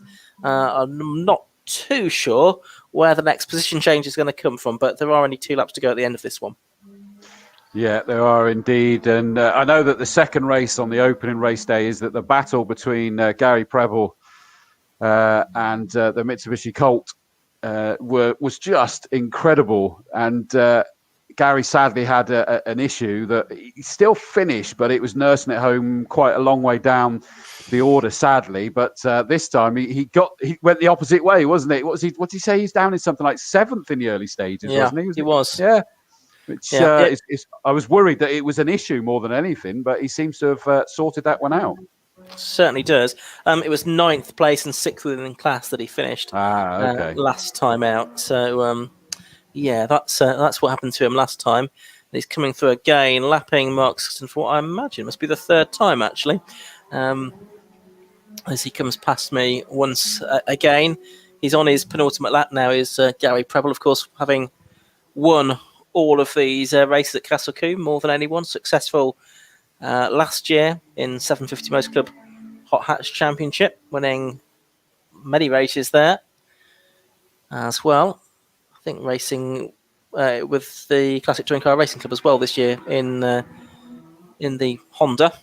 But here in the Seat, going very well. He is indeed, comes toward us, ready to start his final lap. Definitely raining harder because we've even got spray coming off the circuit now. I'd imagine it's the same for you at your side, Ian, but it's a lot more than psychological rain. But across the line goes Gary, 121.5 still lap speed for him. Adam coming through in that second place. Again, in the 121s, matching his brother's time, 8 1/4. Alex Kite, a bit too far back to be able to do anything about it, and he's driving with himself. There goes Keeping, the number 3 car. Let's not forget, he is leading Class C now, dominating it. And he's going to have himself looking, well, him and Mike Good were leading the championship from memory as we came into this event. Yep, it's going to be exactly the same, I think. The two of them tied together after this race meeting as well. Just a single header, of course, on this occasion. Double header for that opening meeting of the season.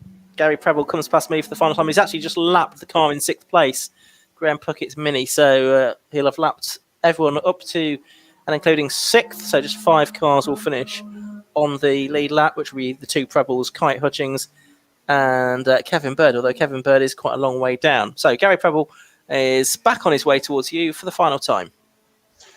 Yep, I look into the distance first. Kevin Bird is just about to go around camp and definitely tiptoeing in that Nissan after a great start. As soon as he got too wet, it looked tricky in that car. But here comes Gary Preble for the final time. He rounds, and he takes it very steady there, and he's just sort of weaving from side to side, celebrating that victory. Here comes Adam round camp. He's got to be pleased. He said, as we say, Peggy, thank you for reminding me that he said it's his first wet race in that car. And he's done all right. He got to grips with that, struggled in the early stages, but soon worked it out really well. Alex Kite, another third place. So Alex is doing well. He came into this leading Class A. He's got himself a good haul of points there again this time. Not the win that he may have hoped for, but considering it was uncertain whether he'd even be able to start the race, he's done particularly well there. Next comes Hutchings, Tony Hutchings, number 33. He's going to finish in 4th position. Bird's going to be the last one to take the checkered flag because he was only just ahead of Gary Preble, but he's going to be in 5th place. 80, Graham Puckett in the Mini comes home in 6th place. Then in 7th, it's the winner of Class C, James Keeping, car number 3. Behind him, Ben Hindle, birthday boy, number 21. Great bit of silverware there, comes home in 2nd in Class C. Elliston, number 1, 2, 3 in 9th. 10th is the number 12 and Class B winner, Chamberlain. 11th, is number 10, boy band Mike Good. So he keeps up his points haul in Class D to sort of keep the pressure on James Keeping. Anthony Weeks, number 41, comes home in 12th place, 2nd in Class D. In 13th place is the number 88 car of Blake. That gives him 3rd in Class C. 14th, number 1, Mark Sutton, champion from last year. 15th place, number 18, is Roger Good, and then Ray Ferrari up Ferguson, number 27, comes home in 16th place. So that's it. A great race there. Kind of, it's spiced up and then almost spoilt to some extent, I think, by the rain, wasn't it? It made it interesting and then petered out, really, didn't it, sadly?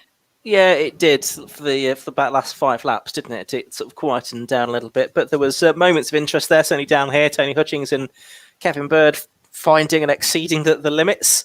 And I think ultimately, yes, I think possibly the lack of confidence that Adam had in that car in the wet conditions initially ultimately cost him. But maybe if he gets these conditions again next time, he'll know how to drive it, maybe get the setup a little bit different, and we could see a real good fight between him and Gary. But Gary obviously ran out, sort of 9-second winner this time around. But as ever in Castle Combe Saloons, it's all about what happens in the classes, isn't it? And James Keeping and Mike Good both having perfect records so far this season, and they'll be the two to watch, I suspect, in terms of the overall championship battle for the rest of the year.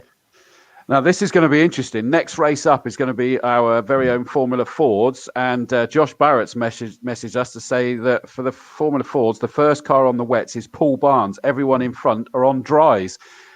And, I mean, they've got tread on them, aren't they? Because, of course, they're treaded tyres. Yeah. But that's why we haven't. Josh didn't say slicks, but it's not going to be ideal for them, is it? No, it's not. And I wonder if there'll be a few of them sitting in the assembly area now thinking we ought to be changing these. I don't know if there's any sign of drivers and teams trying to make a late change or not, where drivers are able to change tyres, of course. Yeah, it's going to be interesting. Could play into the hands of some of the drivers in the older cars as well, which can run those tyres. So we shall see how things transpire in the Formula Ford race. But certainly, I would think there'll be setup changes going on. But looking at the rain now, it is set in. It's not a passing shower. It is going to be wet, certainly for the rest of this race and probably for the rest of the afternoon as well. Well, the wind was so strong then, I thought someone was drilling through the wall here, but I can assure you they're not. That's the wind burrowing through. Poor old Josh is down there in the assembly area waiting for the cars to make their way out. Just very quickly as he's rounding them out, front row for the Formula Fords, 26, Felix Fischer took pole position on his very last lap of qualifying, just out qualifying by a tiny margin, 110.536 for Felix, 110.577 for Oliver White in 94. Second row, number 1, Luke Cooper, the double champion, alongside him, 81, Ben Mitchell. Third row, triple 1, The multiple champion again, Adam Higgins, 23, Nathan Ward, dominating Class B. Fourth row, 43, Kieran Atwood, 28, Tom Hawkins. Fifth row, 40, Matt Hallam, 5, Paul Barnes. Sixth row is 33, Richard Higgins, 76, James Colburn. 41, Alex Walker, 27, Sean Macklin.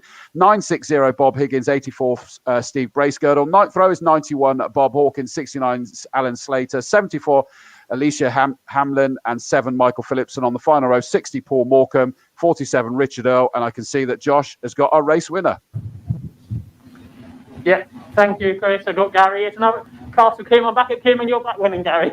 Yeah, it was an awful start. Literally bogged it on the line, and everyone, I'll just repeat it last time, and not quite sure we can't hook it up off the line, but yeah, thankfully the rain came, and I took a last-minute decision to come off the Nankangs and put on my old trusty 52s from last round that I know can take a little bit of rain, and I just we had information that it was raining in Bristol literally just before we came out, and we took the gamble. We knew the Nankang wasn't necessarily as quick in the dry, but we thought at some point in the rain would come, and yeah, it paid dividends. It was absolutely brilliant. At one point, I think you were 4 seconds quicker than Adam when you were catching him. Oh, really? Yeah, I could see him coming, and every time I hit the brakes, I could literally say I was taking chunks out of him, and so I knew he was struggling. And the trouble with the Nankangs is obviously as soon as they lose temperature, where they're predominantly slick tyres, it's basically running around on slicks in wet. It just doesn't work. You went right round the outside at Camp Corner. Presume you haven't done that too many times. Yeah, it doesn't normally pay off, to be fair. You normally end up on the grass, but I thought I had loads of grip. I was just praying that Adam wasn't going to stick his toe in and run me wide, and thankfully he gave me enough room, and yeah, that was it. Once I got by, it was quite easy and quickly to be able to pull away. Well done on that. You get dried out. Thanks, mate. Cheers, Adam. Yeah, Adam Pebble in. Adam, it was looking so good while it was dry, but then the rain came. I know, yeah. I knew when the rain came, I had no chance. We're on the AR1s, and they're not great in the rain. A couple of close calls. Yeah, you were on the grass, I think, one lap. Grass, sideways were everywhere. Just the point of how fast you keep pushing it. And I literally on the edge a couple of times. I see Gary come, and I thought, there's not much I can hold off. Just let him go, kind of thing. But yeah, obviously, good respect between the two of you when you were side by side. Yeah, I enjoyed that. I just knew he was going to go around the outside of me, but it was good fun. There's only so much I could hold him. We had some different tyres, maybe a little bit different, but it's good fun. I enjoyed it. I was hoping it wasn't going to rain, and it did. You managed to keep Alex at a gap. He was sort of 2-3. Yeah, my dad's telling me to slow down, and then the next thing I look in my mirror and I see a white TT coming, so I thought I need to go a little bit quicker now. When you realise no one behind us, I don't keep pushing it, but you try to and still make mistakes. Very slippery it is on the hour ones, but it's really good fun. Let's hope it's dry for the next one. Yeah, definitely. Well done in second anyway. Brilliant. Thank you very much. Cheers, buddy. And then in third was Alex. Alex Kyton, who took third place in the TT. Alex, third place. Then you made you got stuck again behind Gary at the start. Yeah, we sort of. Everyone sort of like jumped the start a little bit. Adam had a bit of a roll. I had a little bit of a roll. Dipped the clutch back in, and the lights went out. Oh, here we go. So, and then I don't know what happened to Gary. I think Gary had a similar thing, and yeah, sort of got stuck behind him. Got with Kevin, battling him for a couple of laps. Gary got past me, then we both got past Kevin, and it was it was turned out to be a good race, and all hell broke loose with the weather. So, and yeah, it was just one of those. It was just getting so slippy out there. It was never worth trying to catch up with Adam and Gary, but it's sort of like back off and take the points really. Because you were sort of catching Adam, and then he found more pace, and that was the sort of that's it. Anymore. I sort of like got to one point. I turned the high boost power button on to try and catch him down the straights, and it just wasn't working. I nearly ended up in a big one rain folly, but it is what it is. So happy with third place. So well done, getting to the end. Thank you very much. So there's our top three. Chris, Formula Ford's already out and tackling. I think I sent you a message about lots of cars on dry tyres, which is an interesting choice.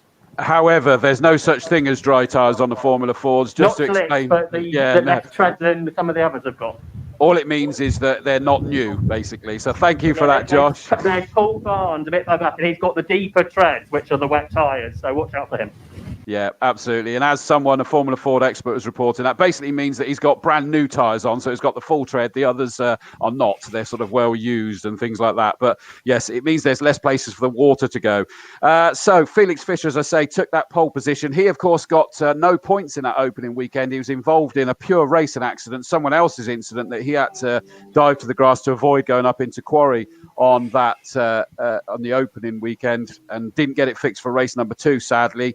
But we will try and get him.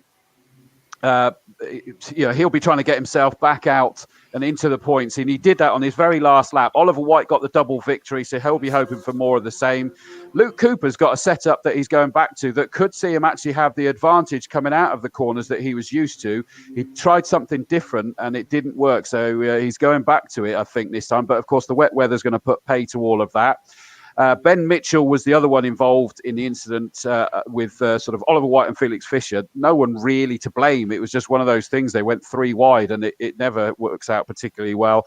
So Ben had an issue. Adam Higgins is still trying to get that car improved in 111. Nathan Ward then in the number 23 car. He's dominating Class B and he's got a great new sponsor, the Lightning Consultants. He's seen the light and he's got a new sponsor on board. He's a bright spark, is he, Nathan Ward? Is that enough? I was going to say innuendos. It's not innuendos, is it? But no, for change. Yeah. No, I'm sure we can think of more puns on light as we go along. Yeah. Yes, but welcome on board, therefore, to the Lighting Consultants. Hopefully, you guys are watching this feed, and you're going to see your boy do well. He's certainly looking strong in that Class B, isn't he? What's the next Class B car? Is Paul Barnes, which we have to keep an eye out. That Solely Motorsport run. Solo Heat sponsored Paul Barnes. He starts in 10th compared to Nathan Ward's 6th, but if he's got the most amount of tread on that tyre, he could be sat pretty in this one potentially.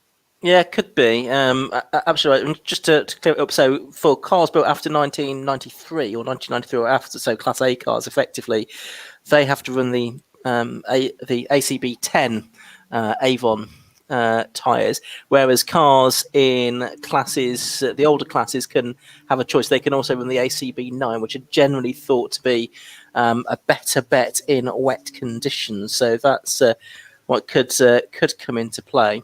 So we'll see what happens here. It could be that some of the cars, that didn't qualify so well, I think some of the older cars might come to the fore a little bit. We'll see how things work out, because it is definitely very wet here now. Down at Old Paddock. We've not quite got rivers running across the circuit or anything like that, but it is definitely wet. There's spray being kicked up even on the green flag lap, and they've had 2 green flag laps, of course, to get used to these conditions. Number 60, Paul Morecambe, just goes past me, just the mirror to get the best view of the one car that's behind him on the grid, which is Richard Earls Van Diemen RF85. But yeah, it should be an interesting race.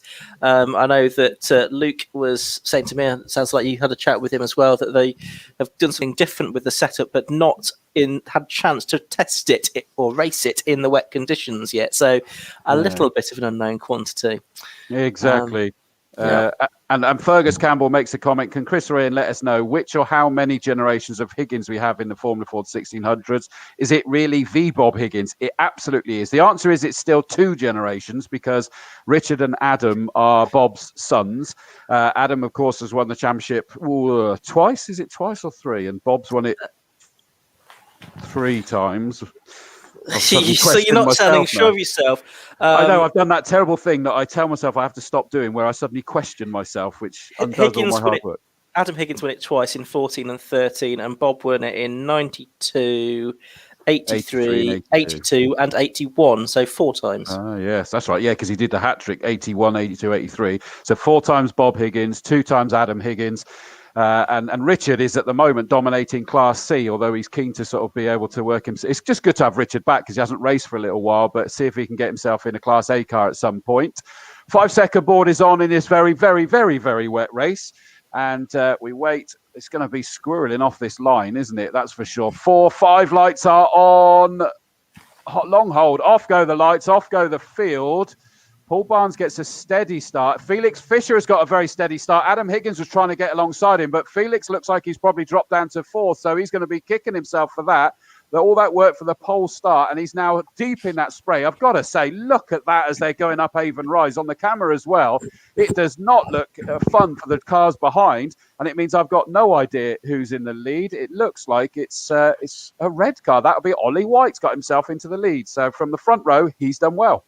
Yeah, and it looks like it is possibly Ben Mitchell up into second position then. Luke Cooper seems to have lost out. He is in fourth place. Nathan Ward is up into third position as well. I wonder if Nathan actually has gone for the ACB 9s, which he'd be entitled to use, I think, in that class as well. Anyway, they are heading on down towards the right-hander at Tower Bend, and it was Oliver White leading from Ben Mitchell in second place. He was in action as well at Donington Park over the course of the weekend.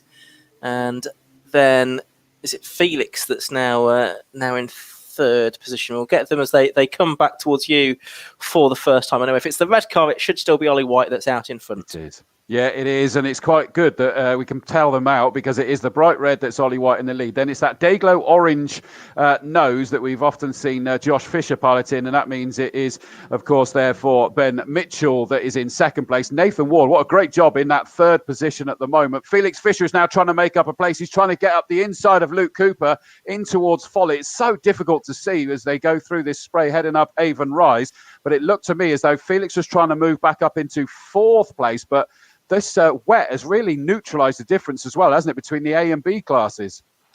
Yeah, and the other car that's going well there is the 111 car, which is Adam Higgins. They're in sixth position. Luke Cooper trying to get up the inside of Felix Fisher into the S's, but he can't make that work. So it's two for the lead in Ollie White, number 94, and Ben Mitchell, number 81. Then the gap back, and then four cars for third place, headed at the moment by the Class B car of number 23, Nathan Ward. From 26, Felix Fisher, 1, the reigning champion, Luke Cooper, and the treble 1 of Adam Higgins as well. The 28 car of Tom Hawkins is 7th.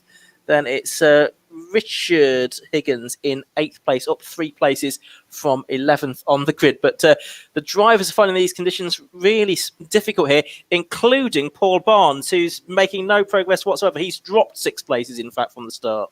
Yeah, that hasn't worked out at all, has it, then? That's interesting. But look at that. Bob Higgins is up into 13th place overall in that Class D car. Absolutely amazing. But Ben Mitchell is trying to keep Ollie White very honest here, although I think he just got a bit quashed up as he came through camp. Felix Fisher is now about to dive up the inside of Nathan Ward. So whatever the issue was for Felix off the line, he's got that sorted now. He's up the inside of Nathan, so up into third on the road. Makes no difference to Nathan. That's why you didn't see a fight from Nathan. He's leading Class B. That's the important part for him as he now goes round Quarry Corner. Although saying that, Ian, it's an interesting one, isn't it? Because the overall championship is not points scored in the class. It is overall. So that was, tempting probably for him to try and hold on to it. Absolutely right. Yep, it's based on overall finishing positions. There are separate class points as well for the class championships as well. As Ollie White, who won the opening 2 rounds of the championship on Easter Monday, comes past me in the lead from Ben Mitchell in second, Felix Fisher third, fourth being Nathan Ward, fifth Luke Cooper, and sixth Adam Higgins. You mentioned the progress made there by the Mackin of Bob Higgins up into 12th place in car 960. I don't think that's his age, but he is relatively venerable these days. That could even be running on the Dunlop tyres, I think, in that class as well, possibly, because it's such an elderly car relative to the rest of them out on the grid. And talking of Higgins, Richard Higgins is now up into 6th place leading Class C. He started 11th on the grid, so that he's flying as well. The Higgins are loving this. Bizarrely, I'm not sure what's wrong with TSL in this particular race, but it's showing that Adam Higgins is not come through. Well, he certainly has, and he sat there in a very good position. So hopefully that will get manually put up there fairly soon. So it'll actually mean that Richard Higgins will be in 7th, not 6th, once his brother is put into the place that he is. Got a spinner down here. That is the 74 car, which is Alicia Hamlin, who has spun, but she's got going again and rejoins. That was on the exit of the S's. So we've got the leader coming past me now. That's Ollie White. And I think the third place car, Felix Fisher, is now closing in on number 81. That's the car of Ben Mitchell, the Van Diemen RF99. So it's the Ray chasing after the Van Diemen. We've got a Swift out there towards the sharp end as well. We've got the Medina of Ollie White in the lead, the Thurman of Adam Higgins in 6th place. So lots of different chassis manufacturers represented on this Formula Ford 1600 grid, which is absolutely tremendous to see. Here comes Ollie White down towards us, past the back marker that threw me for a second there, but that lead is quite significant. New fastest lap of the race last time round for Ollie. Are we going to say, oh, and Ben Mitchell's nearly ran wide there. He looked like a dog trying to change direction on a kitchen floor as he went to turn right through Camp Corner, and he somehow just about managed to get it before he went into the patio door, as I watch my dog doing with and trying not to laugh, honest. But he's still going. But I think he's going to find himself this time massively into the clutches of Felix Fischer after that sort of scrabbling moment through Camp Corner.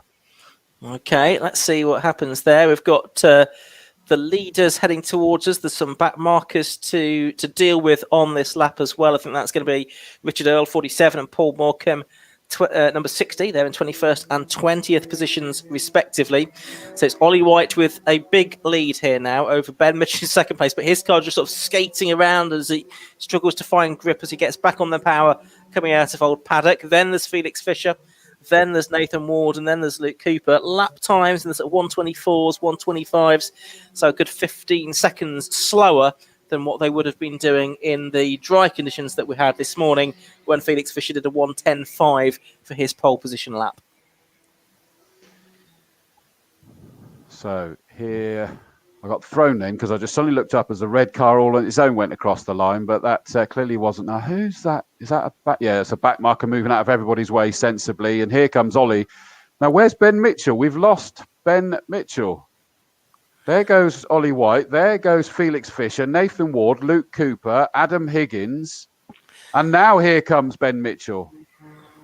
Oh, I suspect that might be a spin at Bobby's or something like that. Oh, and he's gone very wide again down here. So he is really struggling with that car. I said that, I called it, didn't I, last time through Camp Corner with the dog metaphor. He did it again down here. So I think you may be right. That would be at Bobby's would make sense. That's where we'd both miss it, isn't it? Yeah, I didn't see anything go on at Tower, so that's probably what happened. Spun at the chicane. Thank you, Formula Stuart. They obviously saw that on the footage there. It's a good job somebody's watching, isn't it? Ollie White comes past me in the lead. Felix Fischer 2nd. 3rd, Nathan Ward now up into the podium paying positions. 4th is number 1, Luke Cooper, who's not really having the happiest of races. Then it's the treble 1 car of Adam Higgins. Then Alex Walker is now up inside the top 6 in the Kevin Mills Racing Run Spectrum. 7th is Tom Hawkins, and then 8th, Ben Mitchell. Really, it's about hanging on in very difficult conditions in this Van Diemen, which doesn't seem to be handling that well in the wet. Of course, don't forget, guys, that as in Ian and Josh, we need to be picking the driver of the day, and this is the final race where somebody could basically be auditioning for that role. So we need to keep an eye on that one. Through goes Ollie White. 6 laps now completed. Felix Fischer back up into 2nd place. Nathan Ward, brilliant job, still holding on to 2nd. The lighting consultants backed Class B dominator, and as it's not just Class D this time, he's doing a great job. There goes Walker. Number 41 Walker's moved up a place now. Did we lose Adam Higgins, or is it just the timing glitch? It's the timing glitch, so he's still there.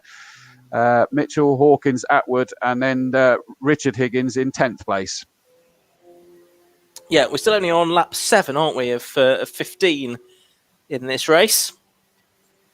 And as Ollie White comes past me again, he's put a lap now on the number 91 car, which is Bob Hawkins in the Springbridge direct-entered car. Luke Cooper a bit close to Nathan Ward this time, I reckon, although as they came across the line last time, actually Nathan was a little bit faster, but Luke's made up a bit of ground in the first part of this, the 7th lap, I think.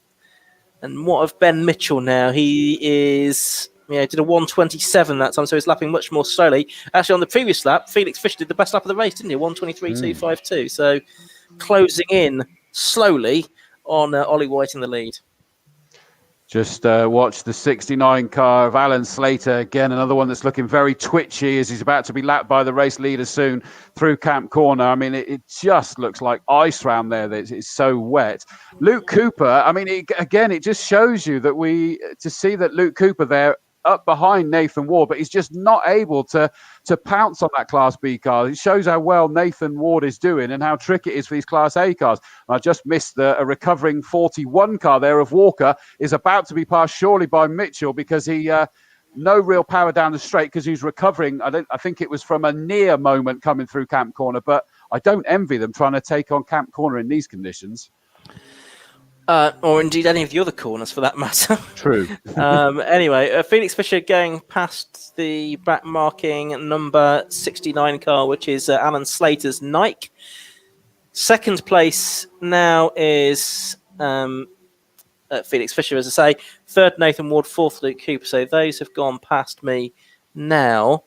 And Alex Walker, now in the number 41 car, has been caught again by Ben Mitchell. It was a slower lap that time from Walker, a faster lap from Mitchell. So Mitchell might get himself back up into the top 6 here. Yeah, that was the recovery from the moment down here at Camp, or near moment from Walker. Through goes the 94 car of Ollie White past the 84 Steve Bracegirdle. He looked like he was going fairly steady there at the moment, but our second place car definitely isn't going steady. He's just lapped another second quicker than Ollie White this time round, 3.8, 7 laps to go. If he keeps that going, he's going to catch him soon, you know. But how much is Ollie keeping in reserves, because there's no point taking undue risks? Yeah, well, certainly his last lap was a second slower than his best lap, wasn't it? So he's got something in reserve, one would suggest. But he will be seeing that bright orange helmet of Felix Fisher in his rearview mirror now, will Ollie, who this season is focusing on the Castle Combe Championship, which is good to have him down here doing that. He's also going to do the Formula Ford Festival and Walter Hayes Trophy at the end of the year as well. Defending the Walter Hayes Trophy. Indeed, he is this time. I missed the event last year, as many people did, because it was behind closed doors. But yeah, a great shame that we couldn't be there to see Ollie win the event. But yeah, we'll be looking to make it 2 from 2 this year. Sadly, the number 60 car has obviously had an issue. He's pulled it into retirement. So Morecambe was wise to just pull it into the pits and retire that one. You didn't think you could slip that one past me, did you? I mean, that was... I could sense that there's sort of slight nervousness in your voice as you wonder whether you should trot that one out. I know, yeah, that was a bit reserved, that one, wasn't it? Well, we need someone to bring us sunshine, don't we? So... How many more laps or time, says Julian Lambert? The answer is that we've still, I think I said last lap, 7 laps to go. We've now got 6 laps to go. Yeah, 15-lap race. When we have double headers, they're just 10 laps, aren't they? But in single-header races like this, it's 15 laps. Now, the gap has continued to come down. Last time it was about 3/4 of a second. And actually, it was 3 seconds at the start of the lap between Ollie White and Felix Fisher. Now, I don't reckon it is 3 seconds now. They've just lapped the number 5 car of Paul Barnes. Nathan Ward is just lapping Alicia Hamblin. And so too is Luke Cooper, and so too is Adam Higgins. So those 3 have got themselves together as well now. So we just need to keep an eye on this battle for third, but also the continuing erosion of the gap between White and Fisher out front, because Fisher's doing a good job of reeling in the Walter Hayes Trophy champion. He is, most definitely. I was just checking to make sure that was them, as I've got the drilling noise from the wind all of a sudden, although in fact, I tell you what was interesting, that point, the reason why that was a struggle going through camp for Felix that time round, there's standing water there, you know. That was a real struggle for them. Now, unsurprisingly, someone who's loving this, and you called it early on, and he seems to be doing it even more, 111 car, the grey car of... Adam Higgins is all over the back of Luke Cooper, heading up Avon Rise. Luke Cooper, of course, was trying to get past Nathan Ward. Part of him probably knows he doesn't need to do too much, although he does, doesn't he? I keep forgetting. It's not just the class points, is it, in the Formula Fords? He does need to get past Nathan to give himself a fighting chance in the overall championship. That's right. Yeah, needs to do that. Lead gap dropped by another sort of 7/10 last time, 2.289 seconds between White and Fisher as they crossed the line at the end of lap 10, 2/3 race distance. So that continues to come down. Meanwhile, Ward in the older model Swift and Cooper in the newer model Swift are about to lap another Swift, Paul Barnes. They've got Higgins, as you say, Adam Higgins, right behind them as well. And we've had a spin up, and that is Alicia Hamblin again, I'm afraid, having had another moment at the exit of the S's, but again, she rejoins. Well, we've also had Alan Slater had a moment down here. I think that's possibly his second, or it might be his first, and the others were close ones. But here goes our leaders about to put another lap. Alan's not enjoying these conditions, but it is good to see him back out in that Nike. Leader's gone through. Let's see. That was suddenly a personal best. That answers the question. Ollie White's just matched the times by Felix Fisher. Brum Racing says a Fisher would be good at reeling someone in. And that's so I'm not taking the blame for that one, okay? That wasn't me. You've got your script writers sending them in for you now, obviously. Right. Ollie White's coming back towards me again. The gap was actually about the same, to within a thousandth of a second last time, the same as on the previous lap. So I think Ollie White is, I'm not suggesting he'd fallen asleep, but I think he's realised that he just needs to push on a little bit now to try and keep Felix behind him. He did his personal best last time through, did Ollie White, so I think possibly he's doing what he needs to now. Alan Slater's just been lapped by number 23, Nathan Ward, who's still there in third place, Class B leader, of course. Class C being led by Richard Higgins, as we've mentioned, and Class D by Bob Higgins, so we could have two of the three Higginses winning their classes today, but not Adam, because he is fourth in his class, fifth overall. Yeah, and I mean, as I said earlier, is that he's still working on that Ferme car, working on it this year just to try and sort of drag it up through and get rid of any sort of little niggles with it. And it's getting quicker and it's getting more reliable.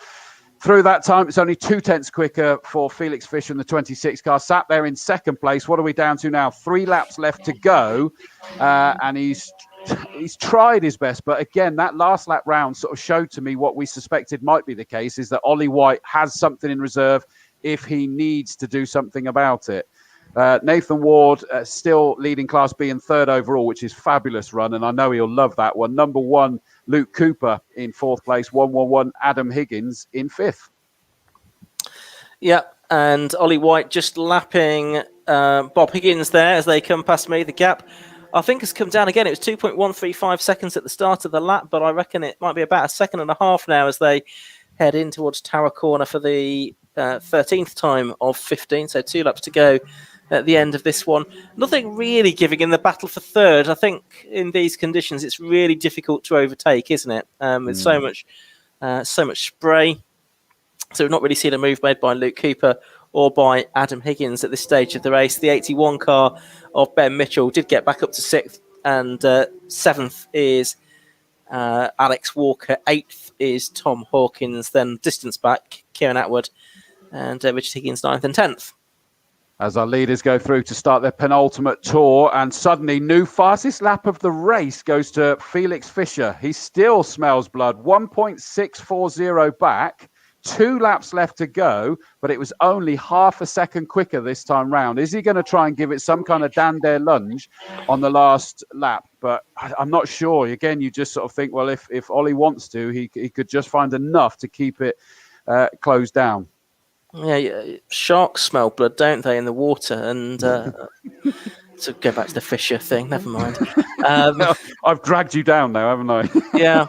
But definitely Fisher is closing in on number 94, Ollie White, in the lead of this race. They've got Hamblin to lap, and they do that on the way down towards Tower Corner.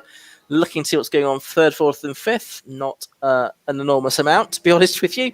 It's Nathan Ward, actually, with a bit more daylight between himself now and Luke Cooper. So I think the main question is whether maybe Adam Higgins might try something towards the end of the race to try and get through. Of course, he doesn't feature really in the points table, whereas Luke Cooper's second in the points, just behind Ollie White, 6 points behind Ollie White, coming into this meeting. Well, here they come, ready to start their final lap. Still, Ollie White, just got a little bit crossed up as he took the apex very tightly there. And, of course, often they want to avoid the apex in these terrible conditions. But in fairness, Felix Fischer was a tenth slower that last time round. So it's not looking like he's going to be able to do something. Ollie White just needs to keep his powder dry, which is difficult in these wet conditions, but he'll try his best. Nathan Ward still holding on to third. Luke Cooper, I mean, for me, it just looks like he's not prepared to take a risk, doesn't it? He's just not throwing anything up the inside of Nathan Ward.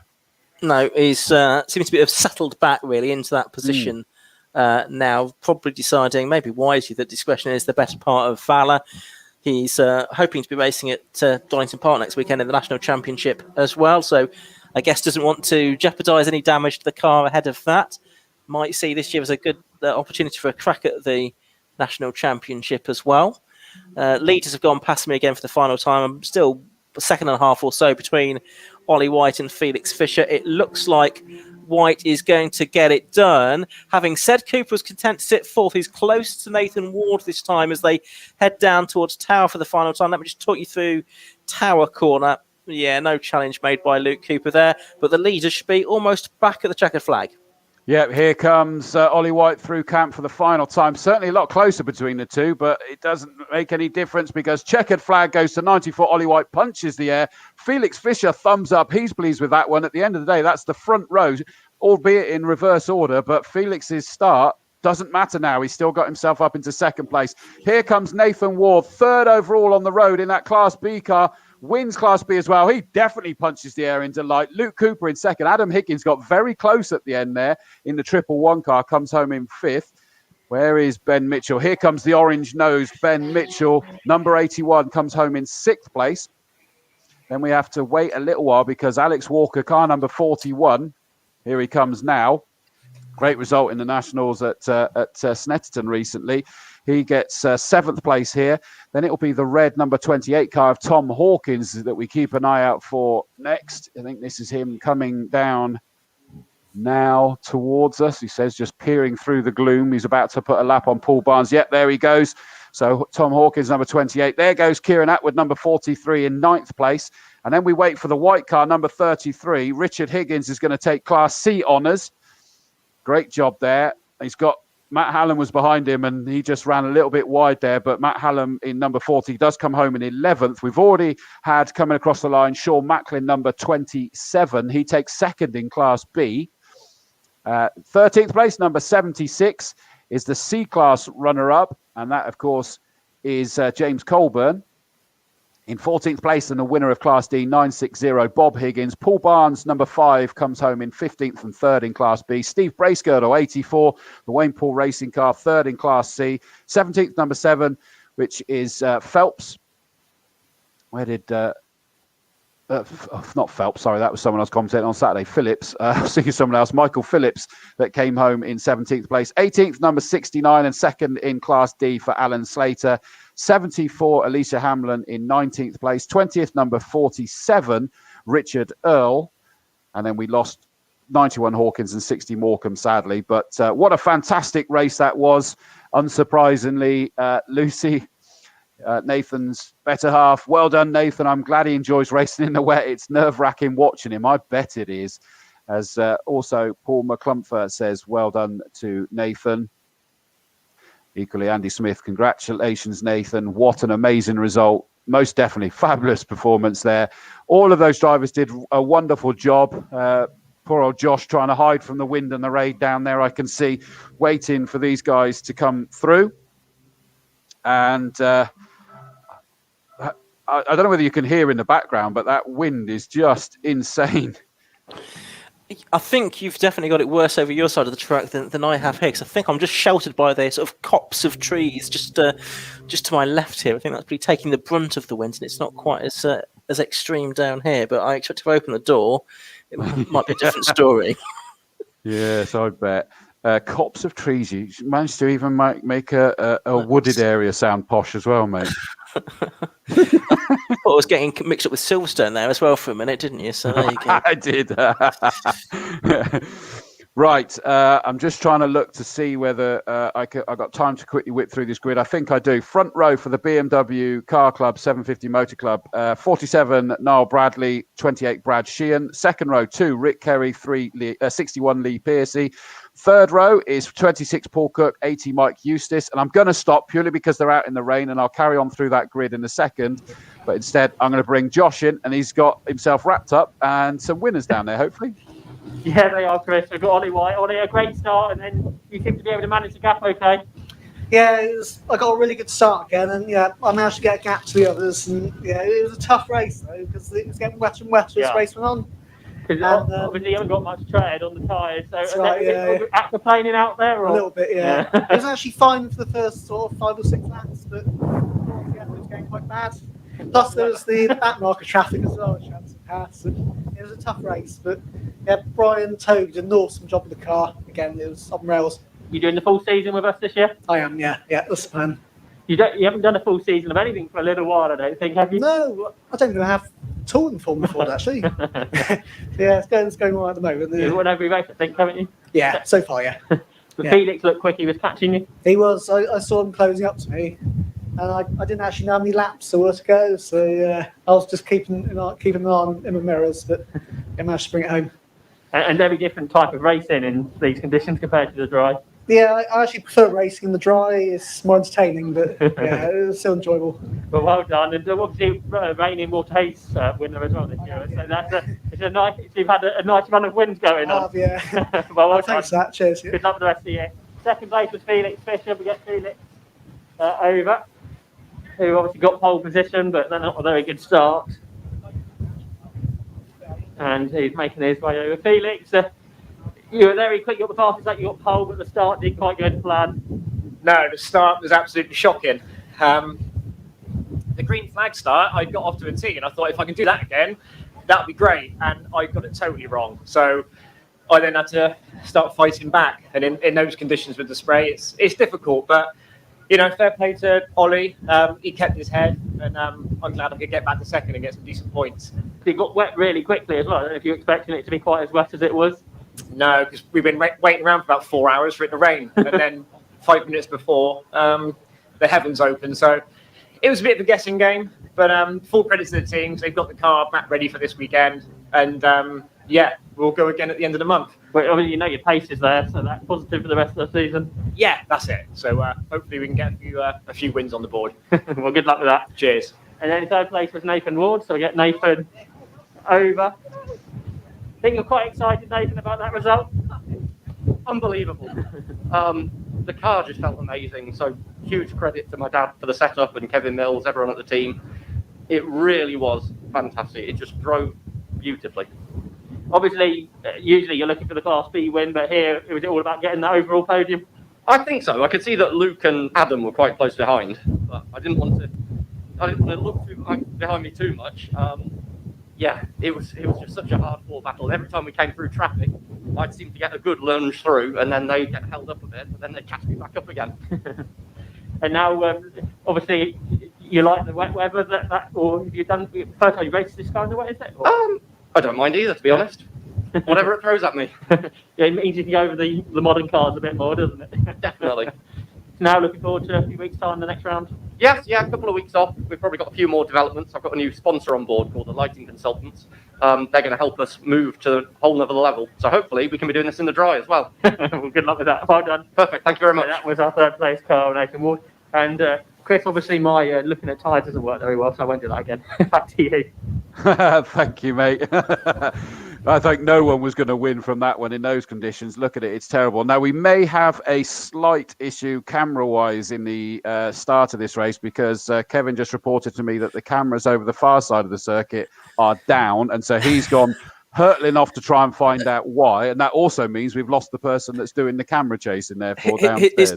He's gone hurtling back again now. Really? He's come around at moderately high speed, and Your Honour, I think he's sort of changed a battery or something by the looks of things, and then gone hurtling back again. So even as we speak, he's heading back to mission control to get into position to direct the next race when that gets underway. But look, they're waiting for him. Clearly, there's no cars on the grid yet. Well, I was just looking round, and I'm not aware that they're doing any great cleanup here, so I'm not sure exactly what the issue is. Now, what we do have, and this could be the reason why, is that I've read a grid out, and Dave Goddard's also said the same as just after I'd worked it out, is that the grid I read out, although it's linked to race 2, is actually their first race grid, and there is no grid anywhere for this second race. I've looked on the bulletin board on Combe, I've looked on TSL, and there is no grid for what should be, race number 8. So there may be a hold up while we're going, well, this isn't right. Well, here they go. They are releasing them now, telling them to turn their lights on. What is the grid based on for this one, Ian? Well, I think from memory it is race 1. He said, let me get the regulations out. It's either race 1 result or fastest lap. But either way, yes, I noticed the same thing with regard to the grid that was published, and I had a question mark over whether it was correct or not. Well, it's certainly there for let me just do another refresh and see whether I get a change. Yeah, sadly, there's as you can imagine with this weather, I think is the biggest issue is that there's all sorts of comms issues they're struggling with downstairs, let alone us. I noticed we got an amended Dave Allan grid as well, so I'll have a look at that in a little bit. I haven't noticed what's different about it, but even just refreshing the TSL website takes a while, so there's a clear struggle there. I heard there's comments that the cable they normally use from this building over to the start line, there's too much noise on the line, so they suddenly had to grab some of Kevin's bandwidth or something, and then that also probably shows why we've had the odd issue here. So it's like, welcome to this lovely weather. The grids for grid positions for race 2 were determined by the finishing positions in race 1. Is the regulation? Which means that they were completely wrong, the grid we read out. Hopefully they are going to have it right. Well, no, the marshal's telling that the number 2 car. So no, unfortunately the start line marshals have got the wrong grid as well. And there's flabbergasted. Number 2 should be up on the second row, but he's being forced to start on the third row. So this has gone, as the kids say, Pete Tong. So yeah, we should. The finishing order from race 1 was 28 Brad Sheehan, 47 Niall Bradley, 26 Paul Cook, 2 Rick Carey, 61 Lee Piercy, 80 Mike Eustace. So that should be your top 6, but I don't think it is on the grid. Well, actually, now they're doing it where. So let me tell you this: it's 28, 47, 26, 2. Yeah, that's good. 61, 80. Yeah, this is looking good. Yeah, so this is where they're just suddenly doing some jiggery pokery on there. 767. Correct, yeah. 25, 59. Yeah. Then we should have 130. And I think that's why there's frustration. Whatever happened is that there was no grid issued for race 2 on this. And now the start line marshals therefore had what we had. And then they've suddenly gone, no, that's not what it should be. And so they're having to go with possibly what you're just doing there of looking at the race results, to be honest with you. Oh, it's all hard work in this weather, isn't it? So let's have a look. 1 and 30. Yep, that's right, on race 6. 77 and 8. On race 7, yep. 76. Yep, and we should have 21 next to him. Yes, but they're getting him to go to the wrong place. Keep going, Andy. Keep going, Andy. Yep, he stopped where... Because, again, you see, these drivers are confused because they're going, well, I thought I was going to be on here because they've done what we did. Yeah. Then it looks like, what's that, 23, 60, 31. Yeah.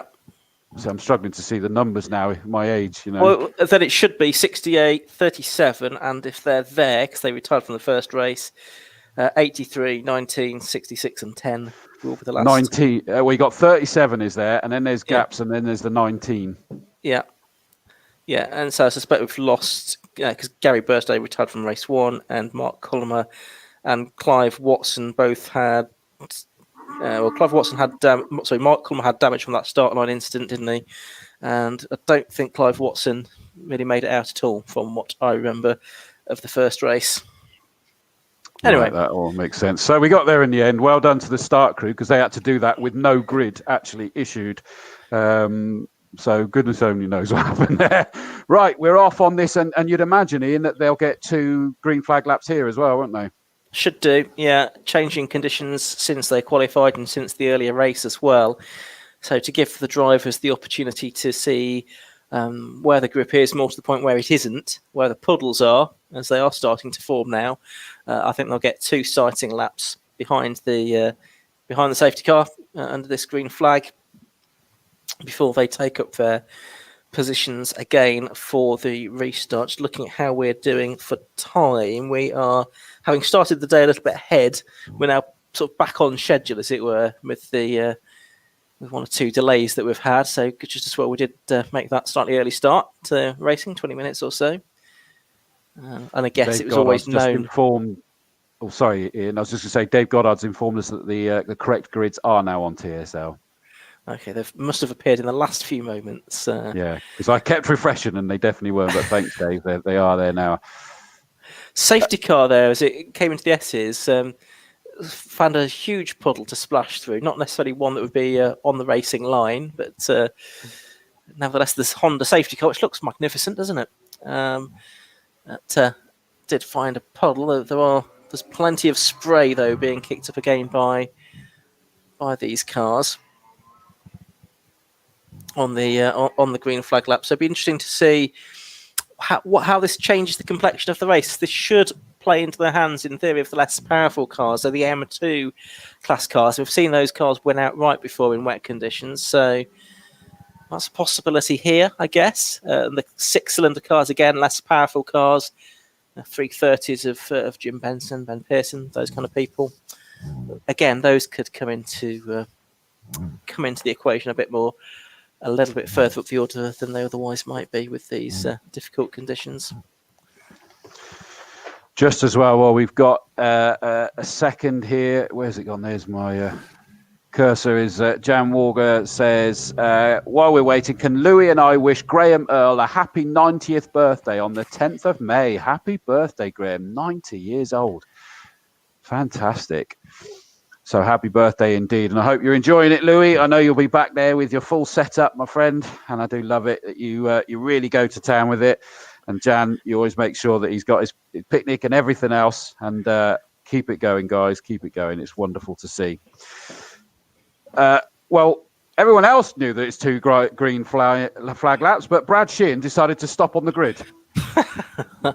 He's just itching to get on with it, I suppose. Yes, it does say in bright lights on the gantry 2 green flag laps, but he didn't see that. And the safety car had carried on going. I tell you what, looking at the exit of Folly, albeit it should be off the racing. Oh, yeah, it is just about. There's a big old puddle you can see as they start rising up Avon Rise. So it literally is the bottom of the hill there, if you will.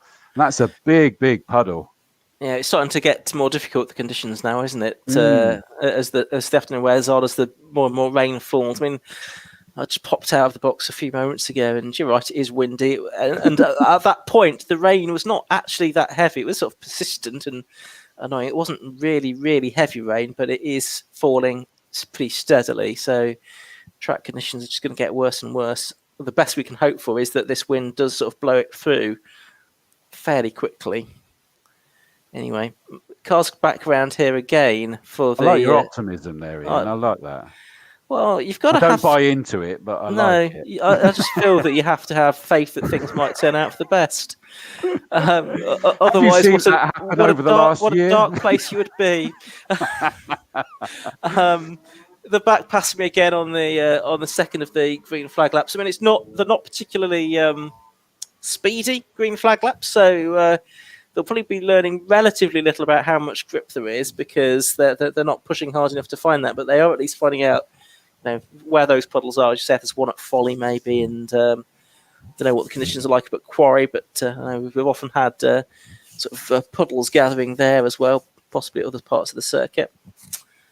19 car is the last car out there, by the way, which is the Rob Lyons car. So no Mark Hormer, Clive Watson or Gary Burstow on the grid for this second race. There you go. Double Bubble Disco Queen says positive energy. That's what you're giving off there, mate. There's a first time for everything. Yeah, the steady laps there were of no fault of the safety car, were they? They kind of just left the safety car to canter off into the distance, bizarrely. Yeah, did its own thing. Yeah, but here they come, all of them obviously with their lights on because they were told to do so. They were also told 2 green flag laps, but that didn't work for everyone. But I'm sure they'll rib him for that one when they get back into the to the paddock. But on to the front row of the grid they come. I mean, again, you can see it on that picture. What awesome, awful conditions there. It does look pretty grim, doesn't it? It does a bit. Now, I've got to remember to actually message through to Joe in a second. God, the wind where they're struggling. Looking at the front where they're trying to hold those flags up and it's nearly blowing them over. I told you, I'm not exaggerating. It is genuinely awful. I believe you. Yeah, we knew it was coming. It's just, the realisation of when it actually does hit. Just awful, awful conditions. So, on to the grid they come. With the splitters on the front of these BMWs and this wet weather, it just looks more like they're going to be sort of scooping it up. The last few are taking a long time to get into place, aren't they? But I don't think there's any issue with tyres being up to temperature or anything. Last one's in. Green flag has now been waved. We've got this 20-minute race for the BMWs. And we look towards the gantry to see what we're going to get now. 1 light, 2 lights. On goes the 3rd, the 4th, the 5th. The engine notes rise. Off go the lights and steadily off go the field. Apart from 61, what an incredible start there from Lee Pearcey. Up the inside of our pole sitter already, but he's just been checked there. I think that there may have been a slight bit of contact there to put him backwards, which actually means our pole sitter. Wow, what a second phase he got there because he screamed himself up into the lead, despite the fact that he nearly dropped down to 3rd for a second. But Brad Sheehan looks to me as though he's managed to... Oh, no, it's not, is it? It's the Niall Bradley that's done it. There was white was all I could see through the rain, basically. Yeah, it is Niall Bradley that's got the lead. Brad Sheehan in 2nd. Lee Pearcey, they're up to 3rd after that good start, as you say. And then 4th is Mike Eustace in the number 80 car, up from 6th position on the grid. So the cars that have gone backwards then are Paul Cook and Rick Kerry. Rick Kerry, I can see, is in 4th, 5th, 6th position behind Jim Benson. And Paul Cook is 7, 8, 9, I think he's 10th at the moment. So he's made a really slow getaway, struggling to adapt to these conditions in a car that is still new to him, as he was telling Josh earlier on. So it's Niall Bradley leading, Brad Sheehan in 2nd place. And 3rd going with them at the moment is number 61, Lee Pearcey. Well, the front 2 of... the front 3. I was about to say it looks like Sheehan. In fact, Sheehan is trying to sort of find a space to throw his car. But round the outside now goes Pearcey. Surely not in these conditions. There's puddles out on the outside of the camp corner. He somehow made it stick. He's still alongside Sheehan as they go along the start-finish straight. Not managed to make the move yet. Sheehan's got hugging the inside line.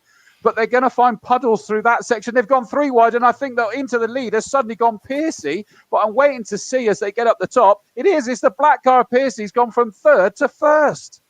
Brilliant stuff from Lee Pearcey then. He takes the 2 white cars of Niall Bradley and Brad Sheehan. And after a good start, he's had a good first lap and a bit as well. He's gone into the lead of the race. Bradley 2nd, Sheehan in 3rd. Now, what can he do from here? Can he sprint off into the distance? We've still got nearly 18 minutes of the race left to go, of course. It's a 20-minute race. In 3rd place is Mike Eustace. In 4th place is Jim Benson. And that's just worth reiterating what an amazing performance that is, because he is in one of the 6-cylinder cars up against all the M-Series engine cars that he's ahead of now, including Adrian Williams as well. He's ahead of him. He's ahead of Rick Kerry. He's ahead of Paul Cook, who's still making no real progress. Really difficult for some of these more powerful cars to get any kind of power transmitted through the wheels to the tarmac. Really, really tough conditions for these big, powerful BMWs. Isn't it just? But down they come towards us to complete their 2nd lap. And deliberately missing the apex from Piercy. Now, there's some serious experience in this drive by the looks of it for me. Not as wide as he went last time round, but definitely missing that apex, and it's keeping him out ahead of Bradley and Sheehan. Those two are possibly, relatively speaking, falling ever so slightly back. Eustace, Benson in 80 and 59 are in 4th and 5th. Then it's the 67 and 25 cars having a great fight, both leading their respective... Benson's leading Class 1. M2's being led by Williams. In fact, Pearson needs to get through to try and challenge Benson, but not yet. Yeah, also in M2, Wayne Lewis needs to make up places as well if he's to catch the class leading car. He's lost another position on that lap as well, and Wayne Lewis led the championship coming into this weekend by just a single point from Jim Benson, and he was another point ahead of Niall Bradley, who was another point ahead of Ben Pearson. The point system within the BMW Car Club Racing Championship is such that it's going to be really, really tight all season long. A change for second place at Tower Corner. Brad Sheehan got his car up the inside of Niall Bradley, and he's taken the place away, and he's sort of sprinted off after Lee Piercy now as well. Can Sheehan, now he's sort of cleared Niall Bradley, can he challenge Lee Piercy again for the lead in the race? Fascinating stuff. We just had a big moment there. I missed most of it because I'm trying to get the info through to Joe Lukovic, but 26 Cook had a big moment here at camp. It's got going again, but is way down the field. Legitimately, it kept showing him there in first race, didn't it? But this time it's legitimate. Yeah. He's right at the back. Now, it looks to me as though Bradley, number 47's dropped down to third and is a long way back from these guys. Apologies if you were commentating on something happening with those guys, Ian. But he's dropped quite a bit away from the lead too. Yeah, so he was passed at Tower Corner by Brad Sheehan, and Sheehan immediately put a bit of daylight between himself and Bradley and was catching Lee Piercy, which I think he has continued to do.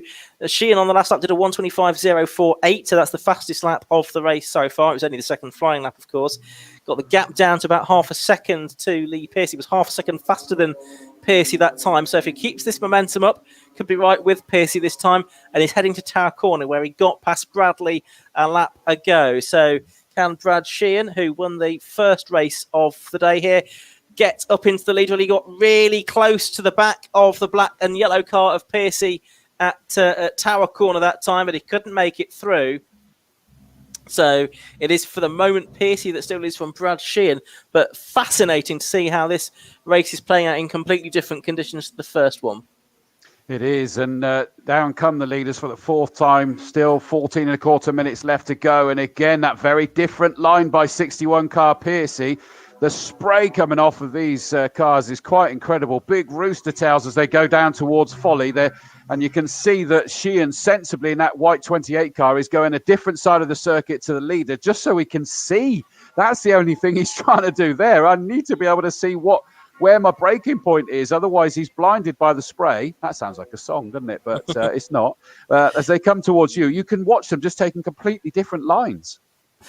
Yeah, and Paul Cook, who finished third in race one, he's down to 20th position now just because he's finding that car so difficult to handle in these conditions. The first of the cars is about to be lapped. That is the 68 Cut Plus car of Gareth Thomas. That's by Lee Piercy and Brad Sheehan. And we're going to get him by Tower Corner because I think he's pulling away to the left-hand side of the circuit to let them through on the inside at Tower, in actual fact. Now Bradley is still there in third, Mike Eustace fourth, Jim Benson fifth, leading his class. Class M2, by the way, you mentioned earlier on, that's still being led by Adrian Williams, but looking back at the leaders as they head back towards you, Chris, it's the black car of Piercy with Brad Sheehan putting a lot of pressure on him.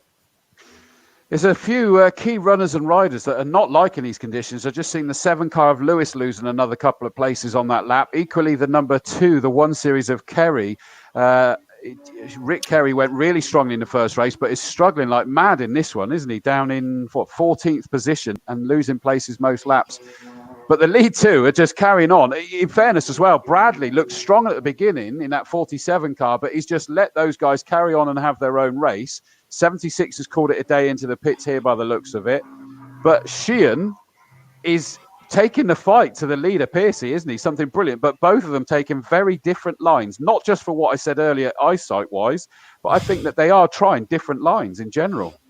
Yeah, and they'll both be trying to find where the grip is. Now, whether Piercy, for example, has more experience in karting, where the wet racing line and finding the grip on a wet track is important, because you're possibly racing on slick tyres even in wet conditions. Not sure if he does have that experience or not, but that could be paying dividends here, and that will explain why he might be trying something a bit different to what Brad Sheehan is doing, which might be something a bit more conventional. Bradley still third, Eustace fourth, Jim Benson fifth, but Jim Benson's now being caught by Ben Pearson. That time through, Pearson did his personal best lap, and he is lapping nearly 3 seconds faster than Jim Benson now. That's for the Class 6 lead, and it's 5th and 6th position overall. So they are just heading through Tower Corner.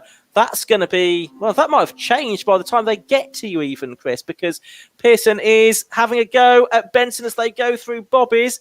Just having a look as they come out. I think Pearson's done it. I think he has. He's got past Jim Benson, up into 5th position and the 6th class lead. Wow, fair shout. That was, and our leaders are picking their way through traffic. I think they're probably on the farm straight towards you. That was looking like a mighty challenge for them, because they need to do it, but they need to be careful about it. There goes Pearson, and not only is he in the lead, he's pulled a long way from the 59 car of Benson, hasn't he? So I'm not sure whether they've got an issue with that Benson car, because we felt it was off the pace in the first race, didn't we? Yeah, it's a little bit compared to where I'd expect to see it. Lee Pearcey, we've got yellow flags now down at Tower. I can't see why at the moment, but the leaders are just heading into that part of the circuit. And I was just about to say that Lee Pearcey and Brad Sheehan have just lapped Paul Cook. Bear in mind, he was third in the first race. He's been lapped now, within the first 10 minutes of this race. That's quite incredible. Yellow flags have gone in, by the way. So the incident cleared at Tower. I'm surprised, because the car's still there, so it shouldn't have gone in. The green flag at the exit is still waving. It looks like it's possibly the number 8 car of Red Droppers, basically over sort of against the tyre barrier at the start of Tower. I just saw it out the corner of the footage up there, so you can just see it on the screen now. But that looks possibly more like it's just gone into retirement rather than hit anything. Now, where's that? Is that yellows up at Quarry as well? Was that Quarry that we were just looking at then? I can't see any yellows up there from my position. No, it might have been Tower again, but I just suddenly saw where are we looking? Oh, it's Tower Corner, so it tells us Kevin's done a brilliant job. He's put the names on the cameras as well, and still the waved yellows, but we can't quite see. But it does look like it's Red Drop, the number 8 car. Okay, leaders are back with me again. This is on lap 8 with just under 9.5 minutes left to go, and it's still number 61 leading, Lee Pearcey from Brad Sheehan in second place. They've just lapped Rick Kerry as well, and 21 Andy Abrams as well, who are battling for 14th and 15th position overall. Paul Cook is up into 16th place now, and Niall Bradley, now he's fallen ever further away from the first two. Is he going to come under pressure from anybody? I don't think he is, because Mike Eustace is a fair distance back behind him as well. So just quickly across the line, there's a great fight. Denwood's just been passed by Harborough in the older style number 30 car, and I saw that was closing down. He's done it all, and we just got our leaders in towards camp, and I thought for a second that Sheehan, number 28, was trying to dive up the inside of Pearcey, but Pearcey just took that wide out sweep across the apex, so it shut the door, and it means he's taken that pace onto the start-finish straight. So heading up Avon Rise, he's under no pressure from Sheehan this time. That didn't work, and I think I just looking the wrong way, missed a potential issue again for Kerry in number 2. Abrams got past him now. But that was obviously very different lines taken by those two. Oh, and we've got running very wide here, and onto the grass goes the number 7. He just absolutely aquaplaned off the circuit there, but managed to get it back on the circuit instead of hitting track furniture. Well, that's championship leader Wayne Lewis as well, who is down in 18th position. He's 4th within his class at the moment, so he'll be dropping points. It could be Niall Bradley or Ben Pearson that potentially might move into the championship lead after this weekend. Need to work all of that out, of course. Leaders have just gone past me again. Pearcey and Sheehan still quite close together. And just heading back towards you again is that E30 of Dan Harborough, who's up into the top 10 now, having got past the reigning champion, Kevin Denwood. They're back up towards camp as well. Well, I'll tell you what you're going to see coming out of Quarry very shortly is 2 cars that were side by side, and it is an important battle. It's Travis in 77, Granger in 37. That's third and fourth in Class 6. So only one of them's going to get any silverware. So they're having a great fight coming onto Farm Straight as the leaders cross the line for the 9th time. It's still Piercy who's just putting a new fastest lap of the race despite getting through some back markers. How did he do that? Oh, great stuff. And you mentioned Granger there in that battle with Travers. Of course, Granger's come through from the back of the grid as well. He finished 21st in race 1, so started on row 11 of the grid here. And despite the fact that this car's well misted up, he has closed in on Paul Travers, and it's a battle for 8th and 9th position between those two. So that's a good scrap going on. And the leaders are heading towards me with a back marker getting very sideways out of the S. It's just in front of Lee Piercy. I imagine that was a slight heart in the mouth moment for all concerned. Piercy's cleared the back marker. So too now has Brad Sheehan. But, oh no, I don't think he has. I wonder if the back marker knew that Sheehan was there, because Sheehan all of a sudden has lost a good few car lengths to the race leader Lee Piercy. So that will harm his chances, I reckon, as we go into the final 6 minutes of the race. But yeah, incidentally, I was going to say Benson's crossing the line. He's about to lose second in that Class 6, and he's lapping sort of like some 6 seconds off of his best time in this race, and he's already lost out now. So Travers up into second in class. Granger, of course, 37, is going to go with him very soon. So Benson, for me, undoubtedly has an issue. Yeah, that's a surprise. Regular front runner in Class 6 over the past couple of seasons, Jim Benson, but clearly a problem with the car would suggest if he's doing 134s, and the other cars in that class are doing, well, 127s in the case of Ben Pearson and 129s in the case of Travers and Granger. As it is Travers that is coming past through. Yeah, Jim Benson just about managing to fend off Cavan Granger for the moment at least, as they head down towards Tower for their 10th time. It's the 11th lap for the race leaders now. As Piercy, that race leader, does come through. Now he's about to put a lap on Kevin Denwood. I think that'll be 2 laps. No, just the first lap is putting on Kevin Denwood, I think. He's now over a second clear of Brad Sheehan in second place. Right, so we wait for the leaders to come down towards us. Just notice that 26 Cooks got past 2 Kerry. Of course, those two were embroiled in a great fight in the first race, but they're not where they were this time around. They're in 15th and 16th, 5th and 6th in class. But we'll wait and see. There's the 77 Travers. Granger has done it. 7 is really struggling there again, is Lewis. Just not liking this the camp corner in particular. Here comes our race leader through past that Graggle, and it means that he's got 3 back markers between himself and the second place Sheehan. And in fact, looking at that, I'm wondering whether Sheehan's decided with 4 1/4 minutes left to go, he's not going to be able to do anything about it, so he's going to nurse that one home with still a good haul of points. Yeah, possibly so, because he, had the victory in the earlier race, second place in the second race at Silverstone after that DNF from a good position in race 1.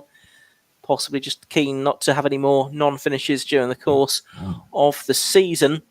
Good drive this from Ben Pearson in 4th place as well, because he's got ahead of Mike Eustace now. So we've got a Class 6 car into 4th position overall, behind the 3 M1 class cars, ahead of all of the M2 class cars. Great drive from Ben Pearson in the Class 6 car. Did some Compact Cup racing, I think, as well a few years ago. Did Ben. But yeah, coming into the last 3.5 minutes, last few laps of this race.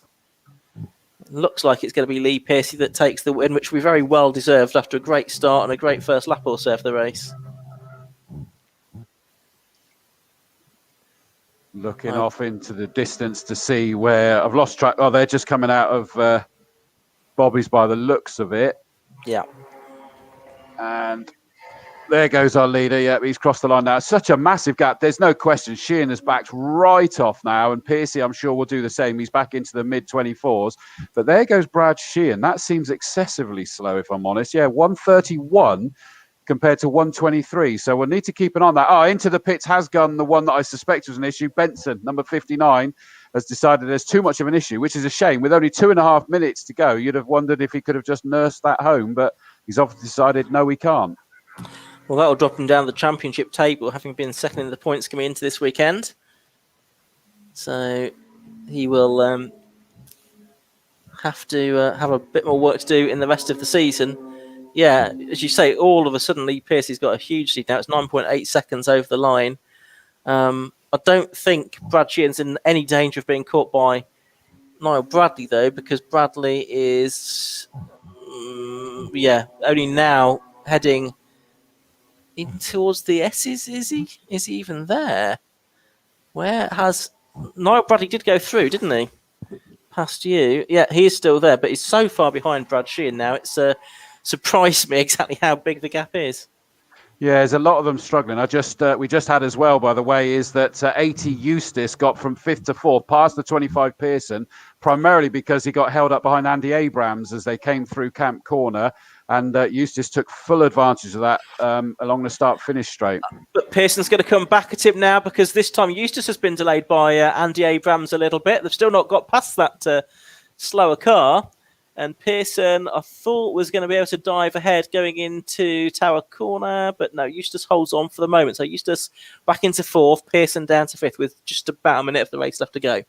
Well, yeah, that was still a struggle. They're not managed to get past Andy. I don't know whether he doesn't realise maybe that these are faster cars, and I think even with blue flags, everybody's kind of got confused what the situation is going to be here, but I think they're flashing their lights. The number 80 coming down, trying to get past Andy Abrams. He's involved in his own fight. In conditions like this, I think it's a bit grip it and rip it just to keep it on the island, isn't it? And very, very misted up as well. I would suggest you can't see any mirrors anyway because the windows are totally misted up. Takes the apex again. And so 80 Eustace still can't get back. In fact, Pearson stepped away from that fight for now to just keep his powder dry. Yeah, and Andy, sadly, local driver, local superstar, but I don't think he realises that they're faster cars behind him at the moment. I'd be confused out there as well, to be honest. Yeah, not surprised, really. Pearson is going to try and attack. Checkered flag. Yeah, sorry, just going through the middle of back markers there, and he's backed off 61. That takes the checkered flag and the victory comfortably in the end. Sorry, Ian, over to you. No, very well deserved as well. It was too for Lee Pearcey. That battle between Eustace and Pearcey, Pearson, I should say, they are in completely different classes, of course. Oh, there's now yellow flags again. I think something down at Tower possibly. Not sure if we can pick that up on the camera. So no overtaking there anyway. I was going to say, though, Pearson in a different class. The points are scored based on your class finishing position rather than the overall finishing position. So, well, that'd be nice for Pearson to finish 4th. Maybe he'd be better off just sitting in behind Eustace anyway. Niall Bradley should be heading towards you to take 3rd, I would think. Yep, here he comes, just getting past the back marker, and he's going to come through now and take 3rd position. Again, it was managing that race without question, and he takes it. And here's Andy Abrams still sort of keeping himself ahead of these faster cars, 80 and 25. But like I say, you look at the windows, and Andy just is fully misted up. So he's done brilliantly well there to bring that car home in 13th place, 3rd in class. And he possibly just had no idea. And you'd be livid if you thought you were letting a faster, a car that was lapping you through and found out it wasn't. So tricky situation in these conditions. But 80 Eustace takes 4th on the road. 5th goes to number 25 Pearson, which, as you say, gives him the Class 6 victory. And as you called it, a brilliant job in amongst and higher than what, from what you're saying, should be faster cars in reality. Yeah, absolutely. Great drive from Pearson to get 5th position overall. Good drive from Pearcey as well to get the win. First win he's had in the BMW Car Club Racing Championship. I think his experience perhaps coming to the fore there with that 14-second victory. It was all really done in the early stages of the race with a good start and a good first lap of the race. But some of the more established names struggling a bit. So Paul Cook, who was 3rd in race 1, finishing 14th in the end. Wayne Lewis, by the looks of it, who was leading the championship coming into this weekend. He was a non-finisher. So too was Jim Benson, who was 2nd in the championship. So it's really going to shake the championship table up a little bit, I think, going into the next round of the championship in a few weeks' time. I'm just quickly looking, is that we've got an amended result for the last Mazda race, which means we've got an amended grid. Now, can I see car 34 in Cameron disqualified from result contact with another car? Okay. So that's as simple as that, which obviously therefore puts that car to the back of the grid. And we've got this reversed grid. Now, I'm not likely to be able to get through this before we hand over to Josh, but I'm going to give it a go and see how far we get. Right, front row 9, Ian Tomlinson, 54, Marcus Bailey. Second row 77, Steve Foden, and 43, Declan McDonald. Third row 93, Ben Abbott, 58, Michael Combe. Fourth row 1, Ben Hansey, 71, Ben Short. Row 5, 72, Martin Short, 230, Thomas Holland.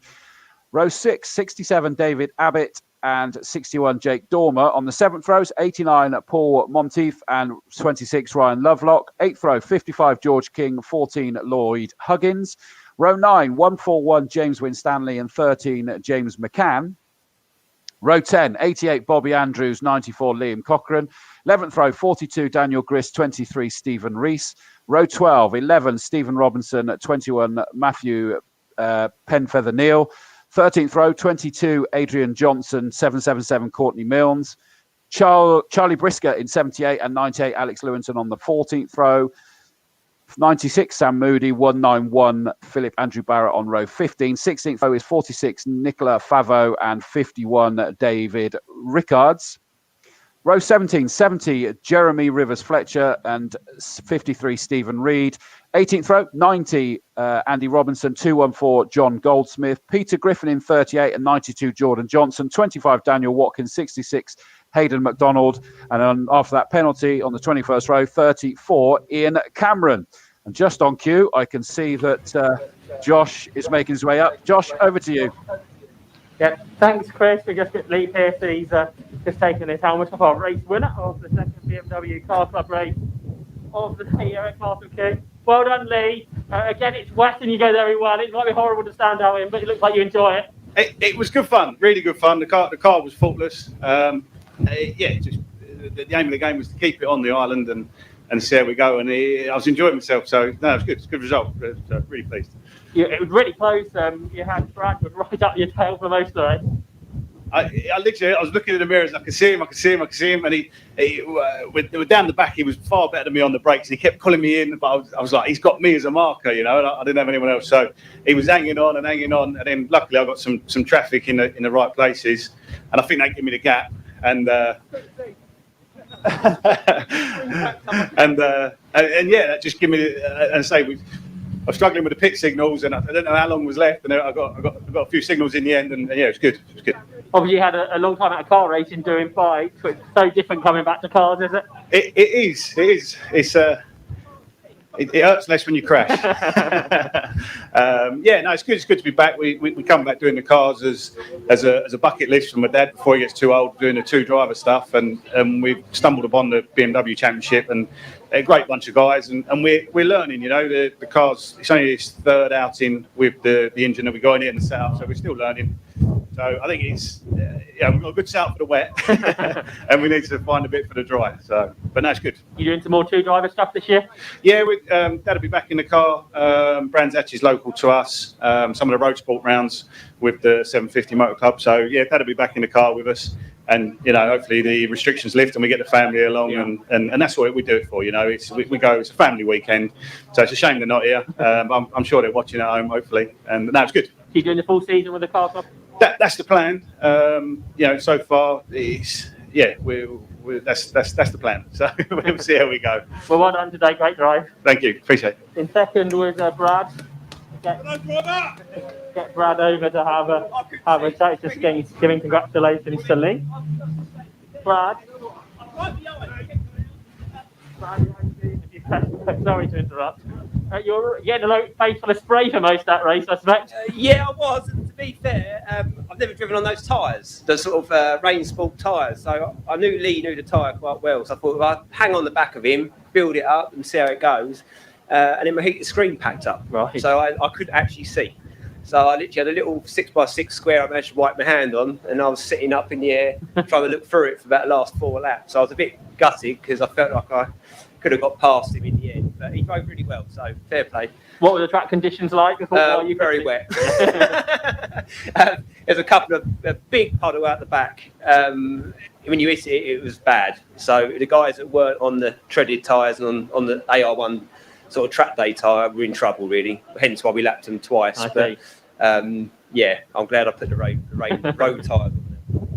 And now looking when's the next branch action next? No, Donington 22nd of May. It's a busy start, isn't it? This is, yeah, I mean, we've had 6 days off and we're back in. So it's good though, because last year it didn't start till August. So it'd be nice to get a full championship. How do you like Donington? I like it actually, far more than here. So I'm quite happy with the result. First in the first race, and obviously finished my lead in this one. So I'm really happy. Looking good for the championship, isn't it? Yeah. The guy I needed to beat, I beat. That's the main thing. Oh, well done. See you next round. We got. We're going to have to get Niall Bradley in for a chat, who was a bit behind these two in this race. Third place, Niall. Hey, Josh. What was it like for you? Yeah, it was leery enough. I couldn't see, man, with the fog in the window, and it just couldn't see from about lap 2 in. But to be fair to the two boys, the pace was brilliant in the wet. I wasn't matching it today, and something we need to work on, I think, with the car is get a good wet setup for it. But all in all, still happy, points in the bag. So yeah, even if you can't see and you weren't happy, third place is a pretty decent way to end the day. Yeah, obviously we all won first, but in regards to the championship, I've only really dropped 1 point to who's coming behind me. I think it's Brad. Yeah. But we live to fight another day. And Donington, it should be another close race there, I suspect. Yeah, it should be. Yeah, definitely. Don't know what the weather's giving. We definitely need to get some practice in the wet, don't we? But no, all in all, good. Can't fault the car. Big thanks again to Dave Rowe, who maps it, IA Motorsport, who does the geometry on it, and Michael at ME Auto Services, who does all the running of the car, all the mechanical work to the car. So yeah, big shout out to them blokes. They're really, really good, really helpful. Well done, and see you at Donington in a few weeks. Thank you, Josh. So more 750 Motor Club action up next. Christopher Mazda's lots of them on the grid. Yeah, thank you very much. Much appreciated. Let me just remove that. Thanks, Josh. We'll see him in a little bit. So we just got a slight delay where the cars that went off at Tower just been recovered and some tyres repaired. Lovely to see. I got a message in from someone who unintentionally inspired me to do what I do now, the true voice of Castle Combe. Well, one of two, him and Richard Davies, who I'm looking forward to getting on a Combe TV show very soon. But David George, hello, my friend. Get well soon. Very, very unwell, I'm sorry to report. But it's so lovely to see that he's watching and enjoying the wet racing, Chris. That's because you're there, isn't it, David? Let's be honest. But it's so good to see you racing. I will be in touch very soon because we need to set up that show. And Richard Davies over in Spain, he'll be joining us as well. The true voices of Castle Combe. Always said that when you could blindfold me, take me in a car and kick me out, and if I heard those two suddenly talking, I'd know exactly where I was. No question about it. So, right. By the way, just so you know, Ian, there is a third amended grid for the Dave Allan Trophy. No idea. I'm not going to hold my horses. That's the last one either. So no, car let's 18 withdrawn. That one is. That's what I've seen for the information on that. Yeah, there might even be some that have decided stuff that for a game of soldiers when they've seen the weather conditions. Who know? 18. Absolutely. Oh, that's Roger and Mike Good. That's a shame. And I suspect, because I think those cars were running okay, so it may well be they were going to go in the yellow Fiesta that Roger Dad Good raced earlier. But what was that second amended grid? Just double check. What did that say? It doesn't tell us anything about that one. Oh, well. Of course, they've had to extend the pit stop time. It's now 1.5 minutes that they have to stop in the pits because you need to, if you're swapping over drivers, you've actually got to wipe everything down with anti-back wipes before the next driver gets in. All of these wonderful changes. And already, it's not that yet. I'm going to say it anyway, but Laura Bigwood says, good luck, Jamie Bigwood, number 86. Don't panic, Laura. You've got another race yet. We got the Mazda MX-5s out for their last third and final race of the day. Mike Cotton says, wishing David a speedy recovery. I knew that there'd be plenty who would want to say that. What's going on here? He's saying change of driver in car 38, I think, compared to qualifying sheet. Let's have a look. What does that say? Car 38. No, it still says Peter Griffin. So I'm not sure what you've seen, Dave Goddard, because it's still, unless, is it the Dave Allan you're talking about? Sorry, mate, the Dave Allan. Yeah, thank you, mate. I've just seen that there. car 38. Griffin and Williams. Yeah, I don't think it was Griffin in that car, was it? But who knows? We'll wait and see. Don't have to worry about that one just yet. We've got a rather busy race ahead of us. Now, I'm trying to remember, Ian, is this the first time they've been out in conditions like this? Yeah, properly wet conditions, because it really got wet in the saloons, didn't it? Which was after the Mazdas. So it's their first wet race, so they'll get 2 green flag laps. And of course, we've got the reverse grid as well, with Ben Short starting 8th this time. It's like the Caterhams, you know, Caterham races are always like crazy levels of excitement, but they still throw in a reverse grid, and then the legends and things like that, and they still throw in these curveballs. I just think it's wonderful. Up a bit. Obviously, it's only a partially reversed grid, only the first 4 rows out of 21 rows of the grid. But nevertheless, it'll be interesting to see how quickly Ben Short takes to get to the front, if indeed he can at all, because he's got some fairly quick drivers ahead of him. All of those drivers are, capable of finishing on the podium, so if not winning races, so it should be a fairly tough ask for him, you would think. But the fact that the conditions have changed so markedly since their previous 2 races is also going to have a part to play, one would think. Yeah, absolutely. I mean, it's just such a busy grid, this, isn't it? And this is going to be challenging for them. Bless them. They were all in the assembly area with umbrellas basically above the roll cages and holding onto the handles of their umbrella. Someone said, hello guys, I wish the Ginger Beast, Lloyd Huggins, the best of luck. Stephen Craggs, hope the MX5 guys have a safe race. Sorry I could not make it this weekend, guys. Hope my setup advice for the wet works for Jimbo in car 13. There sounds like there's more to that story, doesn't there? Absolutely. Alan Hamilton, he's back home sipping tea already. Leave it out, Hamilton. Don't give us that, sir. As long as it's not a G and T, I'm okay. As long as it's just tea, I'm okay with that. And watching the remaining race, and throttle didn't stick open this time. Must have fixed it somehow. And how bad is that? Must have fixed it somehow. Because they were just scratching their heads, going, "Why did it do it?" But he got his confidence back, that's for sure. So well done, Alan. Fabulous race. Well done, my friend. Right, the last few getting into their positions, and it does, as you suspected, confirm on the digital display 2 green flag laps for these guys.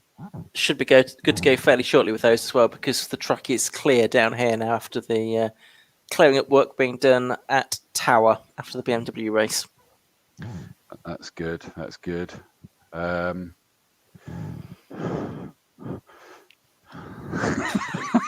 It's not long now, Chris. Only 2 more races to go. It's still sealed. It's still sealed. Thank you, Flirtations Quality Florist, for that again. We got here. Hi, guys. Can you wish Mitch Murray good luck in the race today from his best mate, Jaden? We'll take your word for it that's best mate, but there we go. Looks rather moist on track, says Remy Gilbert. Anthony Cooper, of course, Tony Cooper, as we know him, the silver Peugeot 106, wobbled home in the camper and now watching. Think I gave more than I had today. And I'm not surprised he had to fight through, and he's felt it, and then he's had to hold on for dear life on that camper van, being buffeted in this wind, I expect. Did you know, Ian, because this was news to me, is that I asked Tony Cooper, why is there a for sale sign on the back of your Peugeot that he has such great success in? Mm-hmm. And first of all, he said he quite fancies something maybe like a Honda in the hot hatches. All right. But then he went on to say the news part to me was that he actually really fancies, and has since he's a kid, racing Formula Fords. All right, there you go. Real change, that, isn't it? So Tony be. Cooper wants to go in the single-seaters, and I think he had a chat at one point with Wayne Paul Racing. So, that would be cool to see if we saw Tony Cooper out there. Definitely, but I guess he just needs to move the Peugeot on first if he's going to do that, by the sounds of it. Exactly. Find the funds. Hugo Gilbert, that's Warren Gilbert's son. Warren and Jensen Lund got great success yet again at Brands Hatch in the GT Cup. Thank you, my friend. Good to hear from you. Best of luck, Danny Grist. Dilly, it's rather chilly. Love it. Can't deny that. Pole position prizes. Wishing our brand ambassadors Steve Kite and Matt Allen the best of luck for the Dave Allan Memorial. Always got to check these. Chris Buxton says, "Dilly dilly, Mr. Dawes, loving your work as always. Once again, you've got unenviable weather." I know. I got rained on in the Thruxton pit lane on Saturday. Yeah, it doesn't. It wouldn't have been nice to be out in the pit lane. Incidentally, the other thing I should have announced as well, by the way, is that our driver of the day has been announced downstairs and is confirmed. It is Nathan Ward in the Formula Fords in that Class B car, coming home third overall amongst all the Class A cars. He'd already been doing great guns by dominating Class B, and just brilliant race. A fair shout. Well done, Nathan Ward, because every race day at Castle Combe, the Castle Combe Racing Club Championships, we have to pick a driver of the day. So it is him. Lou French says, "Good luck to Andrew Robinson, doing good at your second race meeting. We're from Middlesbrough." It almost sounds like he's trying to make excuses or something there. I don't know. I have no idea, but well, that's a long old drive, mind, in this weather. Sam Strong, hello, mate. How you doing? Great coverage and comms all day, Chris and team. Good luck, Charlie Briscoe. Enjoy the gin, Dawsey. I will, mate. I've got to try not to think about your offer of being in your teammate's outfit at the Brands Hatch commentary box, mate.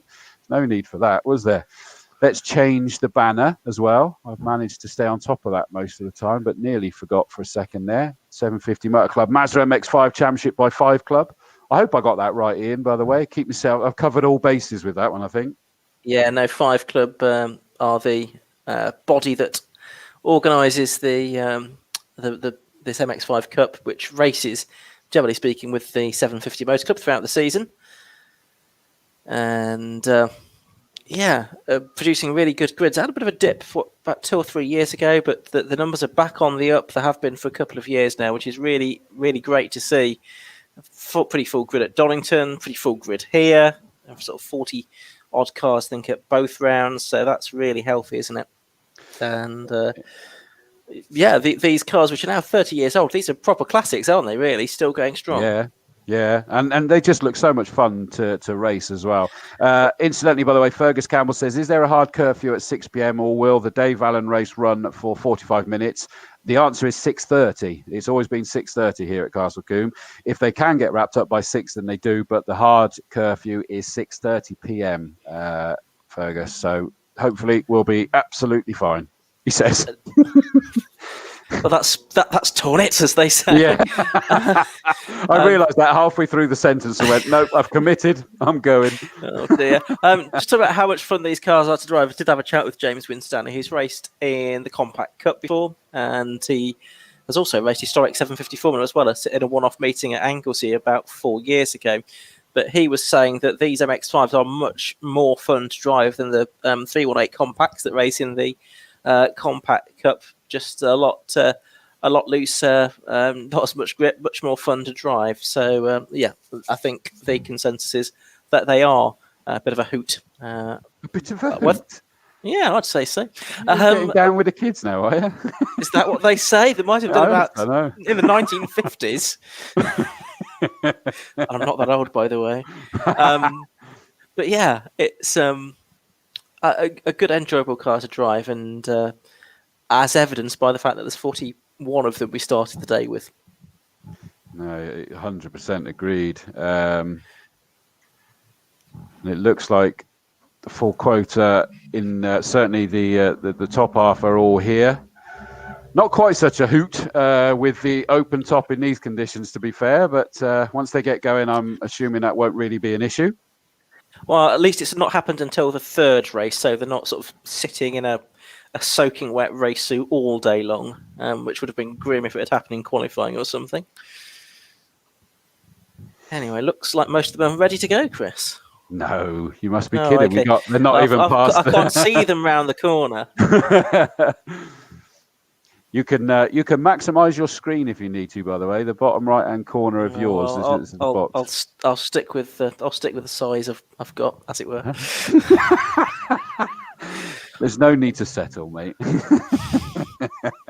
Right, that should be the last of them now. Oh no, they're still just edging in, so waiting for the green flag. Are we there? We had yellows waving. There's the green flag. Right, 5-second board goes up. This is a 15-minute race. Race number 3 of 3 for the Mazda MX-5x5 Club. Waiting for the lights. There we go. 1, 2, 3, 4. On goes the buffeting fifth light.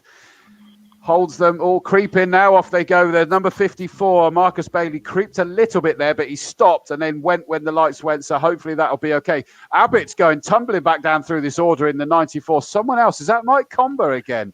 Possibly just went a little bit further back as well. Again, it's so difficult to see through this spray as they make their way up to Quarry Corner again. Is it the dark red of Ian Tomlinson? No, he's been passed. Is that Foden possibly, number 77?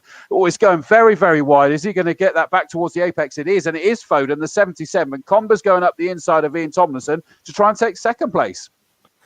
Yep, so it's Foden certainly well out in front. There's three of them side by side on the way into the S's, but it looks like it's Combe that has indeed made it through ahead of Tomlinson, who is in third.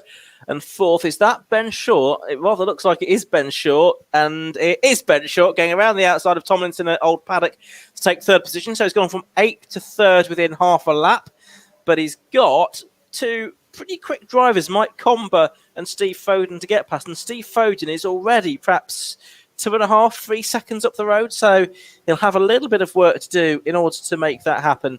But Ben Short, nevertheless, up to 3rd position, already chasing after Combe. Tomlinson 4th, and I think it might be Ben Abbott 5th, but we'll get confirmation of that at the end of the lap. Yeah, which is good by Abbott because it looked like he went backwards off the start for a little while, but he's got himself up there, glued to the back of our pole sitter, the dark red number 9 of Ian Tomlinson. Already Ben Short, the double race winner here at Castle Combe, is glued to the back of Mike Combe. Mike Combe in that 58. I probably was wrong. I thought it was him that went down a few places, but he's up there in second, but under huge pressure.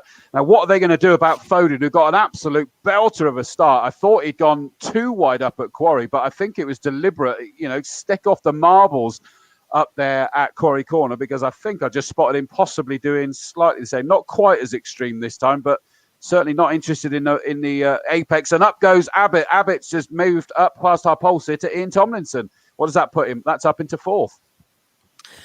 Yeah, absolutely right. So heading down to the right-hander at the S's, and it is now Foden still leading, but the gap has come down from 1.4 seconds at the start of the lap. It's perhaps, 9/10 of a second now from Mike Combe in second, then Ben Short third, gap back to number 93, Ben Abbott in 4th place, then it's number 9, Ian Tomlinson.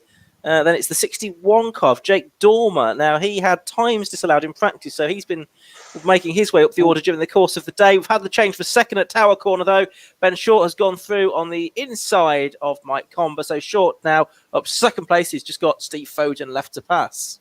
That was a good move. Question from Jamie Gray that came in. Do you know the answer to this? Is what tyres do these guys run on? Okay, so they are on new tyres this year, if I remember rightly, which are, I think, Avons that they're racing on this year. That's why they're even more welcome here at Castle Combe then. With the Avon Bridge and our massive link with Avon Tyres. So good to be back in partnership with them yet again this year. Long standing relationship. Foden has that lead, but new fastest lap of the race goes to Ben Short, number 71. Now he's got himself up into second, banging in the lap that was 3/4 of a second quicker already than Foden. So you've got to suspect it's a matter of time. But as the legend that is and always will be, Murray Walker said, it's one thing to catch, it's another to pass. It is, but there's 11.25 minutes of the race left to go, so plenty of time for Ben Short to do it. And as Ben Short's gone after Steve Foden, he has taken Mike Combe with him. So we've got 3 for the lead pretty much now as they come through Old Paddock for the 3rd time. Gap back to Ben Abbott in 4th place. Where is Ben Hansey? He's down in 10th. He made up 1 place on the last lap, but he clearly didn't make the best of starts from 7th position. Went backwards outside the top 10. Leaders at the at Tower Corner, and it looks like it's now short. It is now short ahead. So at Tower Corner, Ben Short takes the lead on lap 3. So 8th to 1st within just over 2.5 laps. Fantastic performance from the Wiltshire man at his local circuit. Yeah, fair shout on that one. And it wasn't him that you were saying was so strong there last time. It was Ben Hansey that was strong. Now, Ben Hansey, that has not worked out on the opening lap. He's down in 10th place. I know that Stephen Craggs was saying Jimbo was in 10th, but 10th is Ben Hansey. And and he's going to hope that he can move on. But he was the one that you were saying was really strong through Tower, wasn't he? In the earlier races, he was a little bit yeah. different for him now, though, isn't it? Definitely, completely different conditions to what he had earlier on today. Well, he's now all over the back of the 54 car of Bailey that was, of course, started on the front row. So that hasn't gone well for him either. It's not. And just looking at the screen, it looks like Ben Short is pulling out a bit of a distance from Steve Foden now. So the next question is, can Steve Foden, who was well down the championship order coming into this weekend, can he make it up or fend off Mike Combe, number 58, who won round 2 of the championship at Donington Park? Combe getting close to the back of Foden's car as they head through the left-hand kinker, hammer down towards Tower Corner. Obviously, he's just dropping down a slight slope towards Tower Corner, and Combe has gone through there. So Combe goes through, takes second place. He's dropped quite a long way back from Ben Short, though, having been held up by Steve Foden. And there's quite a long gap from Foden to Ben Abbott in 4th position, and there's great battles going on all the way down the order. There's about a 5-car scrap just coming past me now. That was wonderful 4-wheel drift up the inside at Tower, wasn't it, by Combe? Fabulous car control from him there and bravery. And I agree, Jamie Gray says, cheers, guys, with his question about the tyres. Looks like the drivers had a lot of confidence in him. And that really showed that in all its glory there as Mike Combe just threw it up the inside, 4-wheel drifted and just felt he knew exactly what his car was going to do, even in these conditions. 4th position on his own is then the 93 car of Abbott, sort of in no man's land. Our pole sitter, Tomlinson, to be fair, in 5th is doing a good place. But are we going to? How long till we see Ben Hansey? He's moved up 1 place in that 1 car. He's up into 8th now, but he's got a long way before he gets onto the back of anybody else. Yeah, he's 7.5 seconds behind Matthew Short, isn't he? Which is the next driver that's up ahead. So we'll see how things work out for him. Ben Short turning his way through Old Paddock now, and Combe very sideways, almost drifting the car, as you were saying a few moments ago, through Old Paddock there. It's interesting. It's probably the first wet race they've had with these Avon tyres, so something new for all of the drivers to literally get to grips with. Matthew Short in 7th place is with now the number 61 car of Jake Dormer, having taken a 10th or so out of him on the previous lap, but as I say, a long way clear of Ben Hansey, who is 8th, Marcus Bailey, who is 9th, and Declan McDonough, again, another driver who was up in the top 6 earlier on today. He's outside the top 10, or just rounds out the top 10, I should say. I'll tell you what was incredible to see on the pictures there is that they take a really wide entry into Tower and then sweep across and let them really run out wide. Like a couple of them looked like they were going to suddenly put their wheels on the grass, which I think is going to be a scary situation, leaving yourself in if you do that in these conditions. But they are clearly all do. The top 3 all did that, deliberate to take as a straight line, as you could on the double apex of Tower. Yeah, interestingly as well, I mean, I don't think there's a dry line, but there is a less wet line that is definitely emerging now around this circuit as well. So that's quite apparent. Certainly, you look at the S's up towards there, and actually in front of me, down at Old Paddock all the way to Tower, actually, there is a less wet line and a very wet line, I think. Those are your 2 options here. Yeah, Ben same Short, here, Ian. sorry, go on. Yeah. No, I was just saying, agreed. Same here over this side as well, exactly that. Yeah.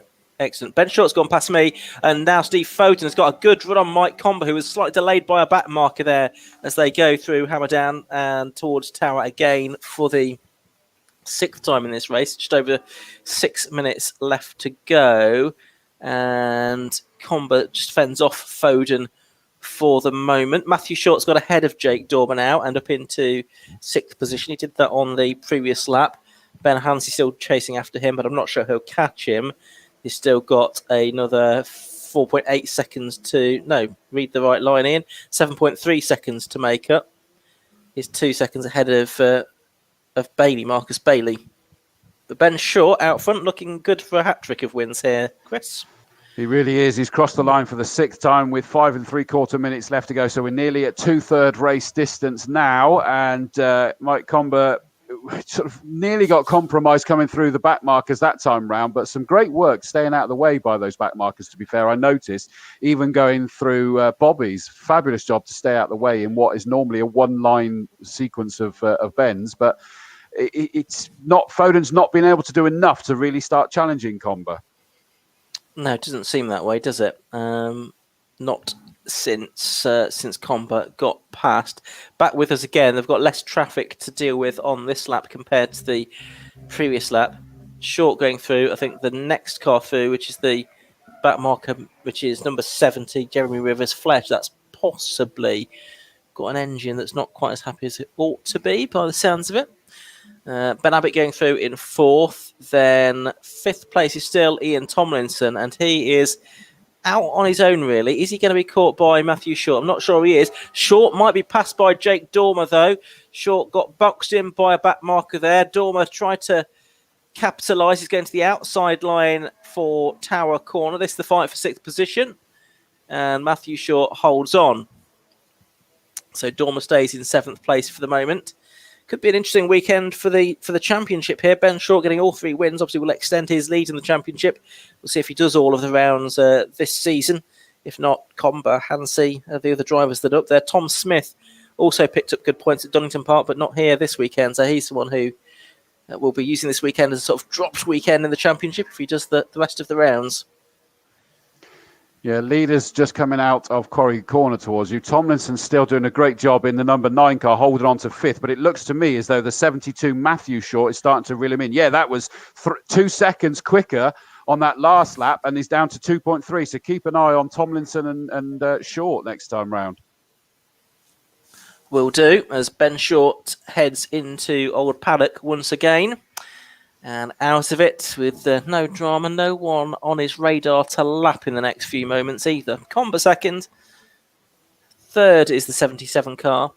Ben Abbott is just finding a way past that back marker, Jeremy Rivers Fletcher. He's still there in 4th place. A quiet race for the driver of car number 93 from Ashford. And then it's Tomlinson, the driver from Blackpool, in 5th. But Matthew Short is closing on him, as you were saying. Last time through, he was about 2 seconds faster. So we could have a battle for 5th before the end of the race, although there are now less than 3 minutes to go.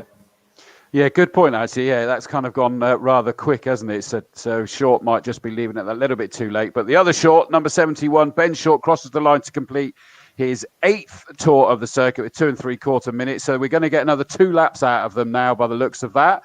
As Combe, number 58, in 2nd place. He's not been able to relax. He's being matched by Foden in that 77 car.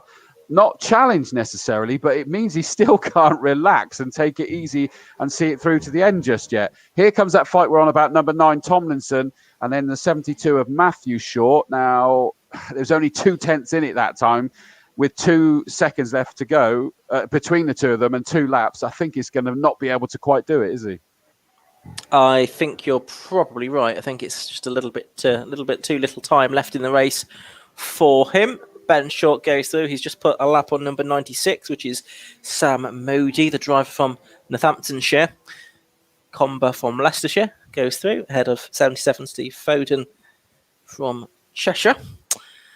As then Ben Abbott comes through. All quiet. Then there's a big battle, big gaggle of cars sort of going 3 wide, almost out of Quarry Corner.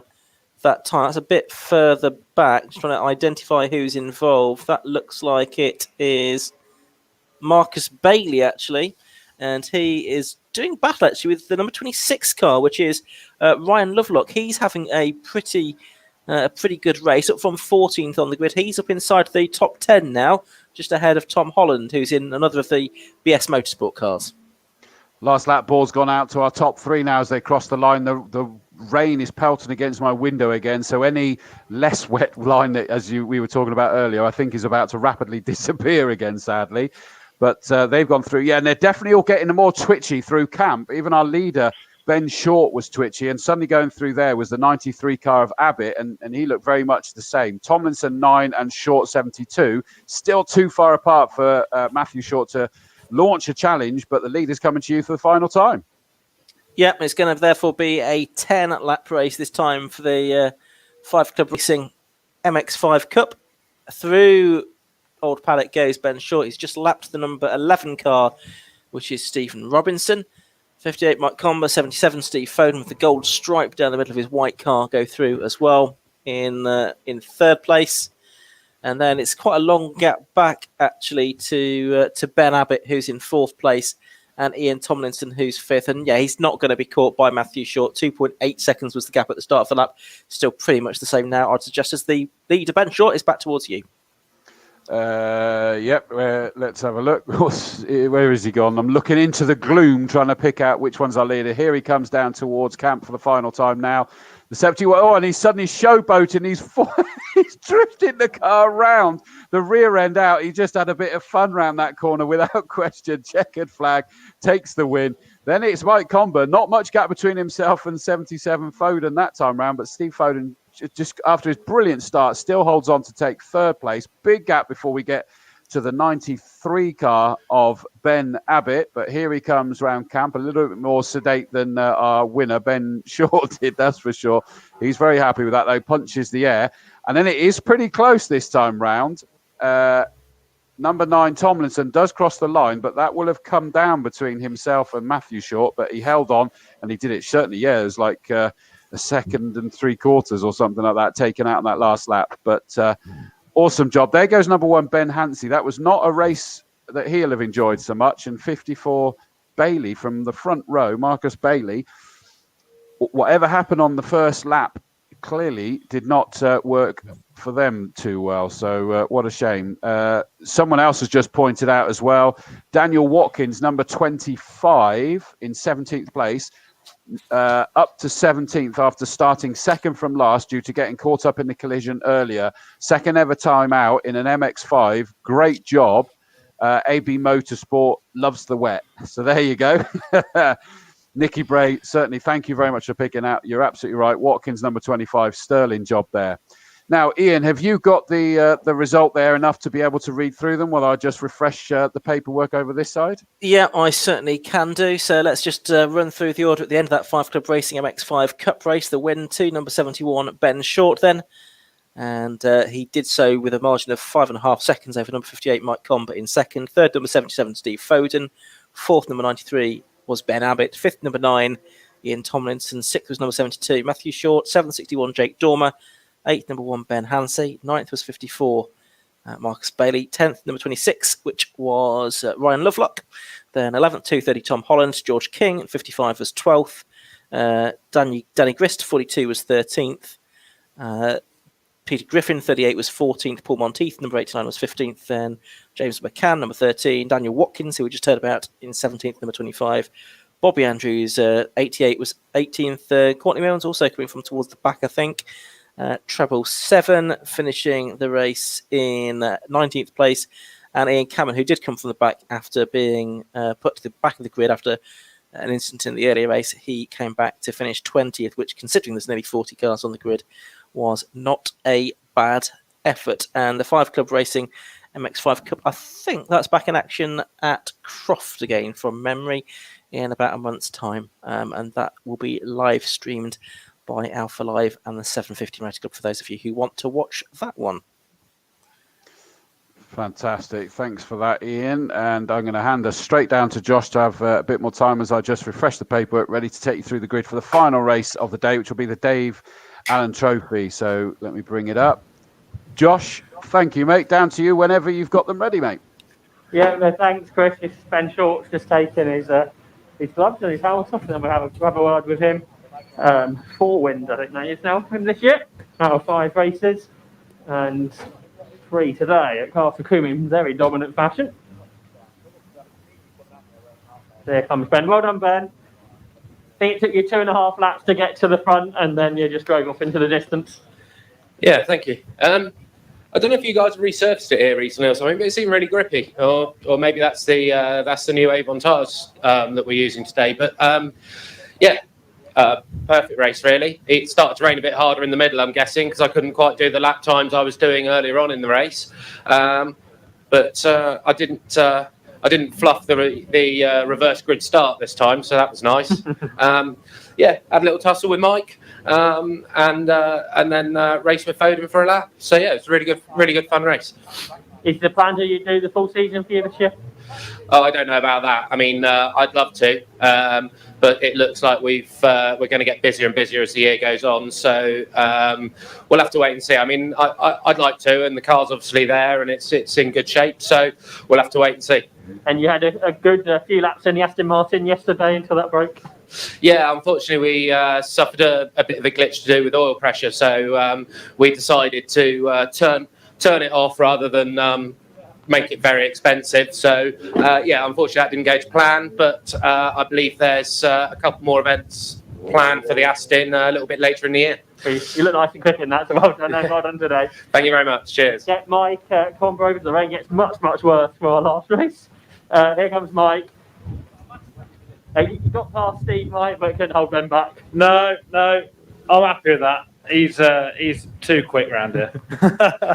But no, it's great to have both me and Steve on the podium for the last one. I've got Steve out in a couple of weeks, so yeah, it should be ready for then. But no, good to have two MTR cars on the podium. And I suspect you're quite pleased Ali Bray gave you some new tyres for this race. Yeah, he did. Yeah. Massive thanks to Ali Bray. Actually, I'm really good friends with him, both him and Nicky. And it's just we're just here to have fun, really. And I made a bit of a mistake at the last round last year by not having any. So he came to the rescue for this weekend. And I didn't think I'd need him, but the rain came finally. You wouldn't want to be out on old tyres in this, I doubt, would you? No, definitely not. No, I'd have been struggling out there. So yeah, massive thanks to AB Motorsport, and great to have the two MTR cars on the podium to finish the day off. Well done on second, and we get Steve over. Cheers. Let's get Steve Foden over, who's managed to get himself a jacket, which is quite helpful today. Well done, Steve. Third, you led there for a little bit, but Ben's super quick today, isn't he? Yeah, I mean, it's his home circuit. He knows this place like the back of his hand, so I thought, I best not hold him up and just try and learn the circuit behind him. Managed to keep up with him for a little bit. Inevitably, he just kind of got away, and Mike got past me then, and I was quite happy, to be honest, with that. Obviously, a good start to get the lead. Yeah, I had a bit of a Monty start. It's one of the car park takeoff in these conditions. You've really got to be careful on the throttle. So 2,500 revs, just kind of ease it off. I think Ian had a good launch in front of me as well. To be fair, managed to get to the outside of him in the wet, obviously, and just hung around the outside. Everyone punched up to the inside, and I kind of got away for a bit. After Donington, you were obviously really quick there. We had a problem in the first race. So at Donington, actually, we had a problem. We've had a problem since Mallory Park with the other car, with misfiring. So at Donington, we went out for the practice, was misfiring, and then we thought we'd fixed it again, and then we went out for the race, and it just started doing it about 2 laps in, and I was just like, may as well retire it. And the second race, that was an awful lot of fun in the second race. I think it was 38 to 4th or something like that. It was really enjoyable, that one. And now looking forward to the rest of the season? Yeah, I think we might make it to a couple of other 5 club rounds this year, but we're doing the other championship as well, so we'll see how it goes. Well done today. Thank you very much. And I just want to say a big shout out to my dad. It's his birthday today. He's 65 today. And he's the main man in this, so I appreciate it. Happy birthday to Mr. Foden Senior. Back over to you, Chris, and I'm going to go in the drive.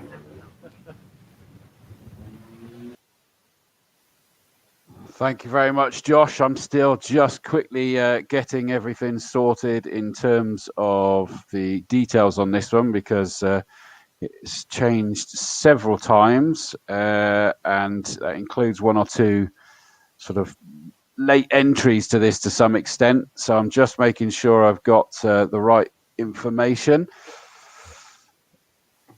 Right, let's have a look. The grid for the Dave Allan Trophy is going to be as follows. Now, obviously, this is an annual trophy in memory of the former Honda test and race driver, Dave Allan. And it's thanks to the support of Honda of the UK Manufacturing Limited that we're able to do this. And it's deliberately designed so a wide variety of cars that can race at the same time. Open to any saloon, sports or GT car. 30 minutes qualifying they had, and they've got a 45-minute race with pit stops. Some of them changing drivers, some of them sticking and doing the whole thing themselves. There's reference laps for the classes. Now, I'm none the wiser on the classes at the moment, but presumably other people above our pay grade will know something about that. It kind of tends to be sorted afterwards. Let me just quickly look. Good luck to the Spillers in the Mini. That's father and son together, and the Franks in the Mini. So Darren Duffield's being biased, supporting his fellow Mini drivers. Of course he is. Thank you, Kevin Davies. Great coverage. Praise to all concerned, especially the drivers and not just men, people in orange, Kevin. There's there's both of them there. Jan Wilger says, Louis and I want to thank you so much for brilliant coverage all day. Big round of applause for all drivers. Louis poised, ready and pumped for the Dave Allan Trophy. Dave Tyson says, gutted, not on the grid. So are we, mate. We really should have had you out there. Dave, commentator, says, do we have starting drivers? Possibly for some, Dave. I will possibly look at some of them in a minute. Dave Tyson says he qualified P4, but issue with the wheels means he misses out. That is a real shame. So hence that's one of the other revised grids. Right, the grid is going to be as follows. Pole position goes the way of 169. Everall and Scrivens. That's the 69 car. I'll just check in to see. I've got some with starting drivers. So Chris Everall and Ben Scrivens in that one. And it's Chris Everall that will be starting that car. Alongside them is the number 2, Dave Scaramanga and Will Powell in their Seat Cupra TCR car. That's going to be an interesting beast out there for sure.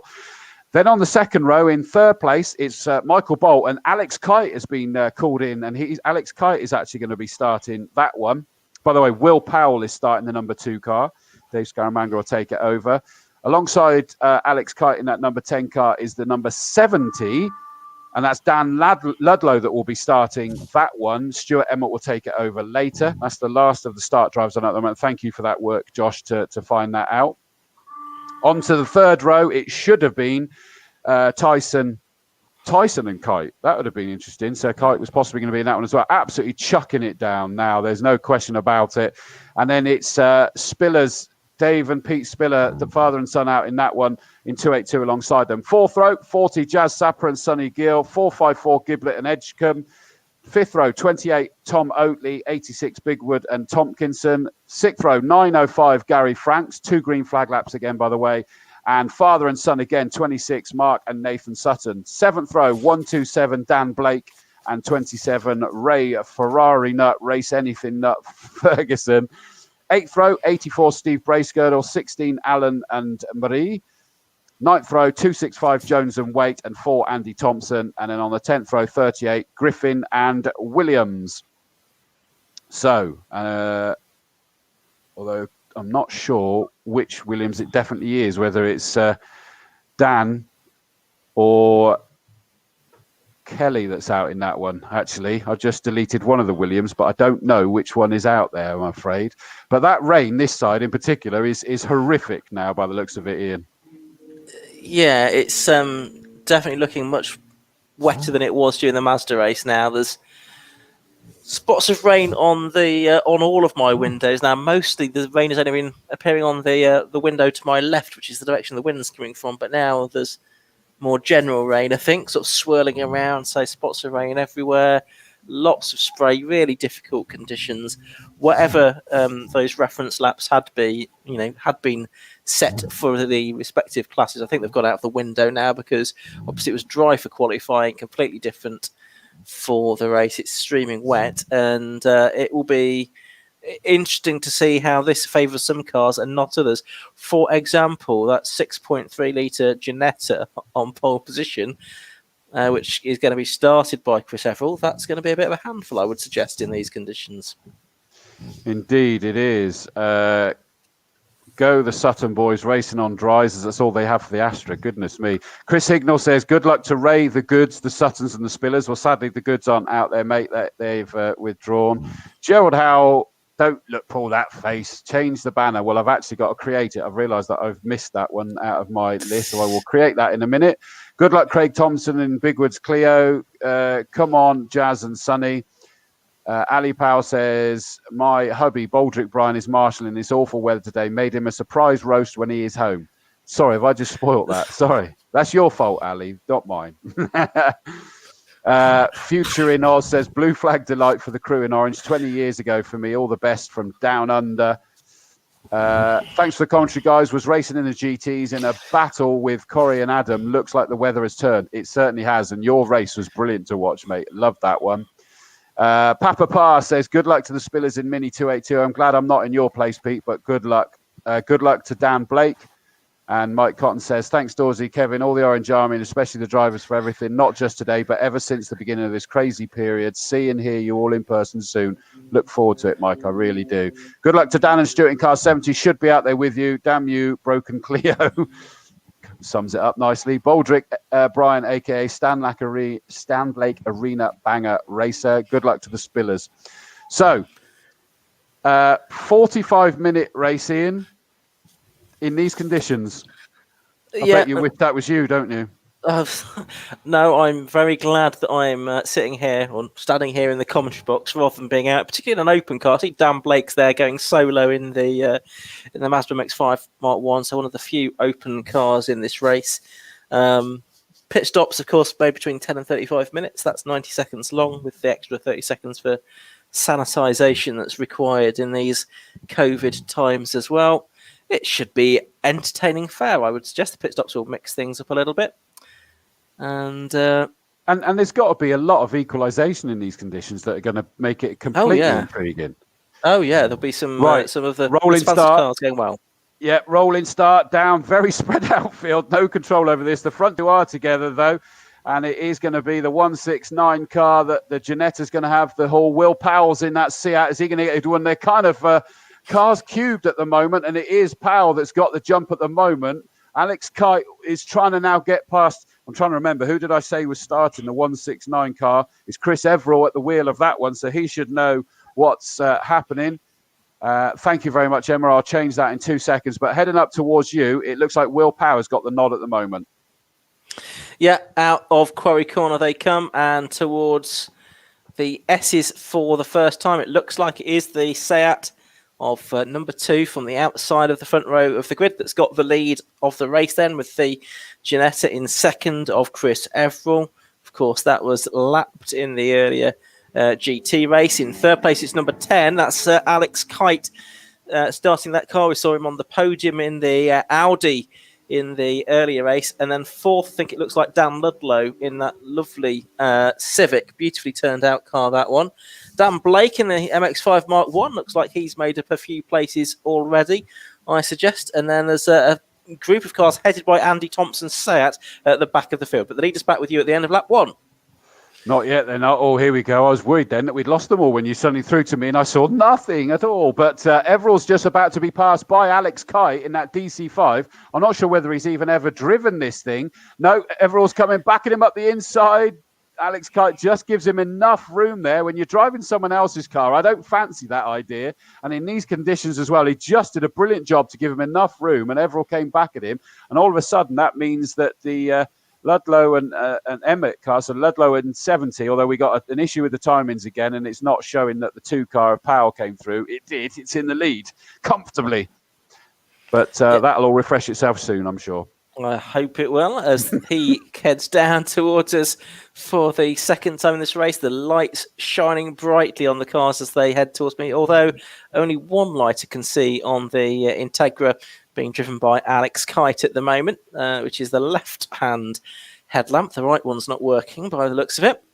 But the Honda Civic behind of Dan Ludlow, which I enjoyed watching at Donington, I think it was, last year in a Classic Sports Car Club race meeting. That looks magnificent, that car. I've said that already, but I'll say it again. Fifth place, at the moment, you've got the 454 car, which is the little Clio. Then in sixth, it's another Clio. So they're going well in these wet conditions. That's the Bigwood and Tompkinson car ahead of the Minis, which were faster in practice. Into the pits, sadly, has already come the 29 car of Tom Oatley, which, of course, is not a scheduled one. So they're having a look at that. Half of that looks to me as though the window, although he's got it open, so he's obviously got an issue with misting up. And they're trying to clean the windscreen now, so that's going to be a losing battle.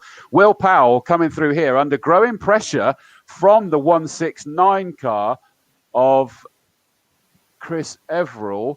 I think they're kind of getting used to it. Up into third has just gone the Honda of number 70. Dan Ludlow's just got past Alex Kite. I get the impression that these are actually still evolving conditions that they are sort of struggling to really get to grips with. 454 has gone through in 5th place. Alan Giblett and Ryan Edgecombe in that Renault Clio. Definitely not a standard Clio, that one, is it? Crikey, it's absolutely flying. Certainly is. You mentioned that the Suttons only had dry tyres, and that's showing because they're really struggling at the back of the field in the Astra. 17th position, not far off being lapped, I don't think, by the race-leading Seat then of Will Powell out in front then from 2nd place, Chris Everill. 3rd place now, Dan Ludlow. 4th is Alex Kite, and quite a big gap back to the 5th place Clio. But Dan Ludlow in 3rd place is going after Chris Everill in the Ginetta, and he's right with him as they head towards Tower Corner, only about 2 lengths back at that point. So watch out for that. And was that the... I've got a feeling... No, it was the same order, wasn't it? It was still the 454 car Clio that went through in 5th place. And actually, I think Frank's in the Mini has now got ahead of the other Clio, the Bigwood and Tomkinson car. Dan Ludlow is in 2nd, but Chris Everill was trying to come back at him, but that's compromised him on the exit. There's quite a few of these look like they're struggling with steaming up in these conditions. The rooster tails off of them is huge. Now that means, where is the DC5 of Alex Kite gone? It's got here he is. Looking it at has. it. Yeah, it has now. It's just come in. It was behind the media centre, and I'll tell you what that is. That's misted up as well. So Alex Kite's gone, well, I can't see. I find that makes it quite challenging. Well, I imagine so. Ironically, we do have a team in this race, Misty Racing, which is the Hyundai Coupe 3rd generation car of Matt Allen and Mitch Marie. I don't know if they're suffering from misting up. Ironic if they weren't, really, compared to the rest of the field. Just looking at the leading cars as they all come past. Chris Everill's car looks reasonably steamed up, I must say. The Ginetta in 3rd place, so he might be struggling a bit. First 2 look relatively clear. Well, the 16 car just nearly ran very wide there at Camp, but just dragged it back on. Into the pits has also come the number 4 car, sadly, of Andy Thompson. That's Seat Leon.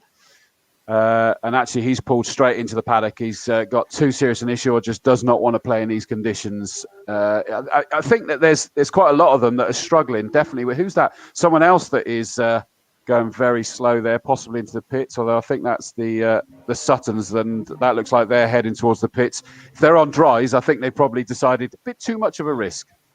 You mentioned the Tom Oatley Clio had gone into the pit lane. That's back out again now. That's circulating again. The paxcroft.co.uk entered car. So that's back out into the race.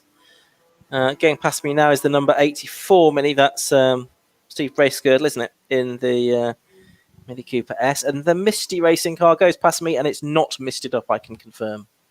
Yeah. Still struggling with the grip levels. Mitch Marie in the Misty Racing Hyundai. Someone's just said that he is only just out of Fiesta Juniors.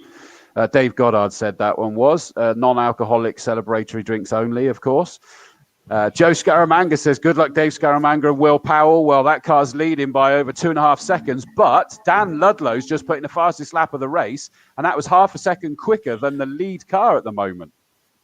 Alex Kite's gone back out into the race as well, and instantly he's put himself almost exactly a lap down. He's right in behind Dan Ludlow, which is where he was before we went into the pit lane. So he's effectively exactly a lap behind where he should be, and will be lapping, you would think, on a similar pace to Ludlow as the race goes on. It was too early for them to do their driver change, of course. The driver, the pit stop window, between 10 and 35 minutes into the race.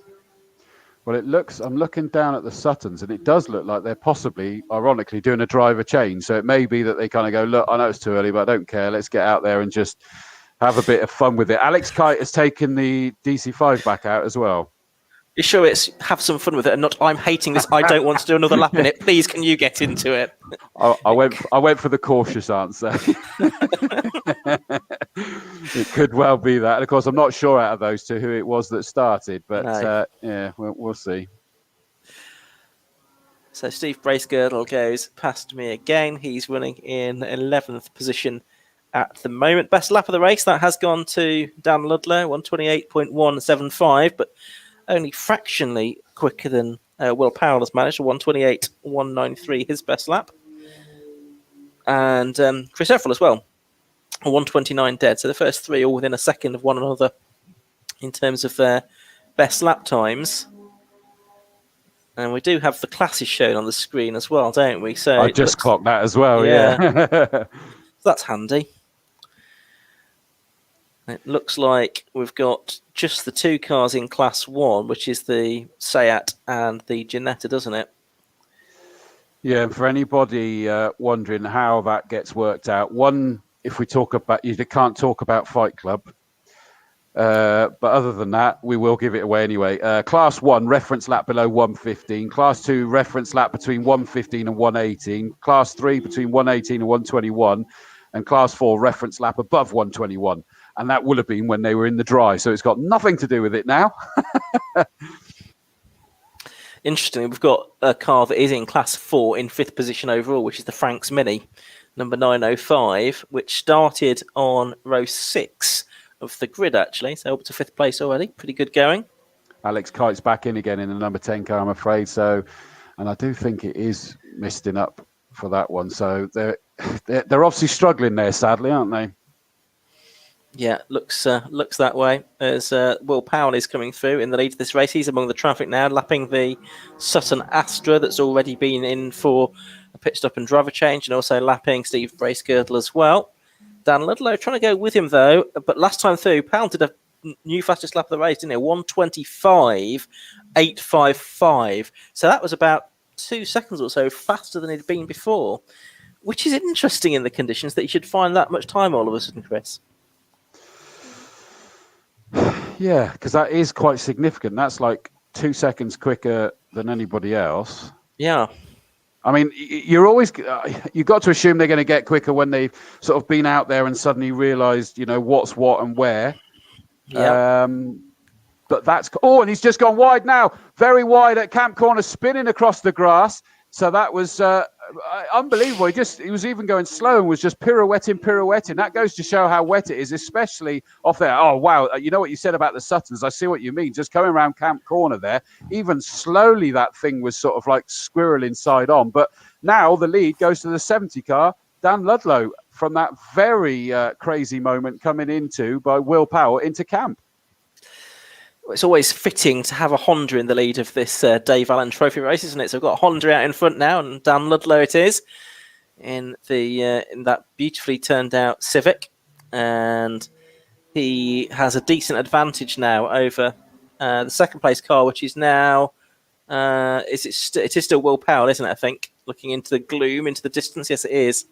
He's still there in second place, but now it's Ludlow that's cutting a path through the traffic, and actually. Ludlow on the lap before the one that just happened, he did a personal best lap as well into the 1:27, so he went a bit slower that time, possibly because he got the spinning Powell car just in front of him that he wanted to try and avoid if he could.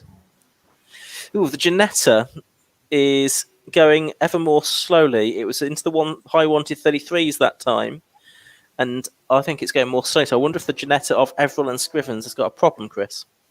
Either that or a 6.3 litre engine in these conditions is not particularly fun. I don't fancy that one in the slightest. Into the pits has come the yellow BMW number 40 of Jazz Sapper and Sonny Gill.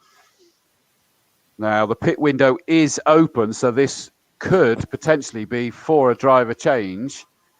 Alex Kite is out of that white number 10 car. But they kind of look at each other, not sure. Whereas the yellow BMW, just looking down, doesn't look like any drivers ready. Pit window is definitely open. Out jumps driver 1.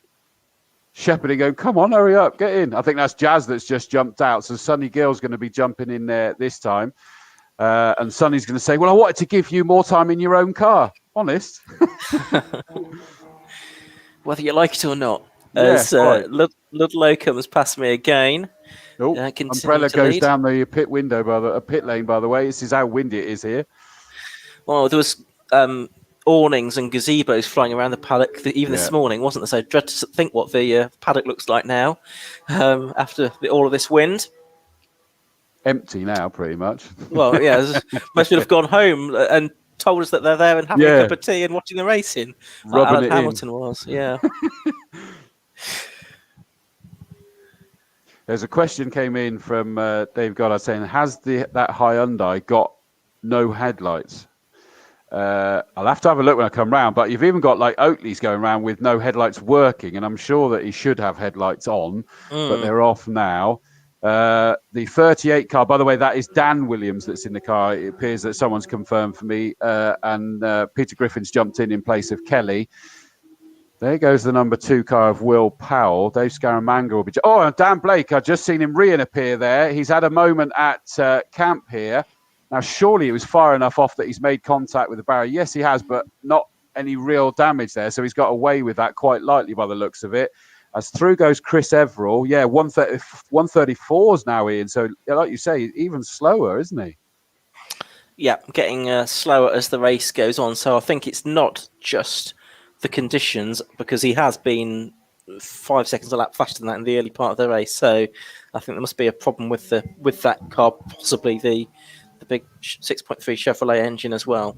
That's not necessarily helping things. The engine note didn't sound right when it came past me a couple of laps ago. Just looking at the Spillers, they are going past me now, up to 8th place now, and 3rd within their class, which is Class 3, which is being led by the Giblet and Edgecombe Clio, followed by the Bigwood and Tompkinson Clio.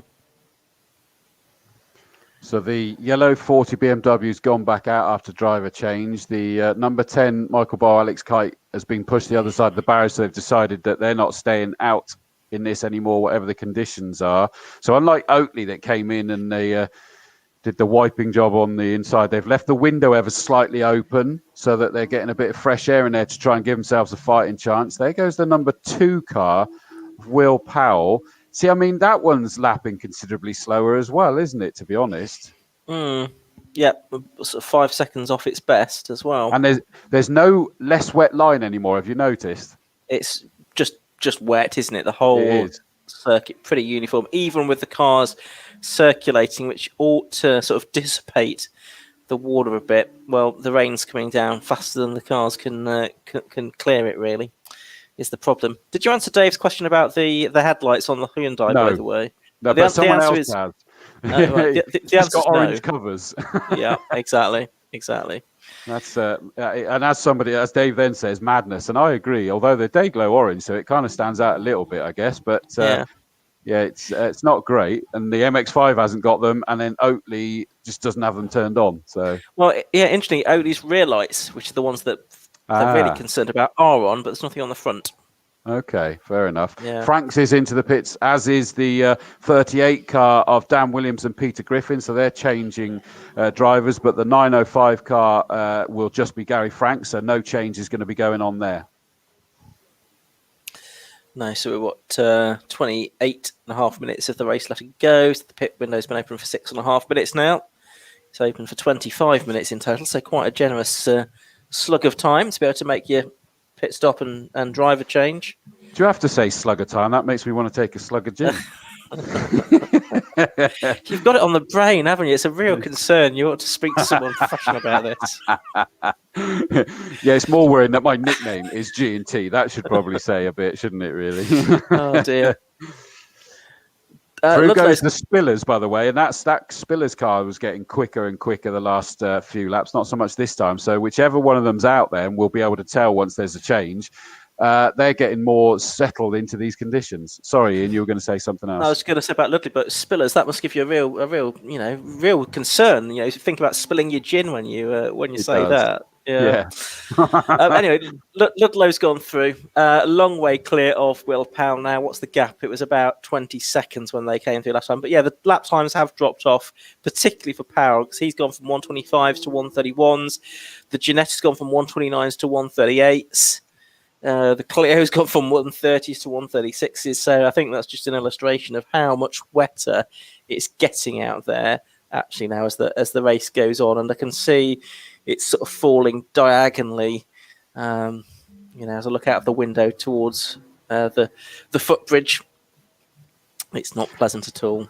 Well, just past you, I've noticed that Chris Everall was about to be passed by what looked like a Clio. Now, that probably is 3rd and 4th then, is it not? Yeah, Giblet and It Edgecombe. is. It is actually, yeah.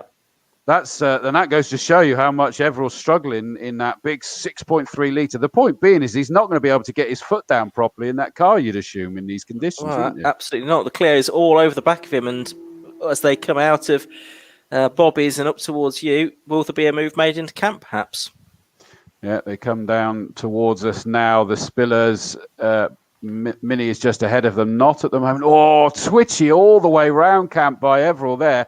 That just looks an absolute monster in these conditions. And I can imagine, I mean, I've done it like on the motorway when you're driving along and then suddenly you come into this torrential rain. And not only is my hands grabbing the steering wheel, my buttocks are grabbing the chair, to be honest with you as well. You're like, oh my word.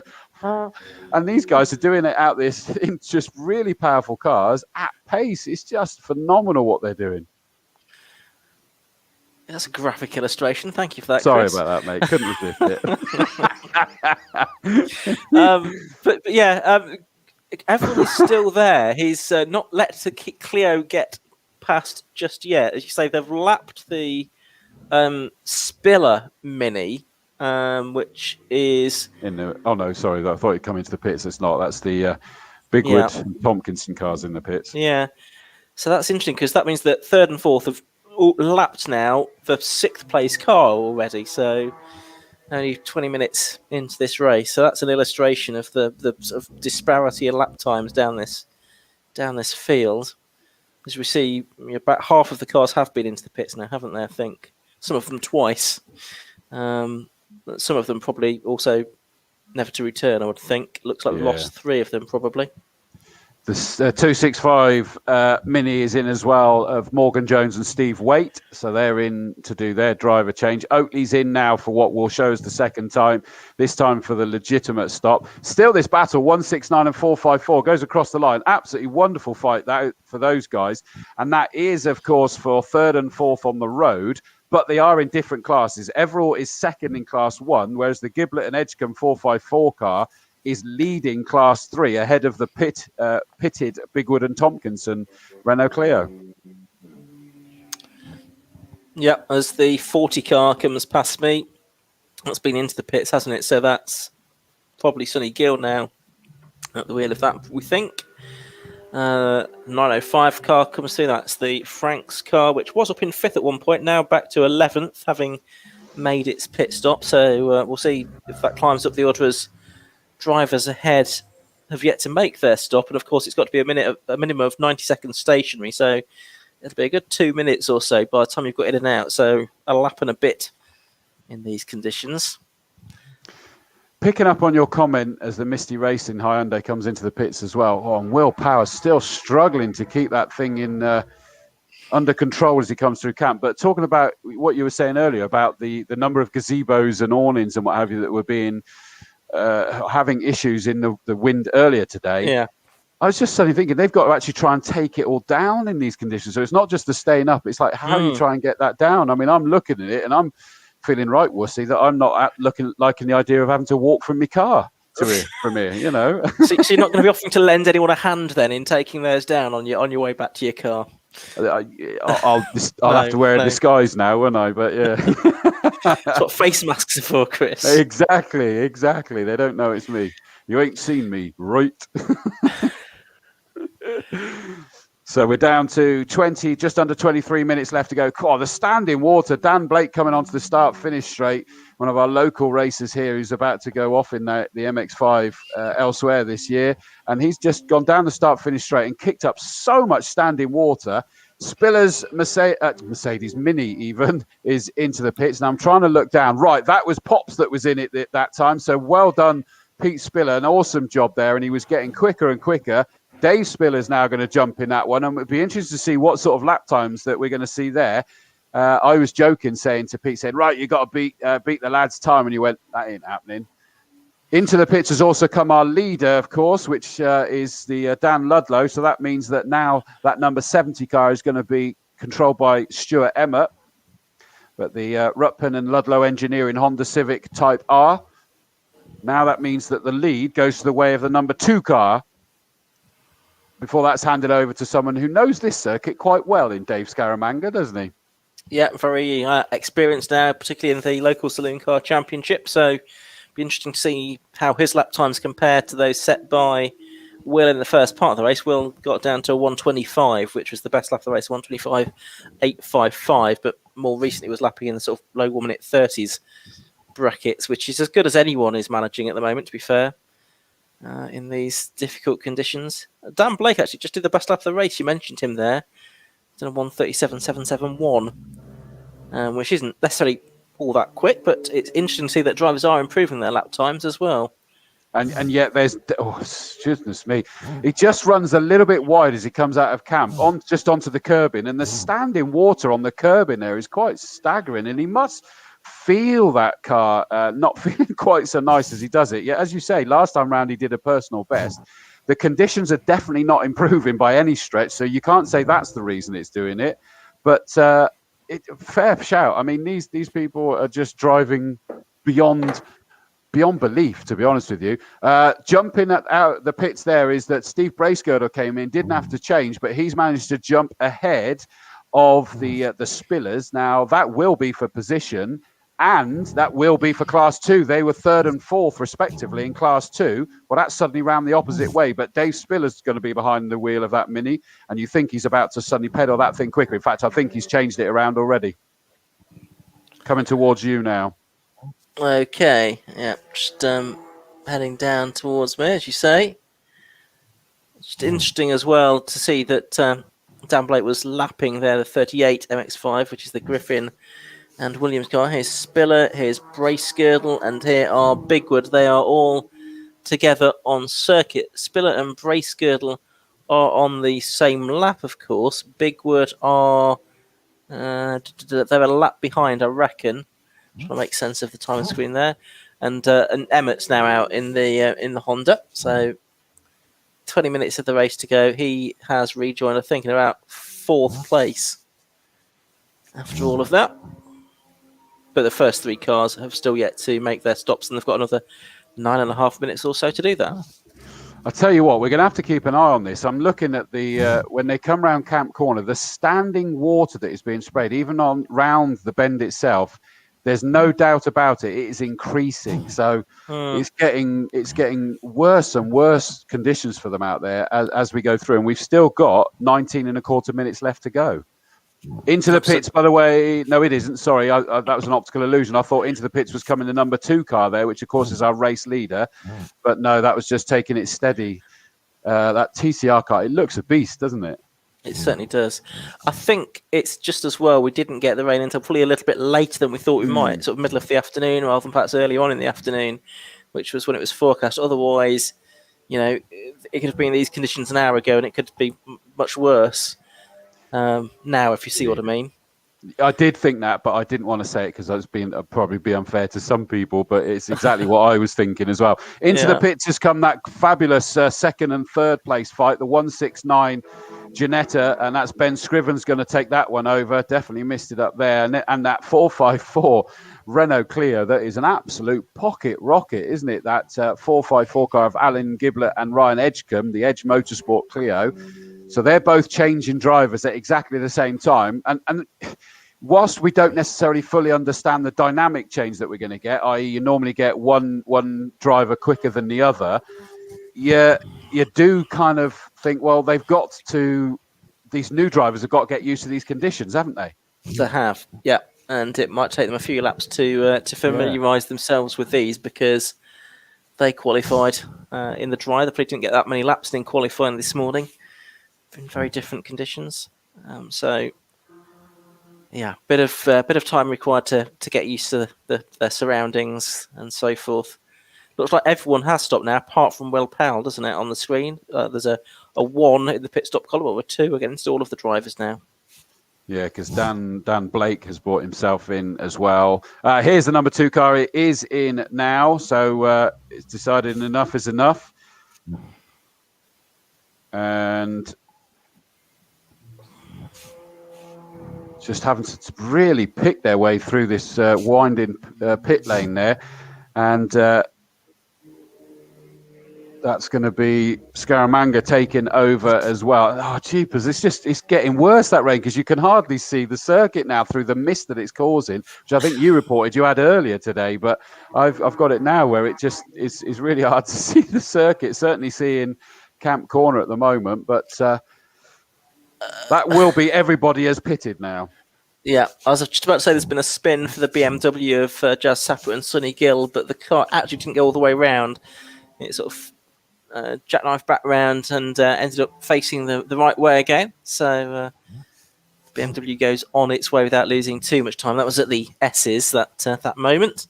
And that car is running in 10th position. And I think we've got 15 cars still circulating, haven't we? Having lost the Suttons, the Bowl and Kite Integra, and the Thompson Seat very early on in the race. Indeed, yeah, that does look like the last of them. Dan Blake now makes his way out. He'll be relieved because, of course, he was sat stationary in that MX-5. And there was no point putting an umbrella up above him because they're all getting destroyed down here. I've seen about 3 destroyed umbrellas down here. I know Goose from the Quarry Hardcore was saying is that, okay, maybe we are glad that we're not sat out at Quarry because the umbrella would be in bits. Absolutely right, because they're all getting destroyed down here and they're giving up on them. Yeah, Double Bubble Disco Queen says, is that an open top car I see? He must be blooming soaked. Yeah, there's 2 of them out there, 2 MX-5s that have enjoyed that. And, of course, we had a whole field of the MX-5s out there, but it does look an almighty challenge. It's all down to where is Emmett now at the wheel of the 70. He's understandably lapping a good, 5, 6, 7, 8 seconds a lap slower than Dan Ludlow at the moment. Not sure if how close he'll get, but it's what we were saying. He's got to get used to it first, hasn't he? Yeah, I remember when I saw this Geo in action at Donington last year in the CSCC event. I think Dan Ludlow was a fair lick faster than Stuart Emmett in that race as well. So, yeah, bit of time required to get used to the car. What's the gap? 126 between Powell and Emmett as things stand. Or Scaramanga, we should say, and Emmett as things stand. But really, it's looking fairly well spread for the majority of the positions. There is one gap. That's between Bracegirdle and Bigwood and Tomkinson in the Clio, 8th and 9th position. Is that going to emerge into a battle, possibly? We'll keep an eye on that one. And also further back between the Alan and Marie, Misty Racing, Hyundai, and the Griffin and Williams Mazda. They're reasonably close together as well, I think.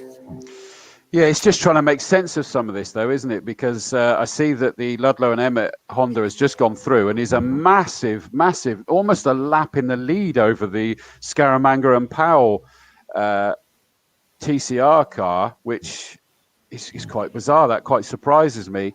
And the Spillers, and exactly as Dan Williams has just said, is that is absolutely flying. It really is, but they're back in 6th place.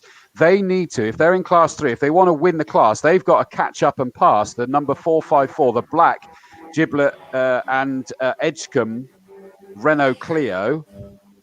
Lap time-wise, we don't know yet because that was just their outlap last time round, but it'll be interesting to see whether that's possible. It does look like there's probably too far to make up at the moment.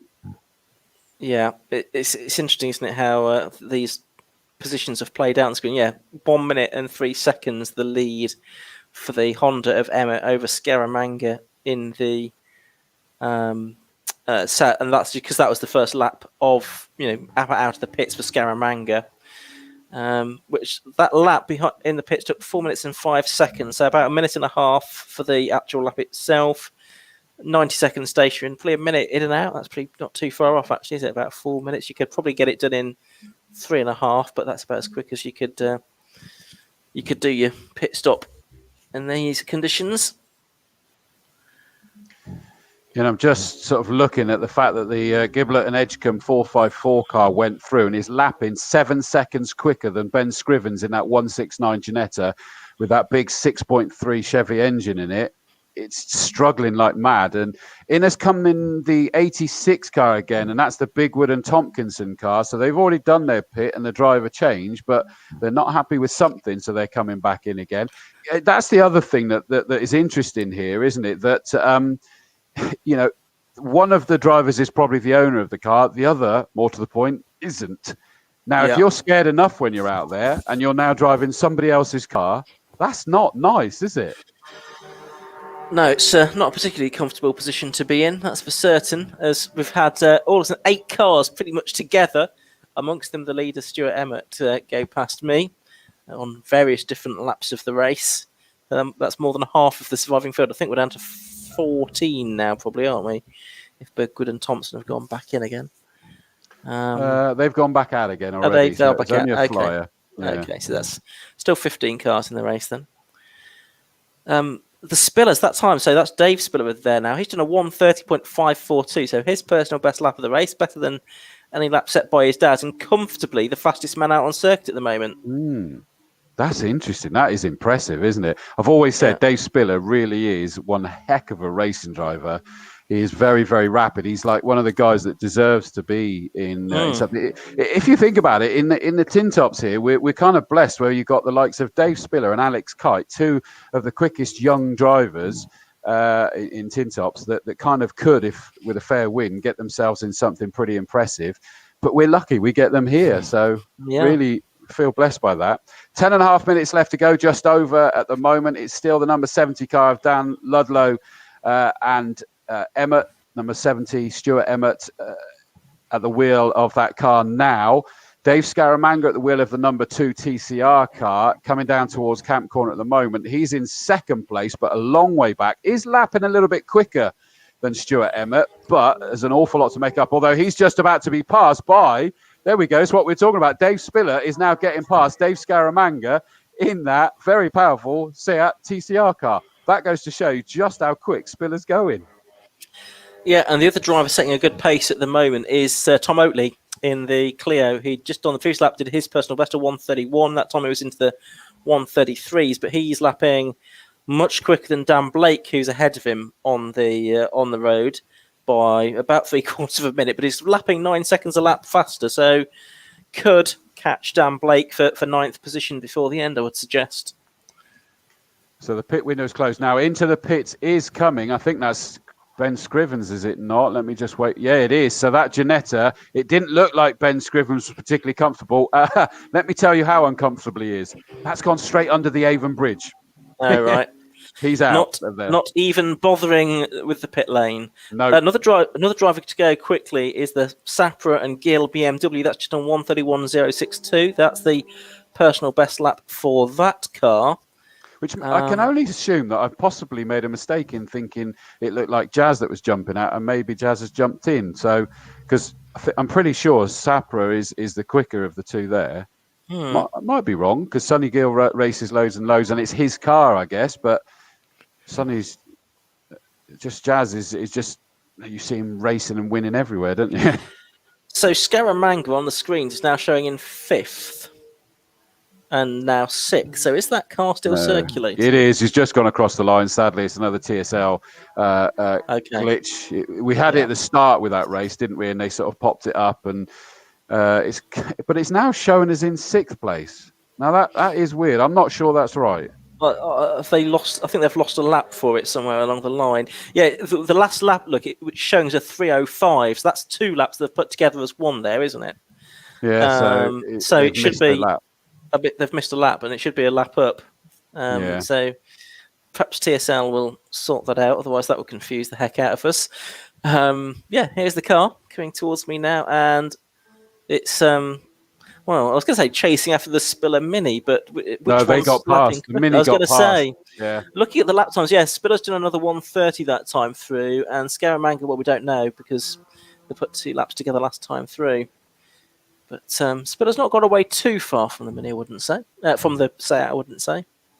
But I think the Seat is in 2nd place rather than 6th, as it's showing on our screen.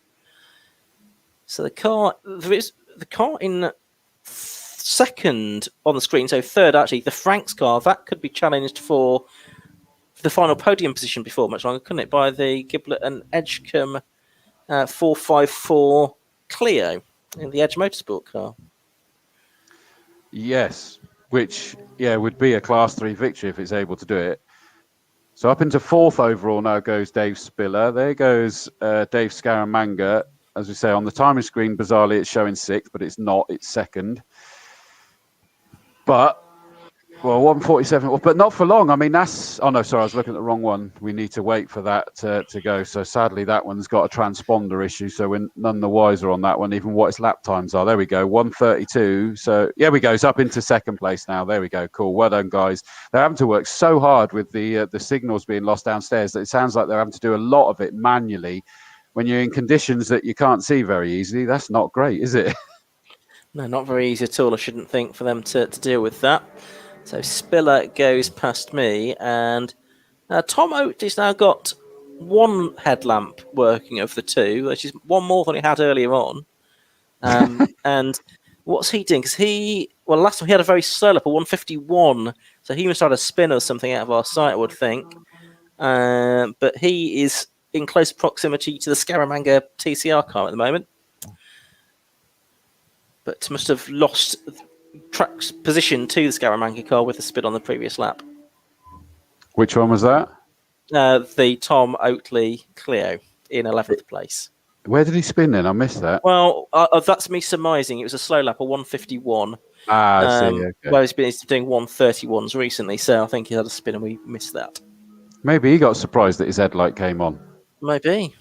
He was dazzled by its reflection in the rain. Razzle dazzle. But I think Dave Scaramanga's just been passed by one of the Mazdas there, but that won't be for position, of course. Down here comes the Jazz Sapra Sonny Gill number 40 car. That sat in 6th place, 3rd in its class, getting past the Bigwood and Tompkinson car that has obviously been in with some kind of issue. Ray Frying up Ferguson still flying in the 27 car. He's getting more sort of new fastest lap of the race. Just suddenly went to Oatley that time round, 1:11.790. How did that? Can't be right. That would be a phenomenal lap time, wouldn't it? Well, maybe then it wasn't a slow lap the previous lap then, and that was an error as well. And they've now caught up on that error by giving him a. I mean, if you could do a 1 minute 11.7 in the wet, that would be something. Mazda in the wall at Quarry. I've just had a message from Gareth Haycock. So, yeah, there we go. Oh, it's Dan Blake because it's the light blue with the yellow roll case. So Dan Blake is into the barriers up at Quarry. Now, what have we got left? 4 minutes 15. I got a feeling we may find that this will come to a premature close if that is the case, because there's no point putting the safety car out there, especially as the safety car is at least about to make its way in. But you just wonder whether they're going to go early checkered flag. I'm watching the officials. There's nothing at the moment. But that's not in a great place up at Quarry at the end of the day. So no, I can see Dan's out of the car, so that's good news. He's okay. But there'll obviously be yellow flags up there to cover that instant. But there is only 3 3/4 minutes to go. Yeah, Steve's just voiced through the window that they're gonna call that a day. So as we wait to watch, they're gonna get the checkered flag ready in a second. Here comes the number 70 car with Emmett at the wheel. So Stuart Emmett brings it through. There's the checkered flag. Might be a bit surprised. Hopefully he can see that the checkered flag's waving. Probably not going to be surprised, is he? The 905 car of Franks goes through. He's in 3rd place actually, and wins class 4. There goes the 454 car. He's going to be 4th on the road. That gives them the class 3 victory. For some reason on the TSO, it's not showing that the checkered flag went to Ludlow and Emmett, but they definitely grabbed those guys first. As I say, we hope, keep an eye on whether he is slowing down or not. Yeah, he has slowed by the looks of it. That's all right then. Steve Bracegirdle, 84, takes the checkered flag as well. That's 2nd in class 4, 7th overall for him. There goes Dave Spiller. Now, what has he gone? He's actually finished 5th overall, which gives him runner-up spots, 2nd in class 3. Every class gets class, they get the trophies for all of those as well. There goes Dave Scaramanga, 2nd overall, which of course gives him the class 1 victory as well. So fair shout there. Just worth noting that both Spiller and the Sapra Gill car both did their personal best laps right at the end there in the 1:28s. So they were finding some pretty impressive time in difficult conditions towards the end. Possibly the conditions slightly less wet than they were early on in the race. Yeah, and they're both in Class 3. And that Sapra Gill car has just taken a checkered flag. 6th on the road, 3rd in class. Brace Girdle, 29 Oatley in 8th. 9th was 86 Bigwood and Tompkinson. In 10th place, number 16, Allen and Marie. 11th place, 38 Griffin and Williams. 12th is the 127 car of Dan Blake up in the just in the recticel barriers up at Quarry, and he just wouldn't have been able to rejoin. 13th, number 27, Ray Ferguson. 14th, 169 was the sort of pitted and retired Chris Everall and Ben Scrivens, but just behind that, because it couldn't unlap itself, the 265 car of Jones and Waite. So well done. The victory goes, and like you said earlier, rather fittingly, to the number 70 car, which is Dan Ludlow, Stuart Emmett, wins in the Honda Civic Type R. So that's pretty nice, I think, to be honest, isn't it? Yeah, definitely. It's a very fitting winner. The other interesting thing I noticed looking at the results is the top 4 in the race were also the 4 class winners as well. So that really showed that the conditions in the race so different to those in qualifying, because those classes were decided based on lap times. So to get Class 2 winning from Class 1, Class 4 and Class 3, it shows how much the rain had an impact on that race after the dry qualifying session. It did. Now, I suspect we're not going to get any interviews down there. I'll keep an eye on the camera just in case, but that may be the last we've heard from Josh. I'm not sure he'd want to be out in this, and the drivers aren't going to want to stop. But in which case, he is. He's opening up there, so he's hoping to be able to grab the winner. But Ian, I'll allow you to say your piece. Oh, hang on. I did press the wrong button. Ian, thank you very much for your work today, mate, and I hope you've enjoyed it over there in the old paddock box. Yeah, it's been some good racing today. We had this horrible forecast, and it was a sort of feeling driving down this morning to the circuit. You thought, it's going to be a bit of a shame. It's really going to spoil things. But we got about 5 or 6 races in before the rain really hit, and we've had some very good and entertaining races in spite of the weather as well. Some great drives as well. Ben Short dominant in the 3 Mazda races that we had, and good entertaining battles in other contests too. A bit of unreliability that enlivened the hot hatches. BMWs were quite exciting as well. So lots of good stuff, and it's looking good for the rest of the Castle Combe Championship season as well as we move into the next meeting here in 4 weeks' time. I'm not here for that one, but I will be back in June for the event then, so I shall look forward to that. But yeah, from me down here in the old paddock box, it's good night. Nice to work with you again, Chris, and see you all soon. Thanks, matey. And just at the right time, I can see that Josh. Thanks, mate. You got our Victor down there with you. Yeah, got Stuart Emmett. Stuart, it looked like the car was going really well. We beat in touring cars and GT cars as well. Yeah. The Civic was good in the rain. We chose the obviously the full wet tyre. The team. Good work from the team, adjusted the suspension. Dan went out, really done all the hard work. So all I had to do was try and keep it on the grey stuff. And yeah, here we are, race win. So really happy with that. And I'd imagine that's easier said than done because the conditions look pretty horrid. Yeah, it seemed to be the last 5 minutes I was out the back of the circuit was really wet. Lots and lots. And the wind I could feel pushing the car across. But yeah, no problem for the Honda. And a great for the Synchro boys to win the Dave Allan Trophy. Of course, yeah. It is good after the what's happened with Honda. Perhaps the last Honda as we go. And it's a Honda winning the Dave Allan Trophy. So I think a good finale to the weekend. And obviously it's a fantastically built car to beat the TCR car, which is a factory-built car with more power and everything. Absolutely, yeah. It was an ex-Synchro car, but Dan and I and the team that we've got the car for the car put a lot of effort into it. So yeah, a really good car, and days like today show that in the results. Well done. I'll let you go and get dry. Cheers. So that brings us to the end of the day. Just got the winner this time, Chris, because it is pretty horrid out here. Yeah, it looks it, and I've got to say, fabulous work again to bring us all the interviews down there in those conditions. I hope that you've managed to still enjoy it, Josh. Yeah, it's been good. There's some great racing. The last race, there's a lot of people very cautious, as you'd imagine. But we had no real incidents, I don't think, which, considering the conditions, was really good. And hopefully now we can bring spectators back for the next meeting. The sunshine will come. No, absolutely. Thank you, mate. You take it steady. Have a safe journey home. So thank you to Josh Barrett. We'll see him later in the year and he can get himself on the dry. Also, as well, thank you for all of your comments. I know Papa Pa says driver of the race has to be Stave Spiller from that last one. Great result, guys. Absolutely, it was amazing. But so was whichever one of the Sapper or Gills was in that number 40 BMW. Absolutely amazing. Thank you very much. Appreciate the comments that have been coming in. Thanks, guys, for some excellent coverage today. Hopefully, be back for the 31st. Look forward to it. So, from myself up here in the commentary box, Chris Dawes, thank you very much for taking your time to be with us. And I'm going to see us out with just a very quick message. Those of you that actually fancy, probably less after watching that race, but if you fancy going racing, don't forget, you can actually get your ARDS test, your ARDS license here at Castle Combe Circuit. From myself, Chris Dawes, or Dawsy as it's more known, I'm going to get myself home. I'm going to have a gin and tonic. From us here, good evening. Thank you. Becoming a racing driver has never been easier with Castle Combe Circuit. Book your ARDS Novice Drivers Training course at the Wiltshire venue today. The easiest and quickest way into competitive on-track action.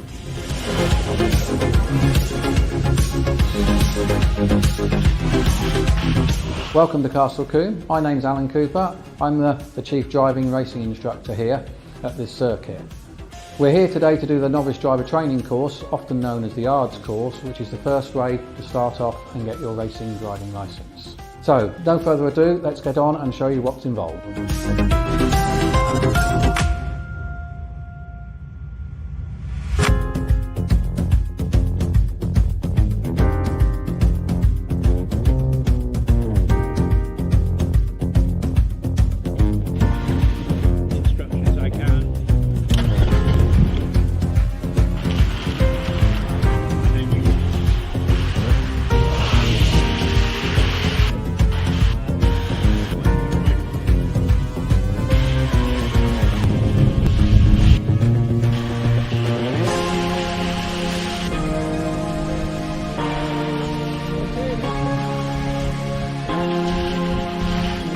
So you've seen the format.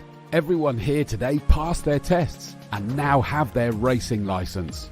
Who knows? The next time I see them could be as I commentate on them in front of the usual packed house of racing fans here at Castle Combe Circuit.